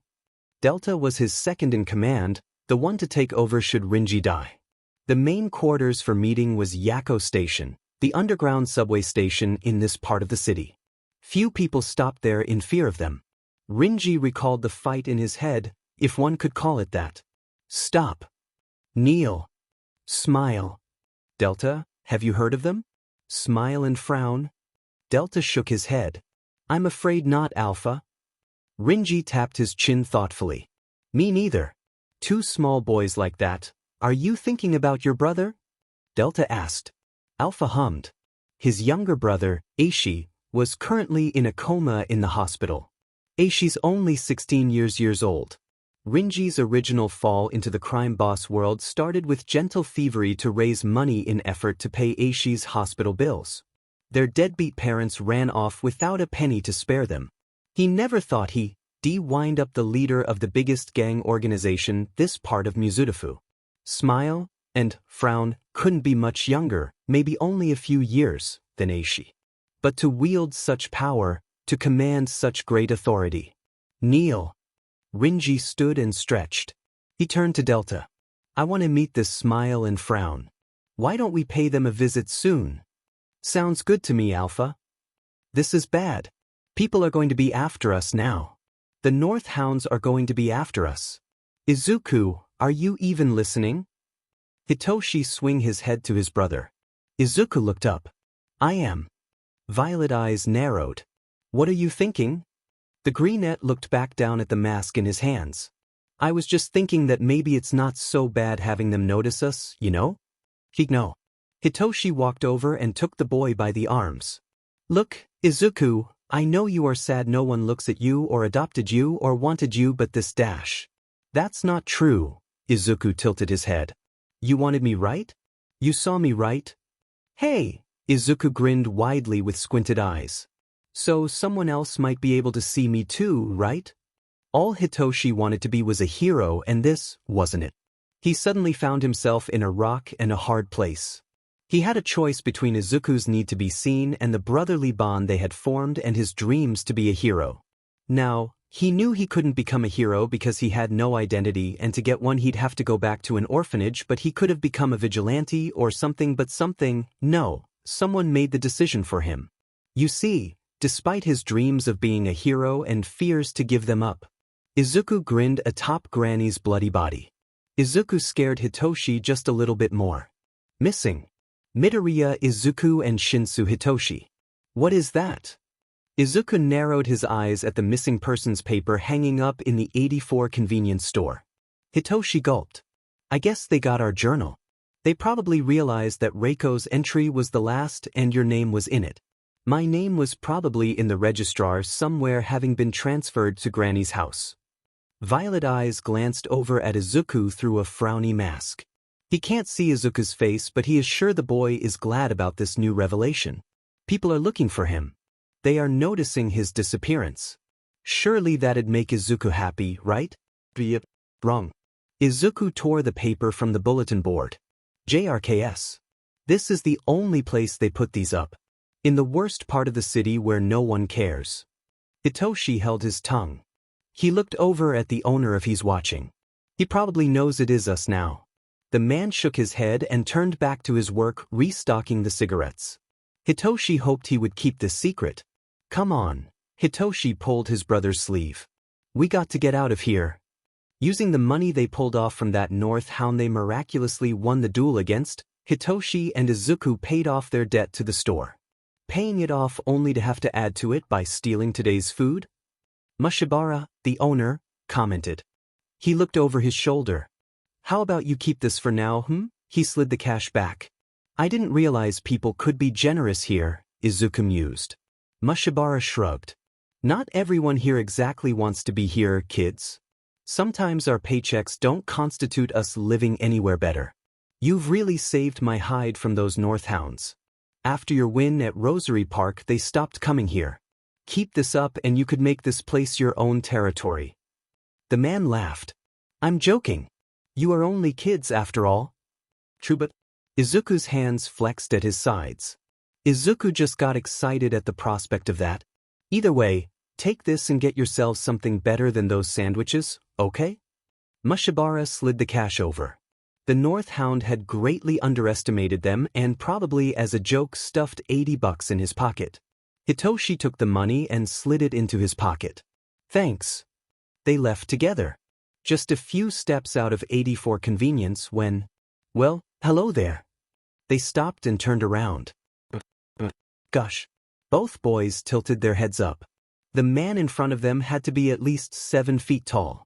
He had long blonde, spiky hair in a ponytail with large wolf ears on his head. His eyes were blood red and slitted. 2 fangs grew large from his toothy smirk. He had a long, blonde wolf's tail out from under his sleeveless jean jacket. That is what cued Hitoshi that this was a North Hound even though the jacket had no sleeves. Well, that and the man was wearing no shirt and the jacket was more of a vest and showed off the enormous wolf tattoo squarely in the middle of his chest. His arms were littered with other tattoos as well. The man was absolutely terrifying. Smile and frown, am I right? His voice was gnarly and deep. It sounded like what a wolf's voice would sound like if it spoke. Izuku's hand slid back and grabbed Hitoshi's arm, a warning. He nodded silently. Great. I'd like to speak with ya. Why should we? Izuku's voice was tight. Take a good look around. See anyone? The man smirked wider. Hitoshi took a small glance. Anyone that tried to pass was circling widely. All of the cars had suddenly stopped coming down this specific street as well. It was eerily quiet. This man commanded power. The Wolfman hybrid stretched out his hand. I think you will know me as Alpha. I'm the leader of the North Hounds. All blood drained from Hitoshi's and Izuku's faces. And after what you pulled a week ago, I believe we have some business. I recommend you come with me. They had no other choice.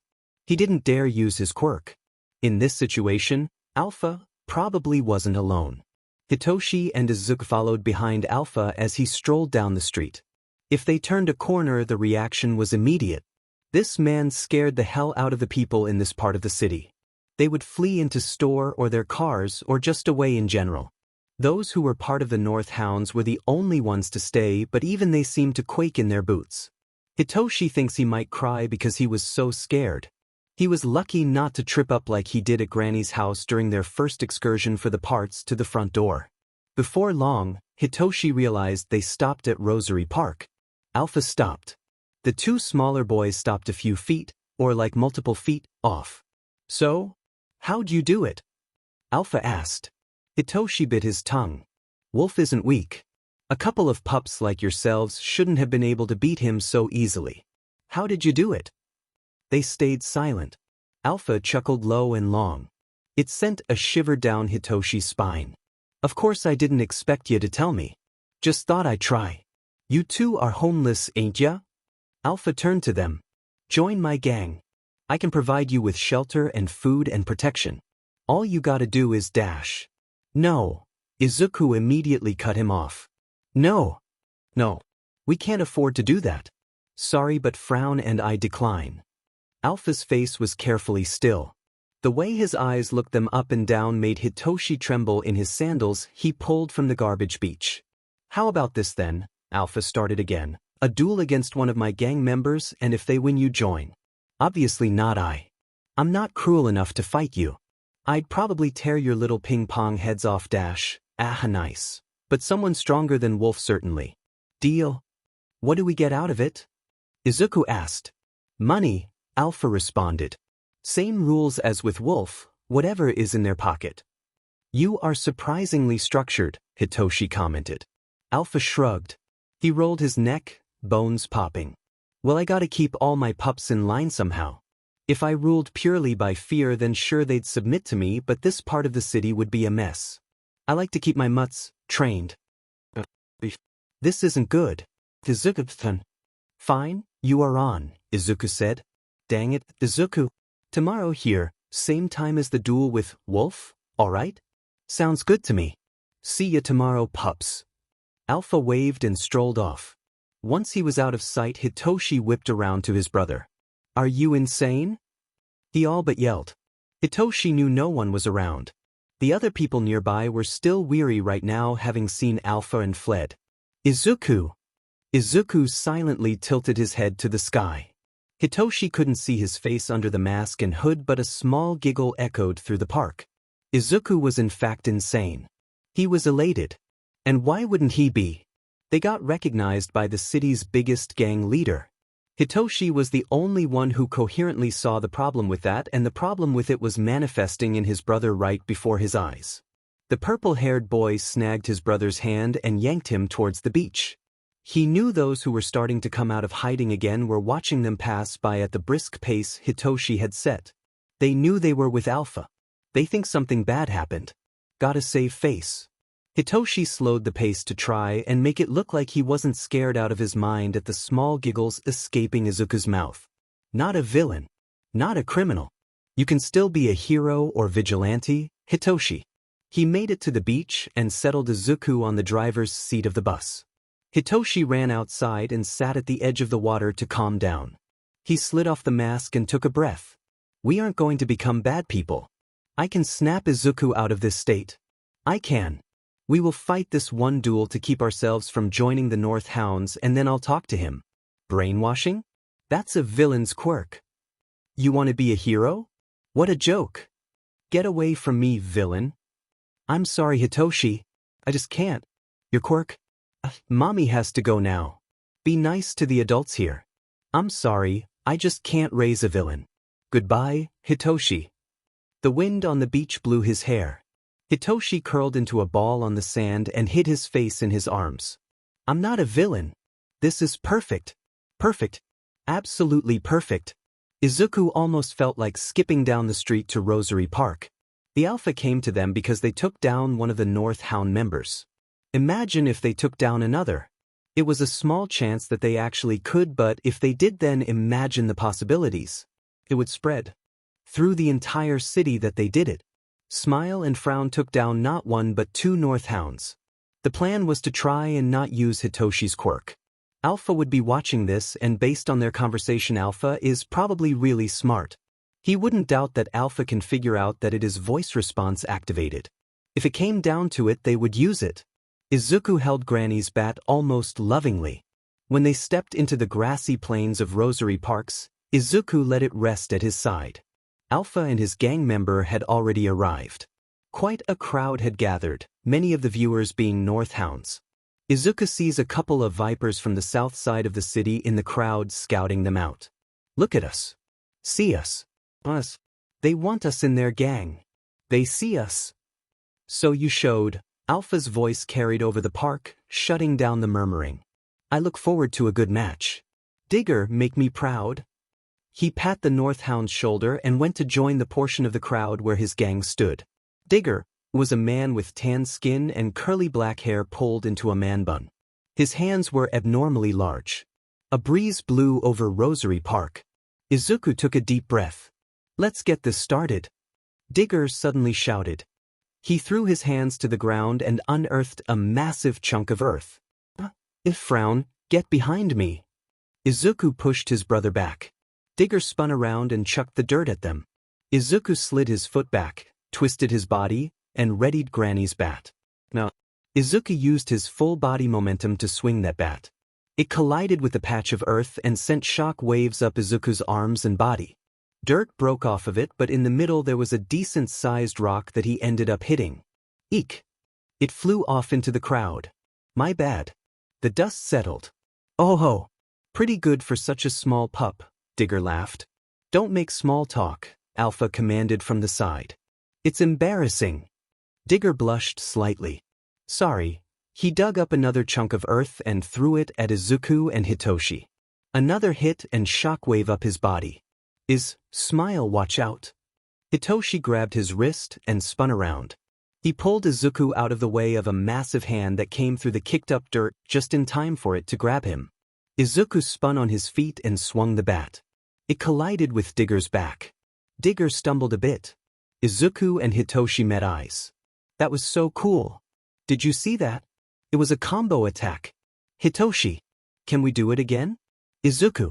Should we try it again? Hitoshi. I want to do it again. They couldn't hear each other's thoughts, but they were pretty much thinking the same thing. Why you little... Digger growled and threw another chunk of earth at them. And then another. And another. Izuku couldn't keep up with the swinging, so they just began to dodge. They got closer with each piece of earth thrown. One hit Izuku in the side just barely. Hitoshi got hit in the knee and stumbled, almost getting hit again. It was dangerous. The crowd behind them had moved to the other side. Digger was getting deeper into the ground, and it was beginning to get harder for him to pick up the earth as more and more rocks were being picked up. Frowns, stop. They stopped just in time for Digger to dig up a massive rock. Izuku planted his feet. Take this. Digger chucked it at them. How about you dash? Izuku swung. Take it back. He smashed Granny's bat into it and sent it soaring back. His body screamed as the shockwave from the force racked through it. Digger ducked. And another. He threw another boulder. It was lower, slower. What was the best part about being quirkless aside from the extra brain space? There was no quirk exhaustion. Sure, he was exhausted from the dodging and his side hurt, but he wasn't as tired as Digger was from digging up all that earth. Izuku hit the rock back. Digger was too slow to dodge. It hit his arm. The man spun around to lessen the blow. Smart. He panted. You little punks. Take this then. He took two smaller ones, one in each giant hand, and threw them at the boys. Izuku narrowed his eyes. He stepped to the left because they were a bit off from the same mark, so Izuku stepped cover and swung Granny's bat. Bon appetit. The end of Granny's bat hit the one closest, just barely missing the other rock, and when Izuku said he spun his body and all of the force of his 70-pound self behind it, that rock bulleted back at Digger and collided into his gut with a resounding bam. Juch. Digger fell to his knees before the hole in the ground he had created. Izuku glanced at Hitoshi. He jerked his head. Together the two rounded the hole and stepped up before the North Hound. Digger held his gut. How are you so strong? He panted. What was that? Hitoshi asked. Digger glared at them.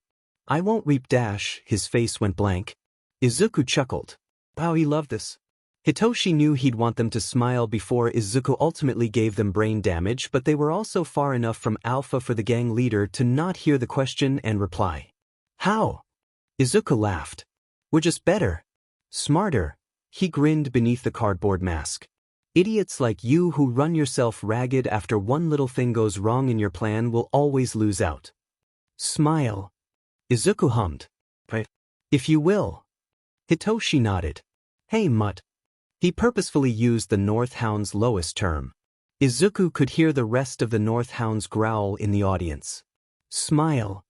Izuku could have squealed with the smile that grew unnaturally on Digger's face. It's beautiful, he whispered. He didn't notice Hitoshi stiffen beside him. So beautiful. Izuku raised Granny's bat high over his head.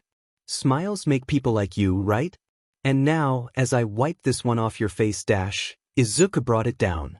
Digger slumped unconscious to the ground. Izuku turned to the crowd of people staring and watching a mix of shock and horror. And now with your smile gone people will look at us. Hitoshi wanted to throw. No one else but himself was close enough to hear that. Yes. He is including me. I don't want this. I don't want this. I don't want this. Izuku turned to him and giggled. Look, brother, they are looking at us. Isn't it great? Izuku said, and that word, that title that Izuku gives him with such love and care because he trusts Hitoshi, Hitoshi can't find it in himself to say no. This isn't right. Because this is his brother.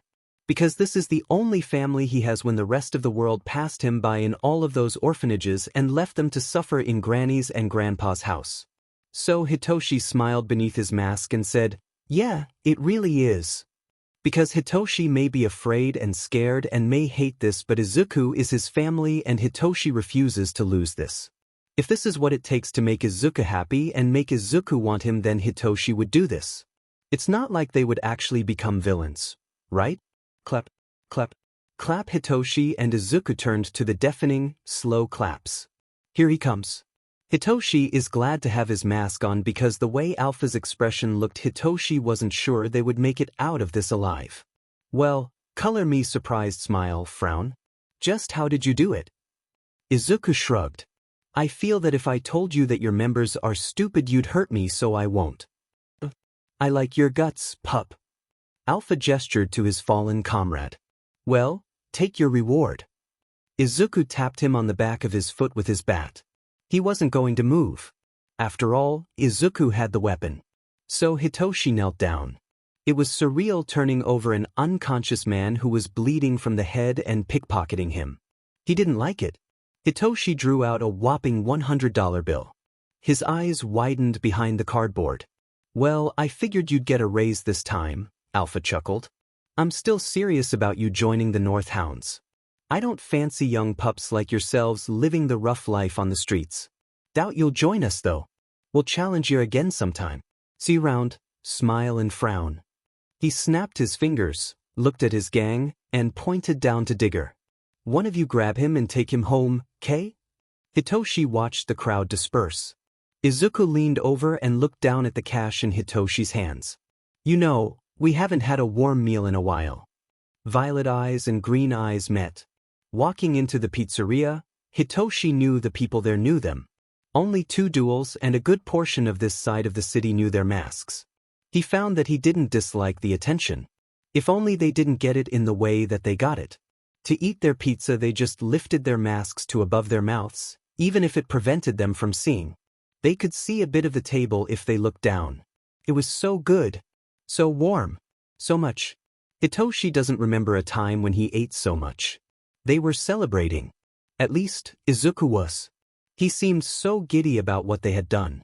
He was just eating up the way the other customers who had seen the fight kept looking at them, even though it was not in love or admiration.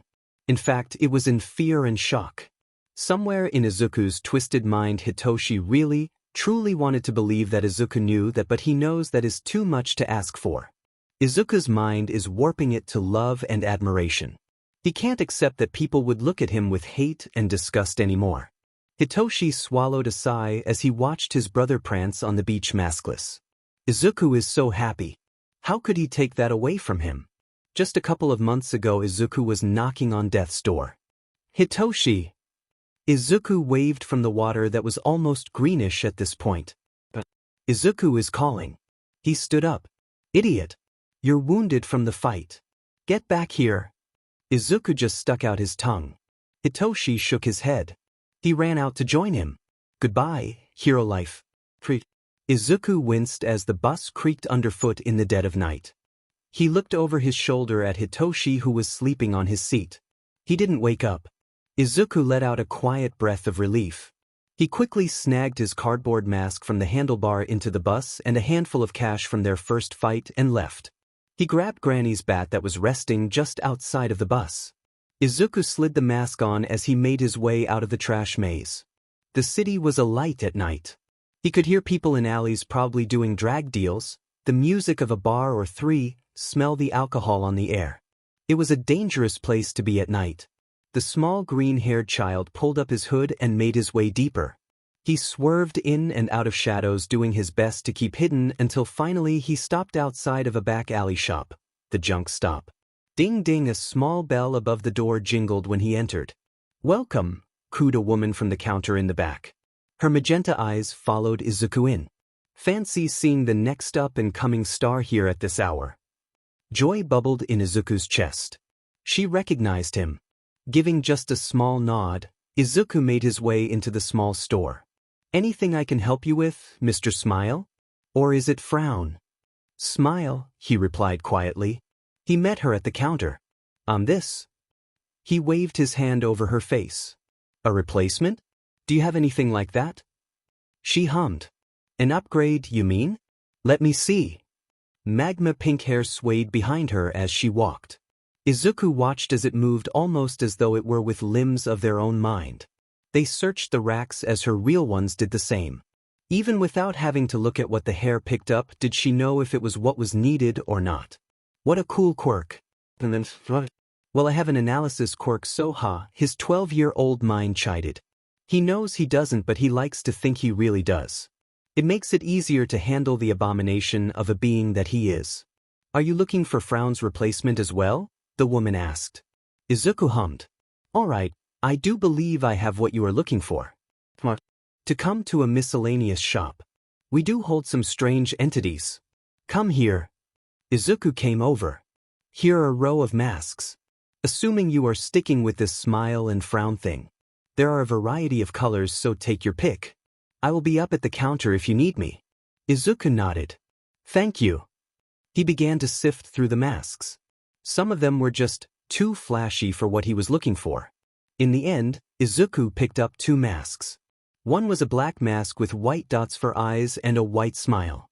The other was the same but a white mask with black dot eyes and a black frown. He looked around and slid off his cardboard mask. Izuku slid on the smile mask. It allowed for more vision, even though the fabric over his eyes made it seem like it would be impossible to. The white fabric is what made the eyes and smile look white. Izuku exchanged it for his cardboard one. "That works." Izuku took those 2 and decided to keep looking. Hitoshi gets cold at night. He doesn't have a jacket or anything. Izuku looked down at his own hoodie. It had a tear in it now from the duel. He nodded and began his search. Eventually Izuku found a white hoodie. It will go with his new mask. "What size is Hitoshi?" "He's a bit bigger than me, but we are both small from not eating, so." He got the next size up. Izuku looked around. "I need to patch mine up. What to do? He hummed as he looked through the various items on sale. Izuku snagged a forest green shirt and some thread and a needle. This should do. He looked down at his feet that were donning slippers. "I'll wait until I am with Hitoshi for shoes. How am I supposed to know his size? Shoe sizes are weird." "Will that be all?" the lady asked. She scanned everything. "Yes, ma'am." "Oh my, what good manners, young man." Izuku beamed under his mask. He looked down at everything in his bag. "Oh, and one more thing." 2 lollipops came into his field of vision. "One for you and one for Frown." He looked up at her in awe. "You being nice?" he said. She nodded, confused. "You are, like, actually being nice? Like, nothing in return? Did you add these to the bill? Why are you doing this?" Magenta eyes stared at him for a long time. "Are you asking why I am giving a little boy a sucker?" He nodded. He could see the cogs in her mind trying to turn just the same as Izuku's were too. Finally she spoke again. "These aren't added to the bill, kid. Just, kids like candy and stuff, so take them, alright? I got a daughter round your age, so I know." Izuku hesitantly reached forward and let her drop them into the bag. "Thank you. Gee, good night." He walked backwards towards the door, keeping his eyes on her. "Have a good night," she smiled and waved. Izuku nodded and turned and left. Hatsum Ichigo watched, smile, leave her store. "You being nice. You are, like, actually being nice." "Wow," she said to herself aloud. "Yeah, no kidding." The curtain behind her moved aside and her husband's head popped out. "Sad stuff living here in the boonies," Hatsum Teru sighed sadly. "Dunno what happened to make a kid like that with that bloody bat and all, but can't be nothing good." Ichigo nodded. "Nothing to be done about it. Come on, let's close up shop. Don't want no Northhounds here during the day. Too dangerous." Izuku and Hitoshi sat up and stretched. It always hurts sleeping on these bus seats, but he supposes it is better than that bed at Granny's. To think Izuku had to suffer 6 months of that thing. "Morning," Izuku's voice came from outside. The bus door was open. Hitoshi padded out into the sand. It was still cool from the night time, the sun having yet to warm it. It was always boiling hot midday. Way too hot to walk on barefooted. "What are you doing up so early?" he asked. Izuku looked over his shoulder and held up his hoodie and "Where did you get thread?" No reply. "Of course." Hitoshi joined his brother in the sand. The sun was just beginning to rise on the beach. It was a beautiful scene. "Where did you get all of that?" Hitoshi asked. Izuku had a white hoodie, a green t-shirt, a couple of new masks, and a thread and needle. He wasn't really expecting a reply. Izuku was too hyper-focused on his work. He was currently using a piece of the forest green t-shirt he tore off of it to sew it to the inside of his black hoodie. He used multiple pieces to get the same thickness. When it was done, Izuku turned it right side in and it looked pretty well done, but also very much like a 12-year-old did it. Some patchwork stuff right there.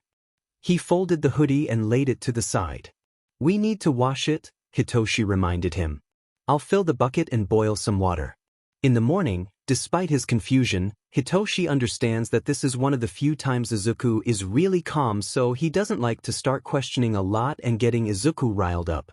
Hitoshi watches the fire to make sure nothing nearby catches on fire while he heats beach water on it. Here, Izuku tosses over the white hoodie. "Yours," he says. "And this," a white mask with a black frowny face. "And this," a lollipop. "Where?" Hitoshi asks again. From the junk stop, Izuku finally decided to talk again. "Got an upgrade. You needed a jacket." Hitoshi hummed. "He probably used some of our cash. We need shoes, but we'll have to wait for another fight to earn the money for them. Shoes are expensive." Hitoshi hummed. He's expecting to be challenged. Hitoshi picked up the white mask. "I guess this is my life now." "We should train then," Hitoshi suggested. "We won't keep getting lucky with these fights." Izuku looked over at him. He nodded. "Then let's train." He grinned. "So that no one can take us down and they'll have to notice us." "Yeah." Smile and frown? "Never heard of them." King Cobra hissed. The Viper from the south smirked. "They are good enough that Alpha is trying to get them to join his gang, but they won't join unless one of his members defeats them in a fight." King Cobra, leader of the Vipers, smirked. "So what you are saying is that if we beat them we can have Thesis powerful fighters in my gang?" "Yes." "Perfect. I've always been wanting to seshow up that Alpha and make him ton with Hissus tail between Hissus Lexus." "Bleach sir, are you sure? Are they really worth it?" The leader of the Mosaics rested his chin on his fist. "Of course they are. If Alpha wants them, then I want them. Simple as that. I want Smile and Frown in the Mosaics, okay? Do I make myself clear?" "Crystal clear, Bleach sir." Over the course of a year, the names of Smile and Frown became well known in the red light district of Mizutafu, Japan. By 13 years of age, Izuku and Hitoshi had taken down 3 more Northhounds, 2 Vipers, and 3 Mosaics. In an effort to one-up and hopefully overthrow Alpha's command of both the north and west side of the dark side of the city, Bleach, the leader of the Mosaics, and King Cobra, the leader of the Vipers, deployed some of their own members to try and get the high bounty of Smile and Frown joining their gang. Most fights leaned in similar directions, with Frown brainwashing their opponent and Smile knocking them out. A few had caught onto the trick of the brainwashing, but most that did kept it to themselves because they enjoyed watching the duels. It always ended in the same way. Smile. A joke between kids in the red lights even began where in their little tussles if one was winning, to declare that they would win they would quote that. If they lost then they looked pretty stupid to their friends. Though it was all fun and games, many would end up in actual shootouts and dead on the streets due to their poor families and inability to get out of the red lights when they grew up. The spoils from Izuku's and Hitoshi's wins began to vary. More than just money, they began to get donations in a way. Meal vouchers and clothes and bedding. It would almost be heartbreaking to see two young boys have to fight so brutally for their right to a blanket over their body at night if it weren't for the giggles and sadistic way they fought. A few tattoo offers were thrown in here and there. For some reason Frown would always decline those ones but Smile accepted them. He seemed to be the leader of the two. Using a backhanded method, Izuku ended up with a tattoo on his shoulder. It was, of course, a smiley face. Each time he was offered a tattoo for a one duel or little scuffle he'd add to it. By 13 the smile on his left shoulder was bleeding from its eyes and its mouth was split wide with a sharp-toothed grin. Hitoshi hated seeing that tattoo. It too much reflected Izuku's actual mental state. Hitoshi's and Izuku's relationship was very fragile. In his never-ending search for acceptance and love, Izuku threw himself into training. They made their own training grounds out of junk on their trash beach. Izuku would spend hours and hours a day swinging a silver metal bat. Granny's bat broke in a duel. They kept the pieces in the bus. It churned Hitoshi's stomach the way Izuku slept with the two halves as though they were stuffed animals or something. Hitoshi trained too, if only not to get killed in Rosary Park. He began to feel numb about their situation. He never enjoyed the fights. He hated the way he still longed to be fighting as a hero and not a criminal on the run. He was there to support Izuku though, and he promised he would. Izuku was thriving, but the small attention they received wasn't ever enough. Hitoshi was just waiting for a break and a hopeful chance out. Ding ding, the bell above the junk stop's door jingled. Ichigo. Izuku pranced in. Hitoshi lagged a bit behind. He was always skeptical of this place, but Izuku wasn't. Well, he was just not as skeptical as he was of other places. The lava pink-haired woman waved from behind the counter. Smile, Frown, it's good to see you again. Izuku liked this place very much. Not for the useful stuff he found in it, but more for the husband and wife and daughter that ran it. Despite Izuku and Hitoshi being criminals behind the mask, Ichigo and Teru talked to them and treated them so kindly. Smile. Frown. Teru came out from behind a shelf where he was restocking graphic t-shirts. Good to see you. What can we do for you? Izuku pranced right up to the man. Or are you looking for Mei? Mei is their daughter. She has light pink hair and yellow eyes with crosshairs in them that allow her to see things from super far away perfectly clear. They had met her once when in here. She was their age, 13. It took about 6 months of Izuku and Hitoshi coming for the Hatsums to let them meet, being understandably weary of Izuku and Hitoshi considering all of the illegal stuff they did. Eventually they came to the conclusion that they were just two little boys looking for love and began to offer just a bit of that to them. They never took off their masks still, too many things could go wrong if they did, but they made their first real friend through Mei here. Yeah, we are looking for Mei, Hitoshi said. Izuku didn't understand his reserved tone. Ichigo and Teru were so nice. A hand came on his head that startled Izuku to kingdom come. His head shot up to Teru. The man smiled. He couldn't ruffle Izuku's hair because of the hoodie, but he shook his head a bit as a playful gesture. She is doing a bit of homework, but I will go get her. You are welcome to hang around for a bit. And with that he left. Izuku stood there in shock.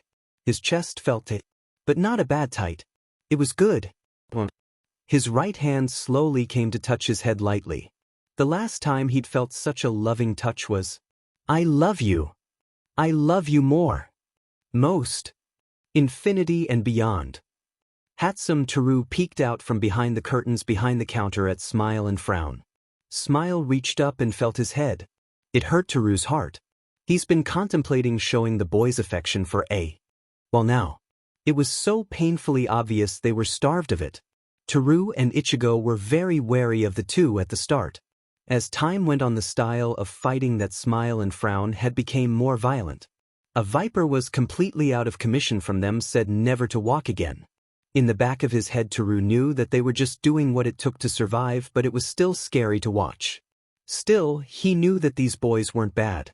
They were just a little misled. Seeing the way Smile reacted in such shock to the head pat only made Teru want to hug him more. These boys needed someone to take care of them. They needed a parental figure, a loving hand, a gentle voice to guide them. Sadly, they were homeless, living in the red lights.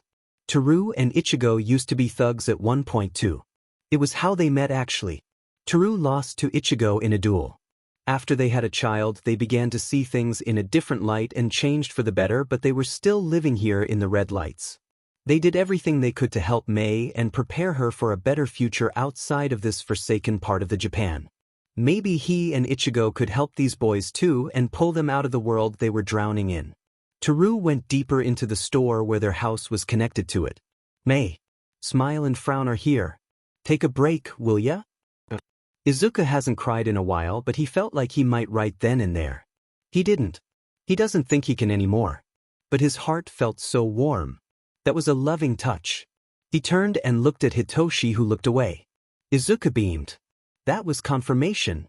That was confirmation. Teru and Ichigo saw him. They loved him. They looked at him. He scampered up to Ichigo's counter with a grin she couldn't see. Hello, hello. Ichigo rolled her eyes. Frown, you come here too. She reached under the counter and pulled out 2 lollipops. She passed one to each of them. Thank you, Ichigo. Izuku turned to his brother. Hitoshi lightly whapped his arm. Come on, let's go wait for Mei. No need to wait, a loud voice exclaimed from behind them. Izuku and Hitoshi turned around. Hey boys.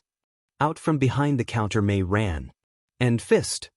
She stuck out his fist dramatically. Izuku and Hitoshi each bumped it with one of their own.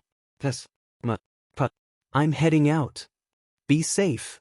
Teru exited from behind the curtain. Smile, a frown, you two take care of her all right? Hitoshi nodded. We will. Izuku lifted his bat and waved it slightly as though to show he had the means to actually follow through on that promise, and Teru and Ichigo knew that he would. Izuku never left without his bat now. It was his and Hitoshi's form of protection. Mei might be the only person that knows where they live. A while back, Izuku and Hitoshi began taking long and twisted routes to the beach just in case someone was following them. Did you find one? Mei asked as they went through their maze of trash mountains. Hitoshi nodded. Yeah. Yes. It was an old car motor. Mei loved working on mechanics and she wanted to be an engineer someday. She plans on going to UA High School. Ichigo and Teru are saving all their bottom dollars to be able to send her. Her quirk was perfect for the job. Hitoshi envied Mei. Even though her family isn't rich in any aspect and she lives here in the red lights, at least she has a chance. Hitoshi glanced over at Izuku. The more he sees that mask covering his features, the more Hitoshi forgets who they really are, even if they see each other's faces when they are alone. Hitoshi is tired. Mei goes to middle school. As she works on disassembling the car engine and putting it back together on the beach outside of their bus, she tells them all about it. It makes Hitoshi almost wish he was a regular orphan before Granny's house. He went to school then. He can't now. It sounds fun. He was just getting his facade up too. He'd have to view it through Mei's eyes, he supposes. A shiver went down Hitoshi's spine. He whipped his head around and met the white dot eyes of Izuku's black mask. What? Hitoshi felt his skin crawl. Why do I get the feeling he isn't smiling right now? The purple-haired boy waved to his brother, and just like that the feeling of dysphoria faded. Hitoshi went back to helping Mei on the car engine. After another year of living like this, duels and surviving off of bounties with their lives on the line, Hitoshi found himself drowning under Izuku's shadow. At 14 years of age, they had taken down at least half of each gang. They had gotten a lot of upgrades for their bus, but still nothing much had changed in their lives. Well, not in Hitoshi's aside from a rise in fear. The attention wasn't enough for Izuku. Not yet. It wasn't like family, it wasn't the love he wanted or needed. He began searching for it more in Ichigo and Teru and Mei and even Alpha. Izuku had, without Hitoshi knowing it, gotten close with the gang leaders and made sport out of the duels. Still, Hitoshi was his main go-to for love because Hitoshi does love Izuku. They're brothers. But it's terrifying. Hitoshi doesn't want this life. He hates it. He wants out. But he is scared of what Izuku would do if he were to leave him or propose a new way of living, but at this point he doesn't think it possible. In the situation they had found themselves in, they had basically become a gang themselves. One can't simply just walk out without dirt on their back because they would be hunted down if they tried. For Hitoshi to be able to get him and Izuku out of the situation, it would take a miracle similar to escaping Granny's house. At 14 years old, a bit over 2 years having escaped Granny's house, Hitoshi found his miracle. A man with long blonde hair and a small blonde mustache took a gulp from his glass at the bar. Yamada Hisashi, professional hero present mic. Currently he is sitting in Broken Glass Bar in the Red Lights district of Mizudafu. Hisashi didn't normally patrol this part of the city. Actually very few did. His best friend, Aizawa Shoyuta, professional hero Eraserhead, was an underground hero who got a good mile into it each night, but that was about it. Speaking of which, Shoyuta slid onto the bar stool next to him. It was midnight and about an hour before Shoyuta would go out on patrol. "Color me surprised," Hisashi joked. "Drinking before a patrol?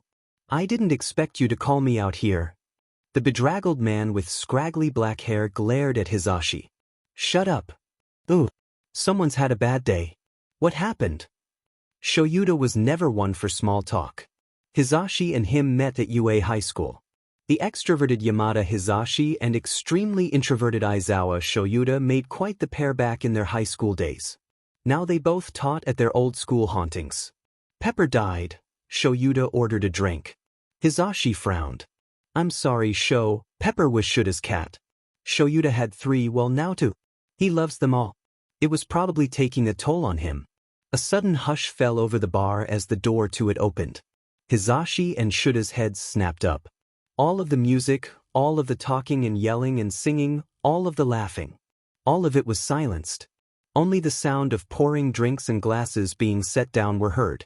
"What's going on?" 2 lone figures strolled into the bar and color Hisashi surprised, but he is 99% sure that they were children. He couldn't see their faces, but they had to be no older than 11 or 12 years old. The one in front wore a black hoodie with green patches littered all over it, blue torn jeans, and red high tops. The one following a bit behind wore a white hoodie with similar purple patches, and black sweats tucked into white combat boots. What really piqued Hisashi's interest was their masks though, and that bat. The black hoodied boy wore a black mask with a white smiley face. He carried in his right hand a silver metal bat with, "Is that blood on the end?" The white hoodied boy wore a white mask with a black frowny face on it. The pressure they exuded just walking through the bar sent shivers down even Hisashi's spine. Shuta's hand on his leg under the bar almost scared Hisashi out of his skin. "Don't look," he whispered in a hush. Hisashi turned to face the bar. "What's going on?" The 2 boys found seats at the very end of the bar, which had suddenly become empty and were currently being served orange juice. The sound returned to the building, but at a quieter level. Everyone seemed to be listening for something. "Shoyuta, what is going on?" Hisashi whispered to his friend. Shoyuta sent a glance down the bar. The boys had lifted their masks just above their mouths, giving nothing away. "I've been keeping tabs on those too," Shoyuta whispered back. "They go by smile and frown in this part of the city and are causing a ruckus in the gangs." "I thought you didn't deal with the gangs though, only the stragglers who you catch doing the illegal stuff at night," Hisashi pressed. The gangs were the groups of violent people in the Red Lights of Mizudafu. The Red Lights were split into 3 factions, the Northwest, the South, and the East. The North and West were run by the most powerful gang, the North Hounds. The South was run by the Vipers, and the East by the Mosaics. It was the police's job to keep them under control, but the Red Light Police didn't really care about much, and most of them had undercover parts in those gangs. "I don't," Shoyuta replied, "but it's getting pretty bad, so I was called in. We also think they have a link to the end of the line orphanage case." Hisashi's eyes widened. "That case?" Shoyuta nodded. Around 2 years ago, a diary was found on the footsteps of the Red Lights Police Department. It wasn't ever supposed to reach their part of the city, but the Red Lights higher-ups didn't want to deal with it, and it was sent along the chain of police departments until it somehow landed with them. Inside the diary were a bunch of sickening entries from children who were orphans that never got adopted and were sent to the end-of-the-line orphan home run by an elderly couple who would kill them after 6 months of solitude. Each entry built up a story, a passageway to the next victim, if you will, for the hopeful escape. The last entry was written by Izuku. It questioned whether or not he and Hitoshi would make it out. Hitoshi never wrote one though. Instead, after Izuku's was a message to the police asking for help. They had escaped but were in hiding because they didn't want to end up in a similar situation. At first, no one took the journal seriously. It was given the name Scrappy by one previous writer and could have been a cruel, messed-up joke. Naomasa Tsukachi, a detective in their department, was the only one to pick it up and treat it seriously. After an investigation of the orphanage system in Japan and following a carefully hidden trail, they found Granny's house. As sickening as it was, everything in the diary was 100% true. No further children had been sent there luckily after Granny and Grandpa passed along the news that Izuku and Hitoshi escaped. The end-of-the-line orphan home was taken down and all of those behind it were arrested. The bodies of the 6 prior children were found buried in the backyard of Granny's house. The news about it got out and it actually spurred an increase in adoption if anything good were to come out of it. The police department put up missing posters for Midoriya Izuku and Shinso Hitoshi in the red lights, hoping to reach them as that is where the diary first appeared.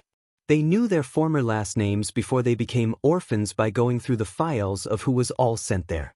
They never turned up though. However, around the time of the diary first being found, 2 young boys made their appearance in the form of Smile and Frown. It was a lead.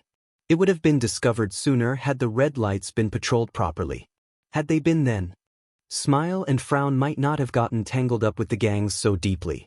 I'm trying to find an opening to talk with them, but I don't know how, Shoyuta continued. Those 2 often take duel requests from the gangs around here, trying to get them to join their gang if they lose. They never lose. How many duels have they fought? Hisashi asked. 10, Shoyuta replied. I can't exactly just bring up the case to them cause it might not be them and it isn't my jurisdiction to arrest them if the police let it happen there and the duels are scenes between those fighting.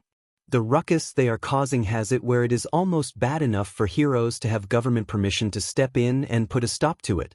If they really are Izuku and Hitoshi, then I'd like to help them though before it gets to that point. Smile had a small limp. Did you notice? Hisashi nodded. In Izuku's final entry in the journal, it said his ankle was broken. If the timing they gave us in it was correct, they escaped with him on that broken ankle just 1 day after it was broken. There is no way a boy his age would know how to reset it correctly, and I doubt they went to a hospital.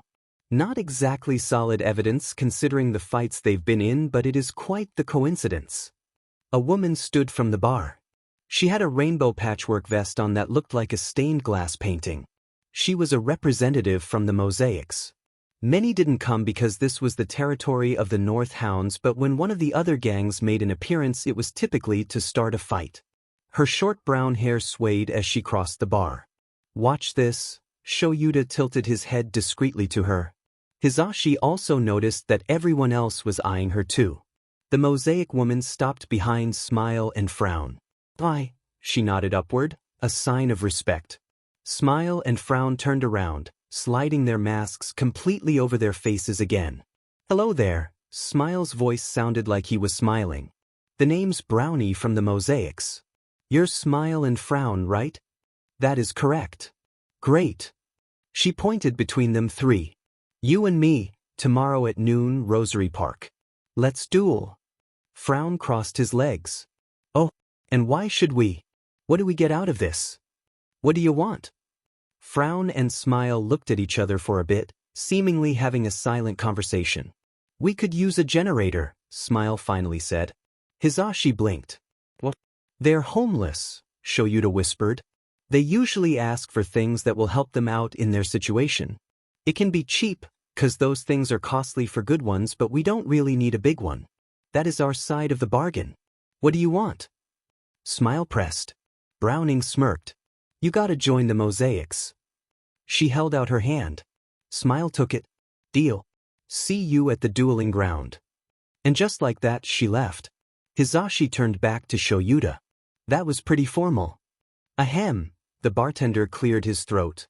Hisashi and Shoyuta looked up.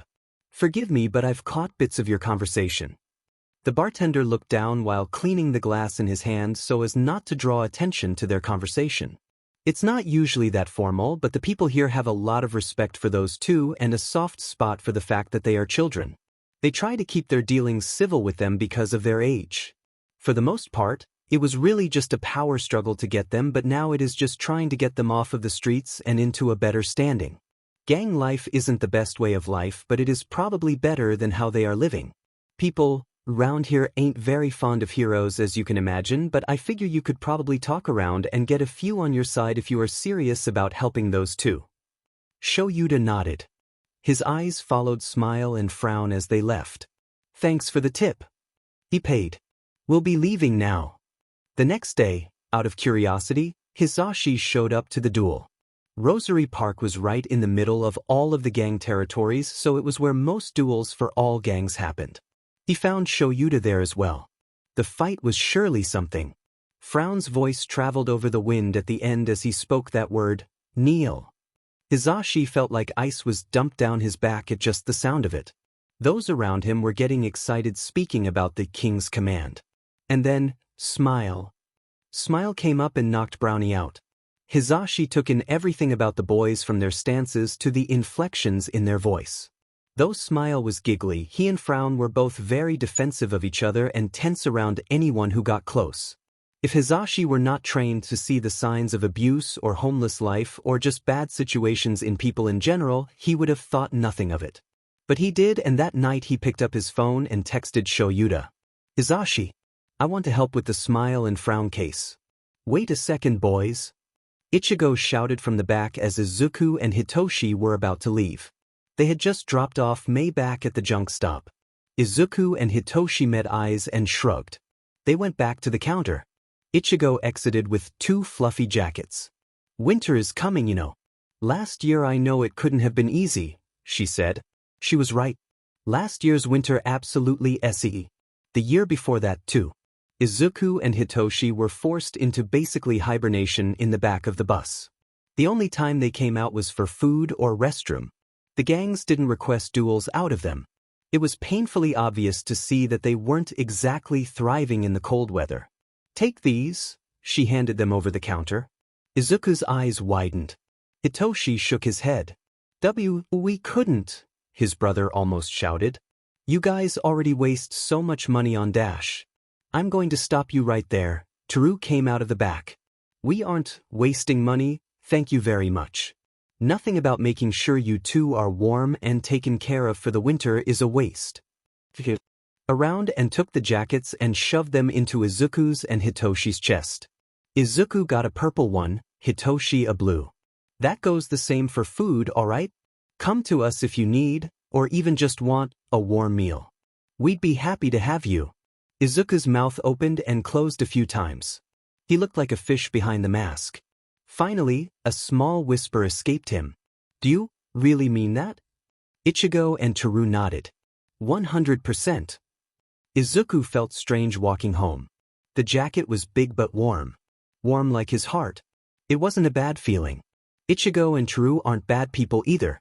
He thinks he likes them, that he's known them for 2 years now, and they remind him of what she was like before she abandoned him. Whatever. I don't need her. Her love was fake. If I keep doing this, someone will look at me. Want me. Need me. Want me. Ichigo and Teru are more like parents than she was. It's fine. I just have to smile. They like it when I act this way. It's fine. Hitoshi's hand grabbed Izuku's wrist and yanked him back. Izuku stumbled, shaken from his inner dialogue. Wadash. He looked up. On the boardwalk right where they usually walk down was a man with long blonde hair. Hitoshi, it's just a man. He doesn't even have a gang jacket. The purple-haired boy shook his head. I don't think he is. Almost like a calling card, the man's head turned to them. Ah. Izuku and Hitoshi tensed. The stranger ran up to them. Hi. You two look like you are from around here. He stopped by them and stood up straight. Blondie scratched the back of his head awkwardly. I am a bit lost, you see. Can you help a lost soul out? As much as they tried to give directions, the man was way too bird-headed to accept them. Izuku and Hitoshi ended up having to walk all the way back into the city to take him to a burger joint that he somehow got lost multiple miles away from. Luckily they have stamina. The man introduced himself as Yamada Hisashi and apologized the whole way. When he asked why some people were starting to follow and they informed him that they thought they were going to fight, he seemed a bit unsettled but not really fazed. Once they passed Rosary Park, the people dispersed. Alright, here ya are, Hitoshi gestured to the diner. Yamada bowed deeply multiple times. Thank you. They nodded and turned to leave. Wait. Let me at least give you something for your trouble. He dug in his pockets. Yamada drew out a handful of coupons for different restaurants. Take your pick. What on earth is this? We usually get these for knocking someone unconscious. Am I supposed to hit him or something? His bat lay heavy in his hand. Hitoshi lightly shouldered Izuku in the arm. I probably shouldn't. In the end, they each took a coupon to their favorite pizza joint, Junior's Pizzeria. It was the place they ate at to celebrate their first duel victory, and it ended up being the place they went to every time they won. The workers there know them so well that when they hear of a duel between them and a gang, they prepare their order so that it is ready for them when Izuku and Hitoshi arrive. A part of Izuku knows that it is out of fear of them, but he likes to think it is just because they like them. I hope he will be okay, Izuku muses. It isn't safe to be lost in this part of the city. No kidding, Hitoshi agrees. Imagine running into anyone other than us? Well, he should be fine. He found his place. We won't be seeing any more of him. So they definitely live on that beach, Hisashi stated as he joined Shoyuta in the teacher's lounge. I acted like a lost person in front of it while they were coming back from somewhere and asked them for directions. Had them lead me to a burger joint. Simple as that? Shoyuta asked. Hisashi shrugged. No offense, Sho, but you probably would scare them away dressing like you do. Then I leave this up to you.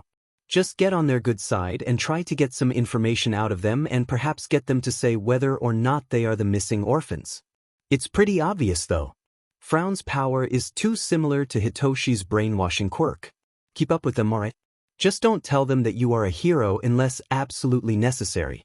It will scare them off and they might even attack. Got it? They were wrong. They would be seeing more of this man around the city. Yamada would randomly appear being lost. He's apparently new after he lost the mortgage on his house in the better parts of the city. Every time they helped him to a new place, they would get a new coupon. It would be soon enough that he'd run away soon though. Once he saw a duel, he'd be scared off. So Hitoshi thought. He turned his eyes away as he spoke the command, smile. The North Hound on her knees smiled unwillingly and Izuku knocked her out just like everyone else. Hitoshi really didn't like that part. Or any of this. As much as he tried to convince himself that he was fine with it, he just wasn't. Hitoshi's eyes scanned the crowd as Izuku found himself getting all giddy again at the attention. His eyes fell on the now familiar blonde-haired man who stood there with wide lime-green eyes. He swallowed a sigh. Izuku couldn't see the fear they looked at them with. Hitoshi hated it. It reminded him of the reason he became an orphan in the first place. They took their winnings and left for Junior's Pizzeria just like always. Their pizza was ready for them already. Using the coupons from Yamada, they got a small discount. Hitoshi and Izuku went to sit. Hey, you too. He jumped.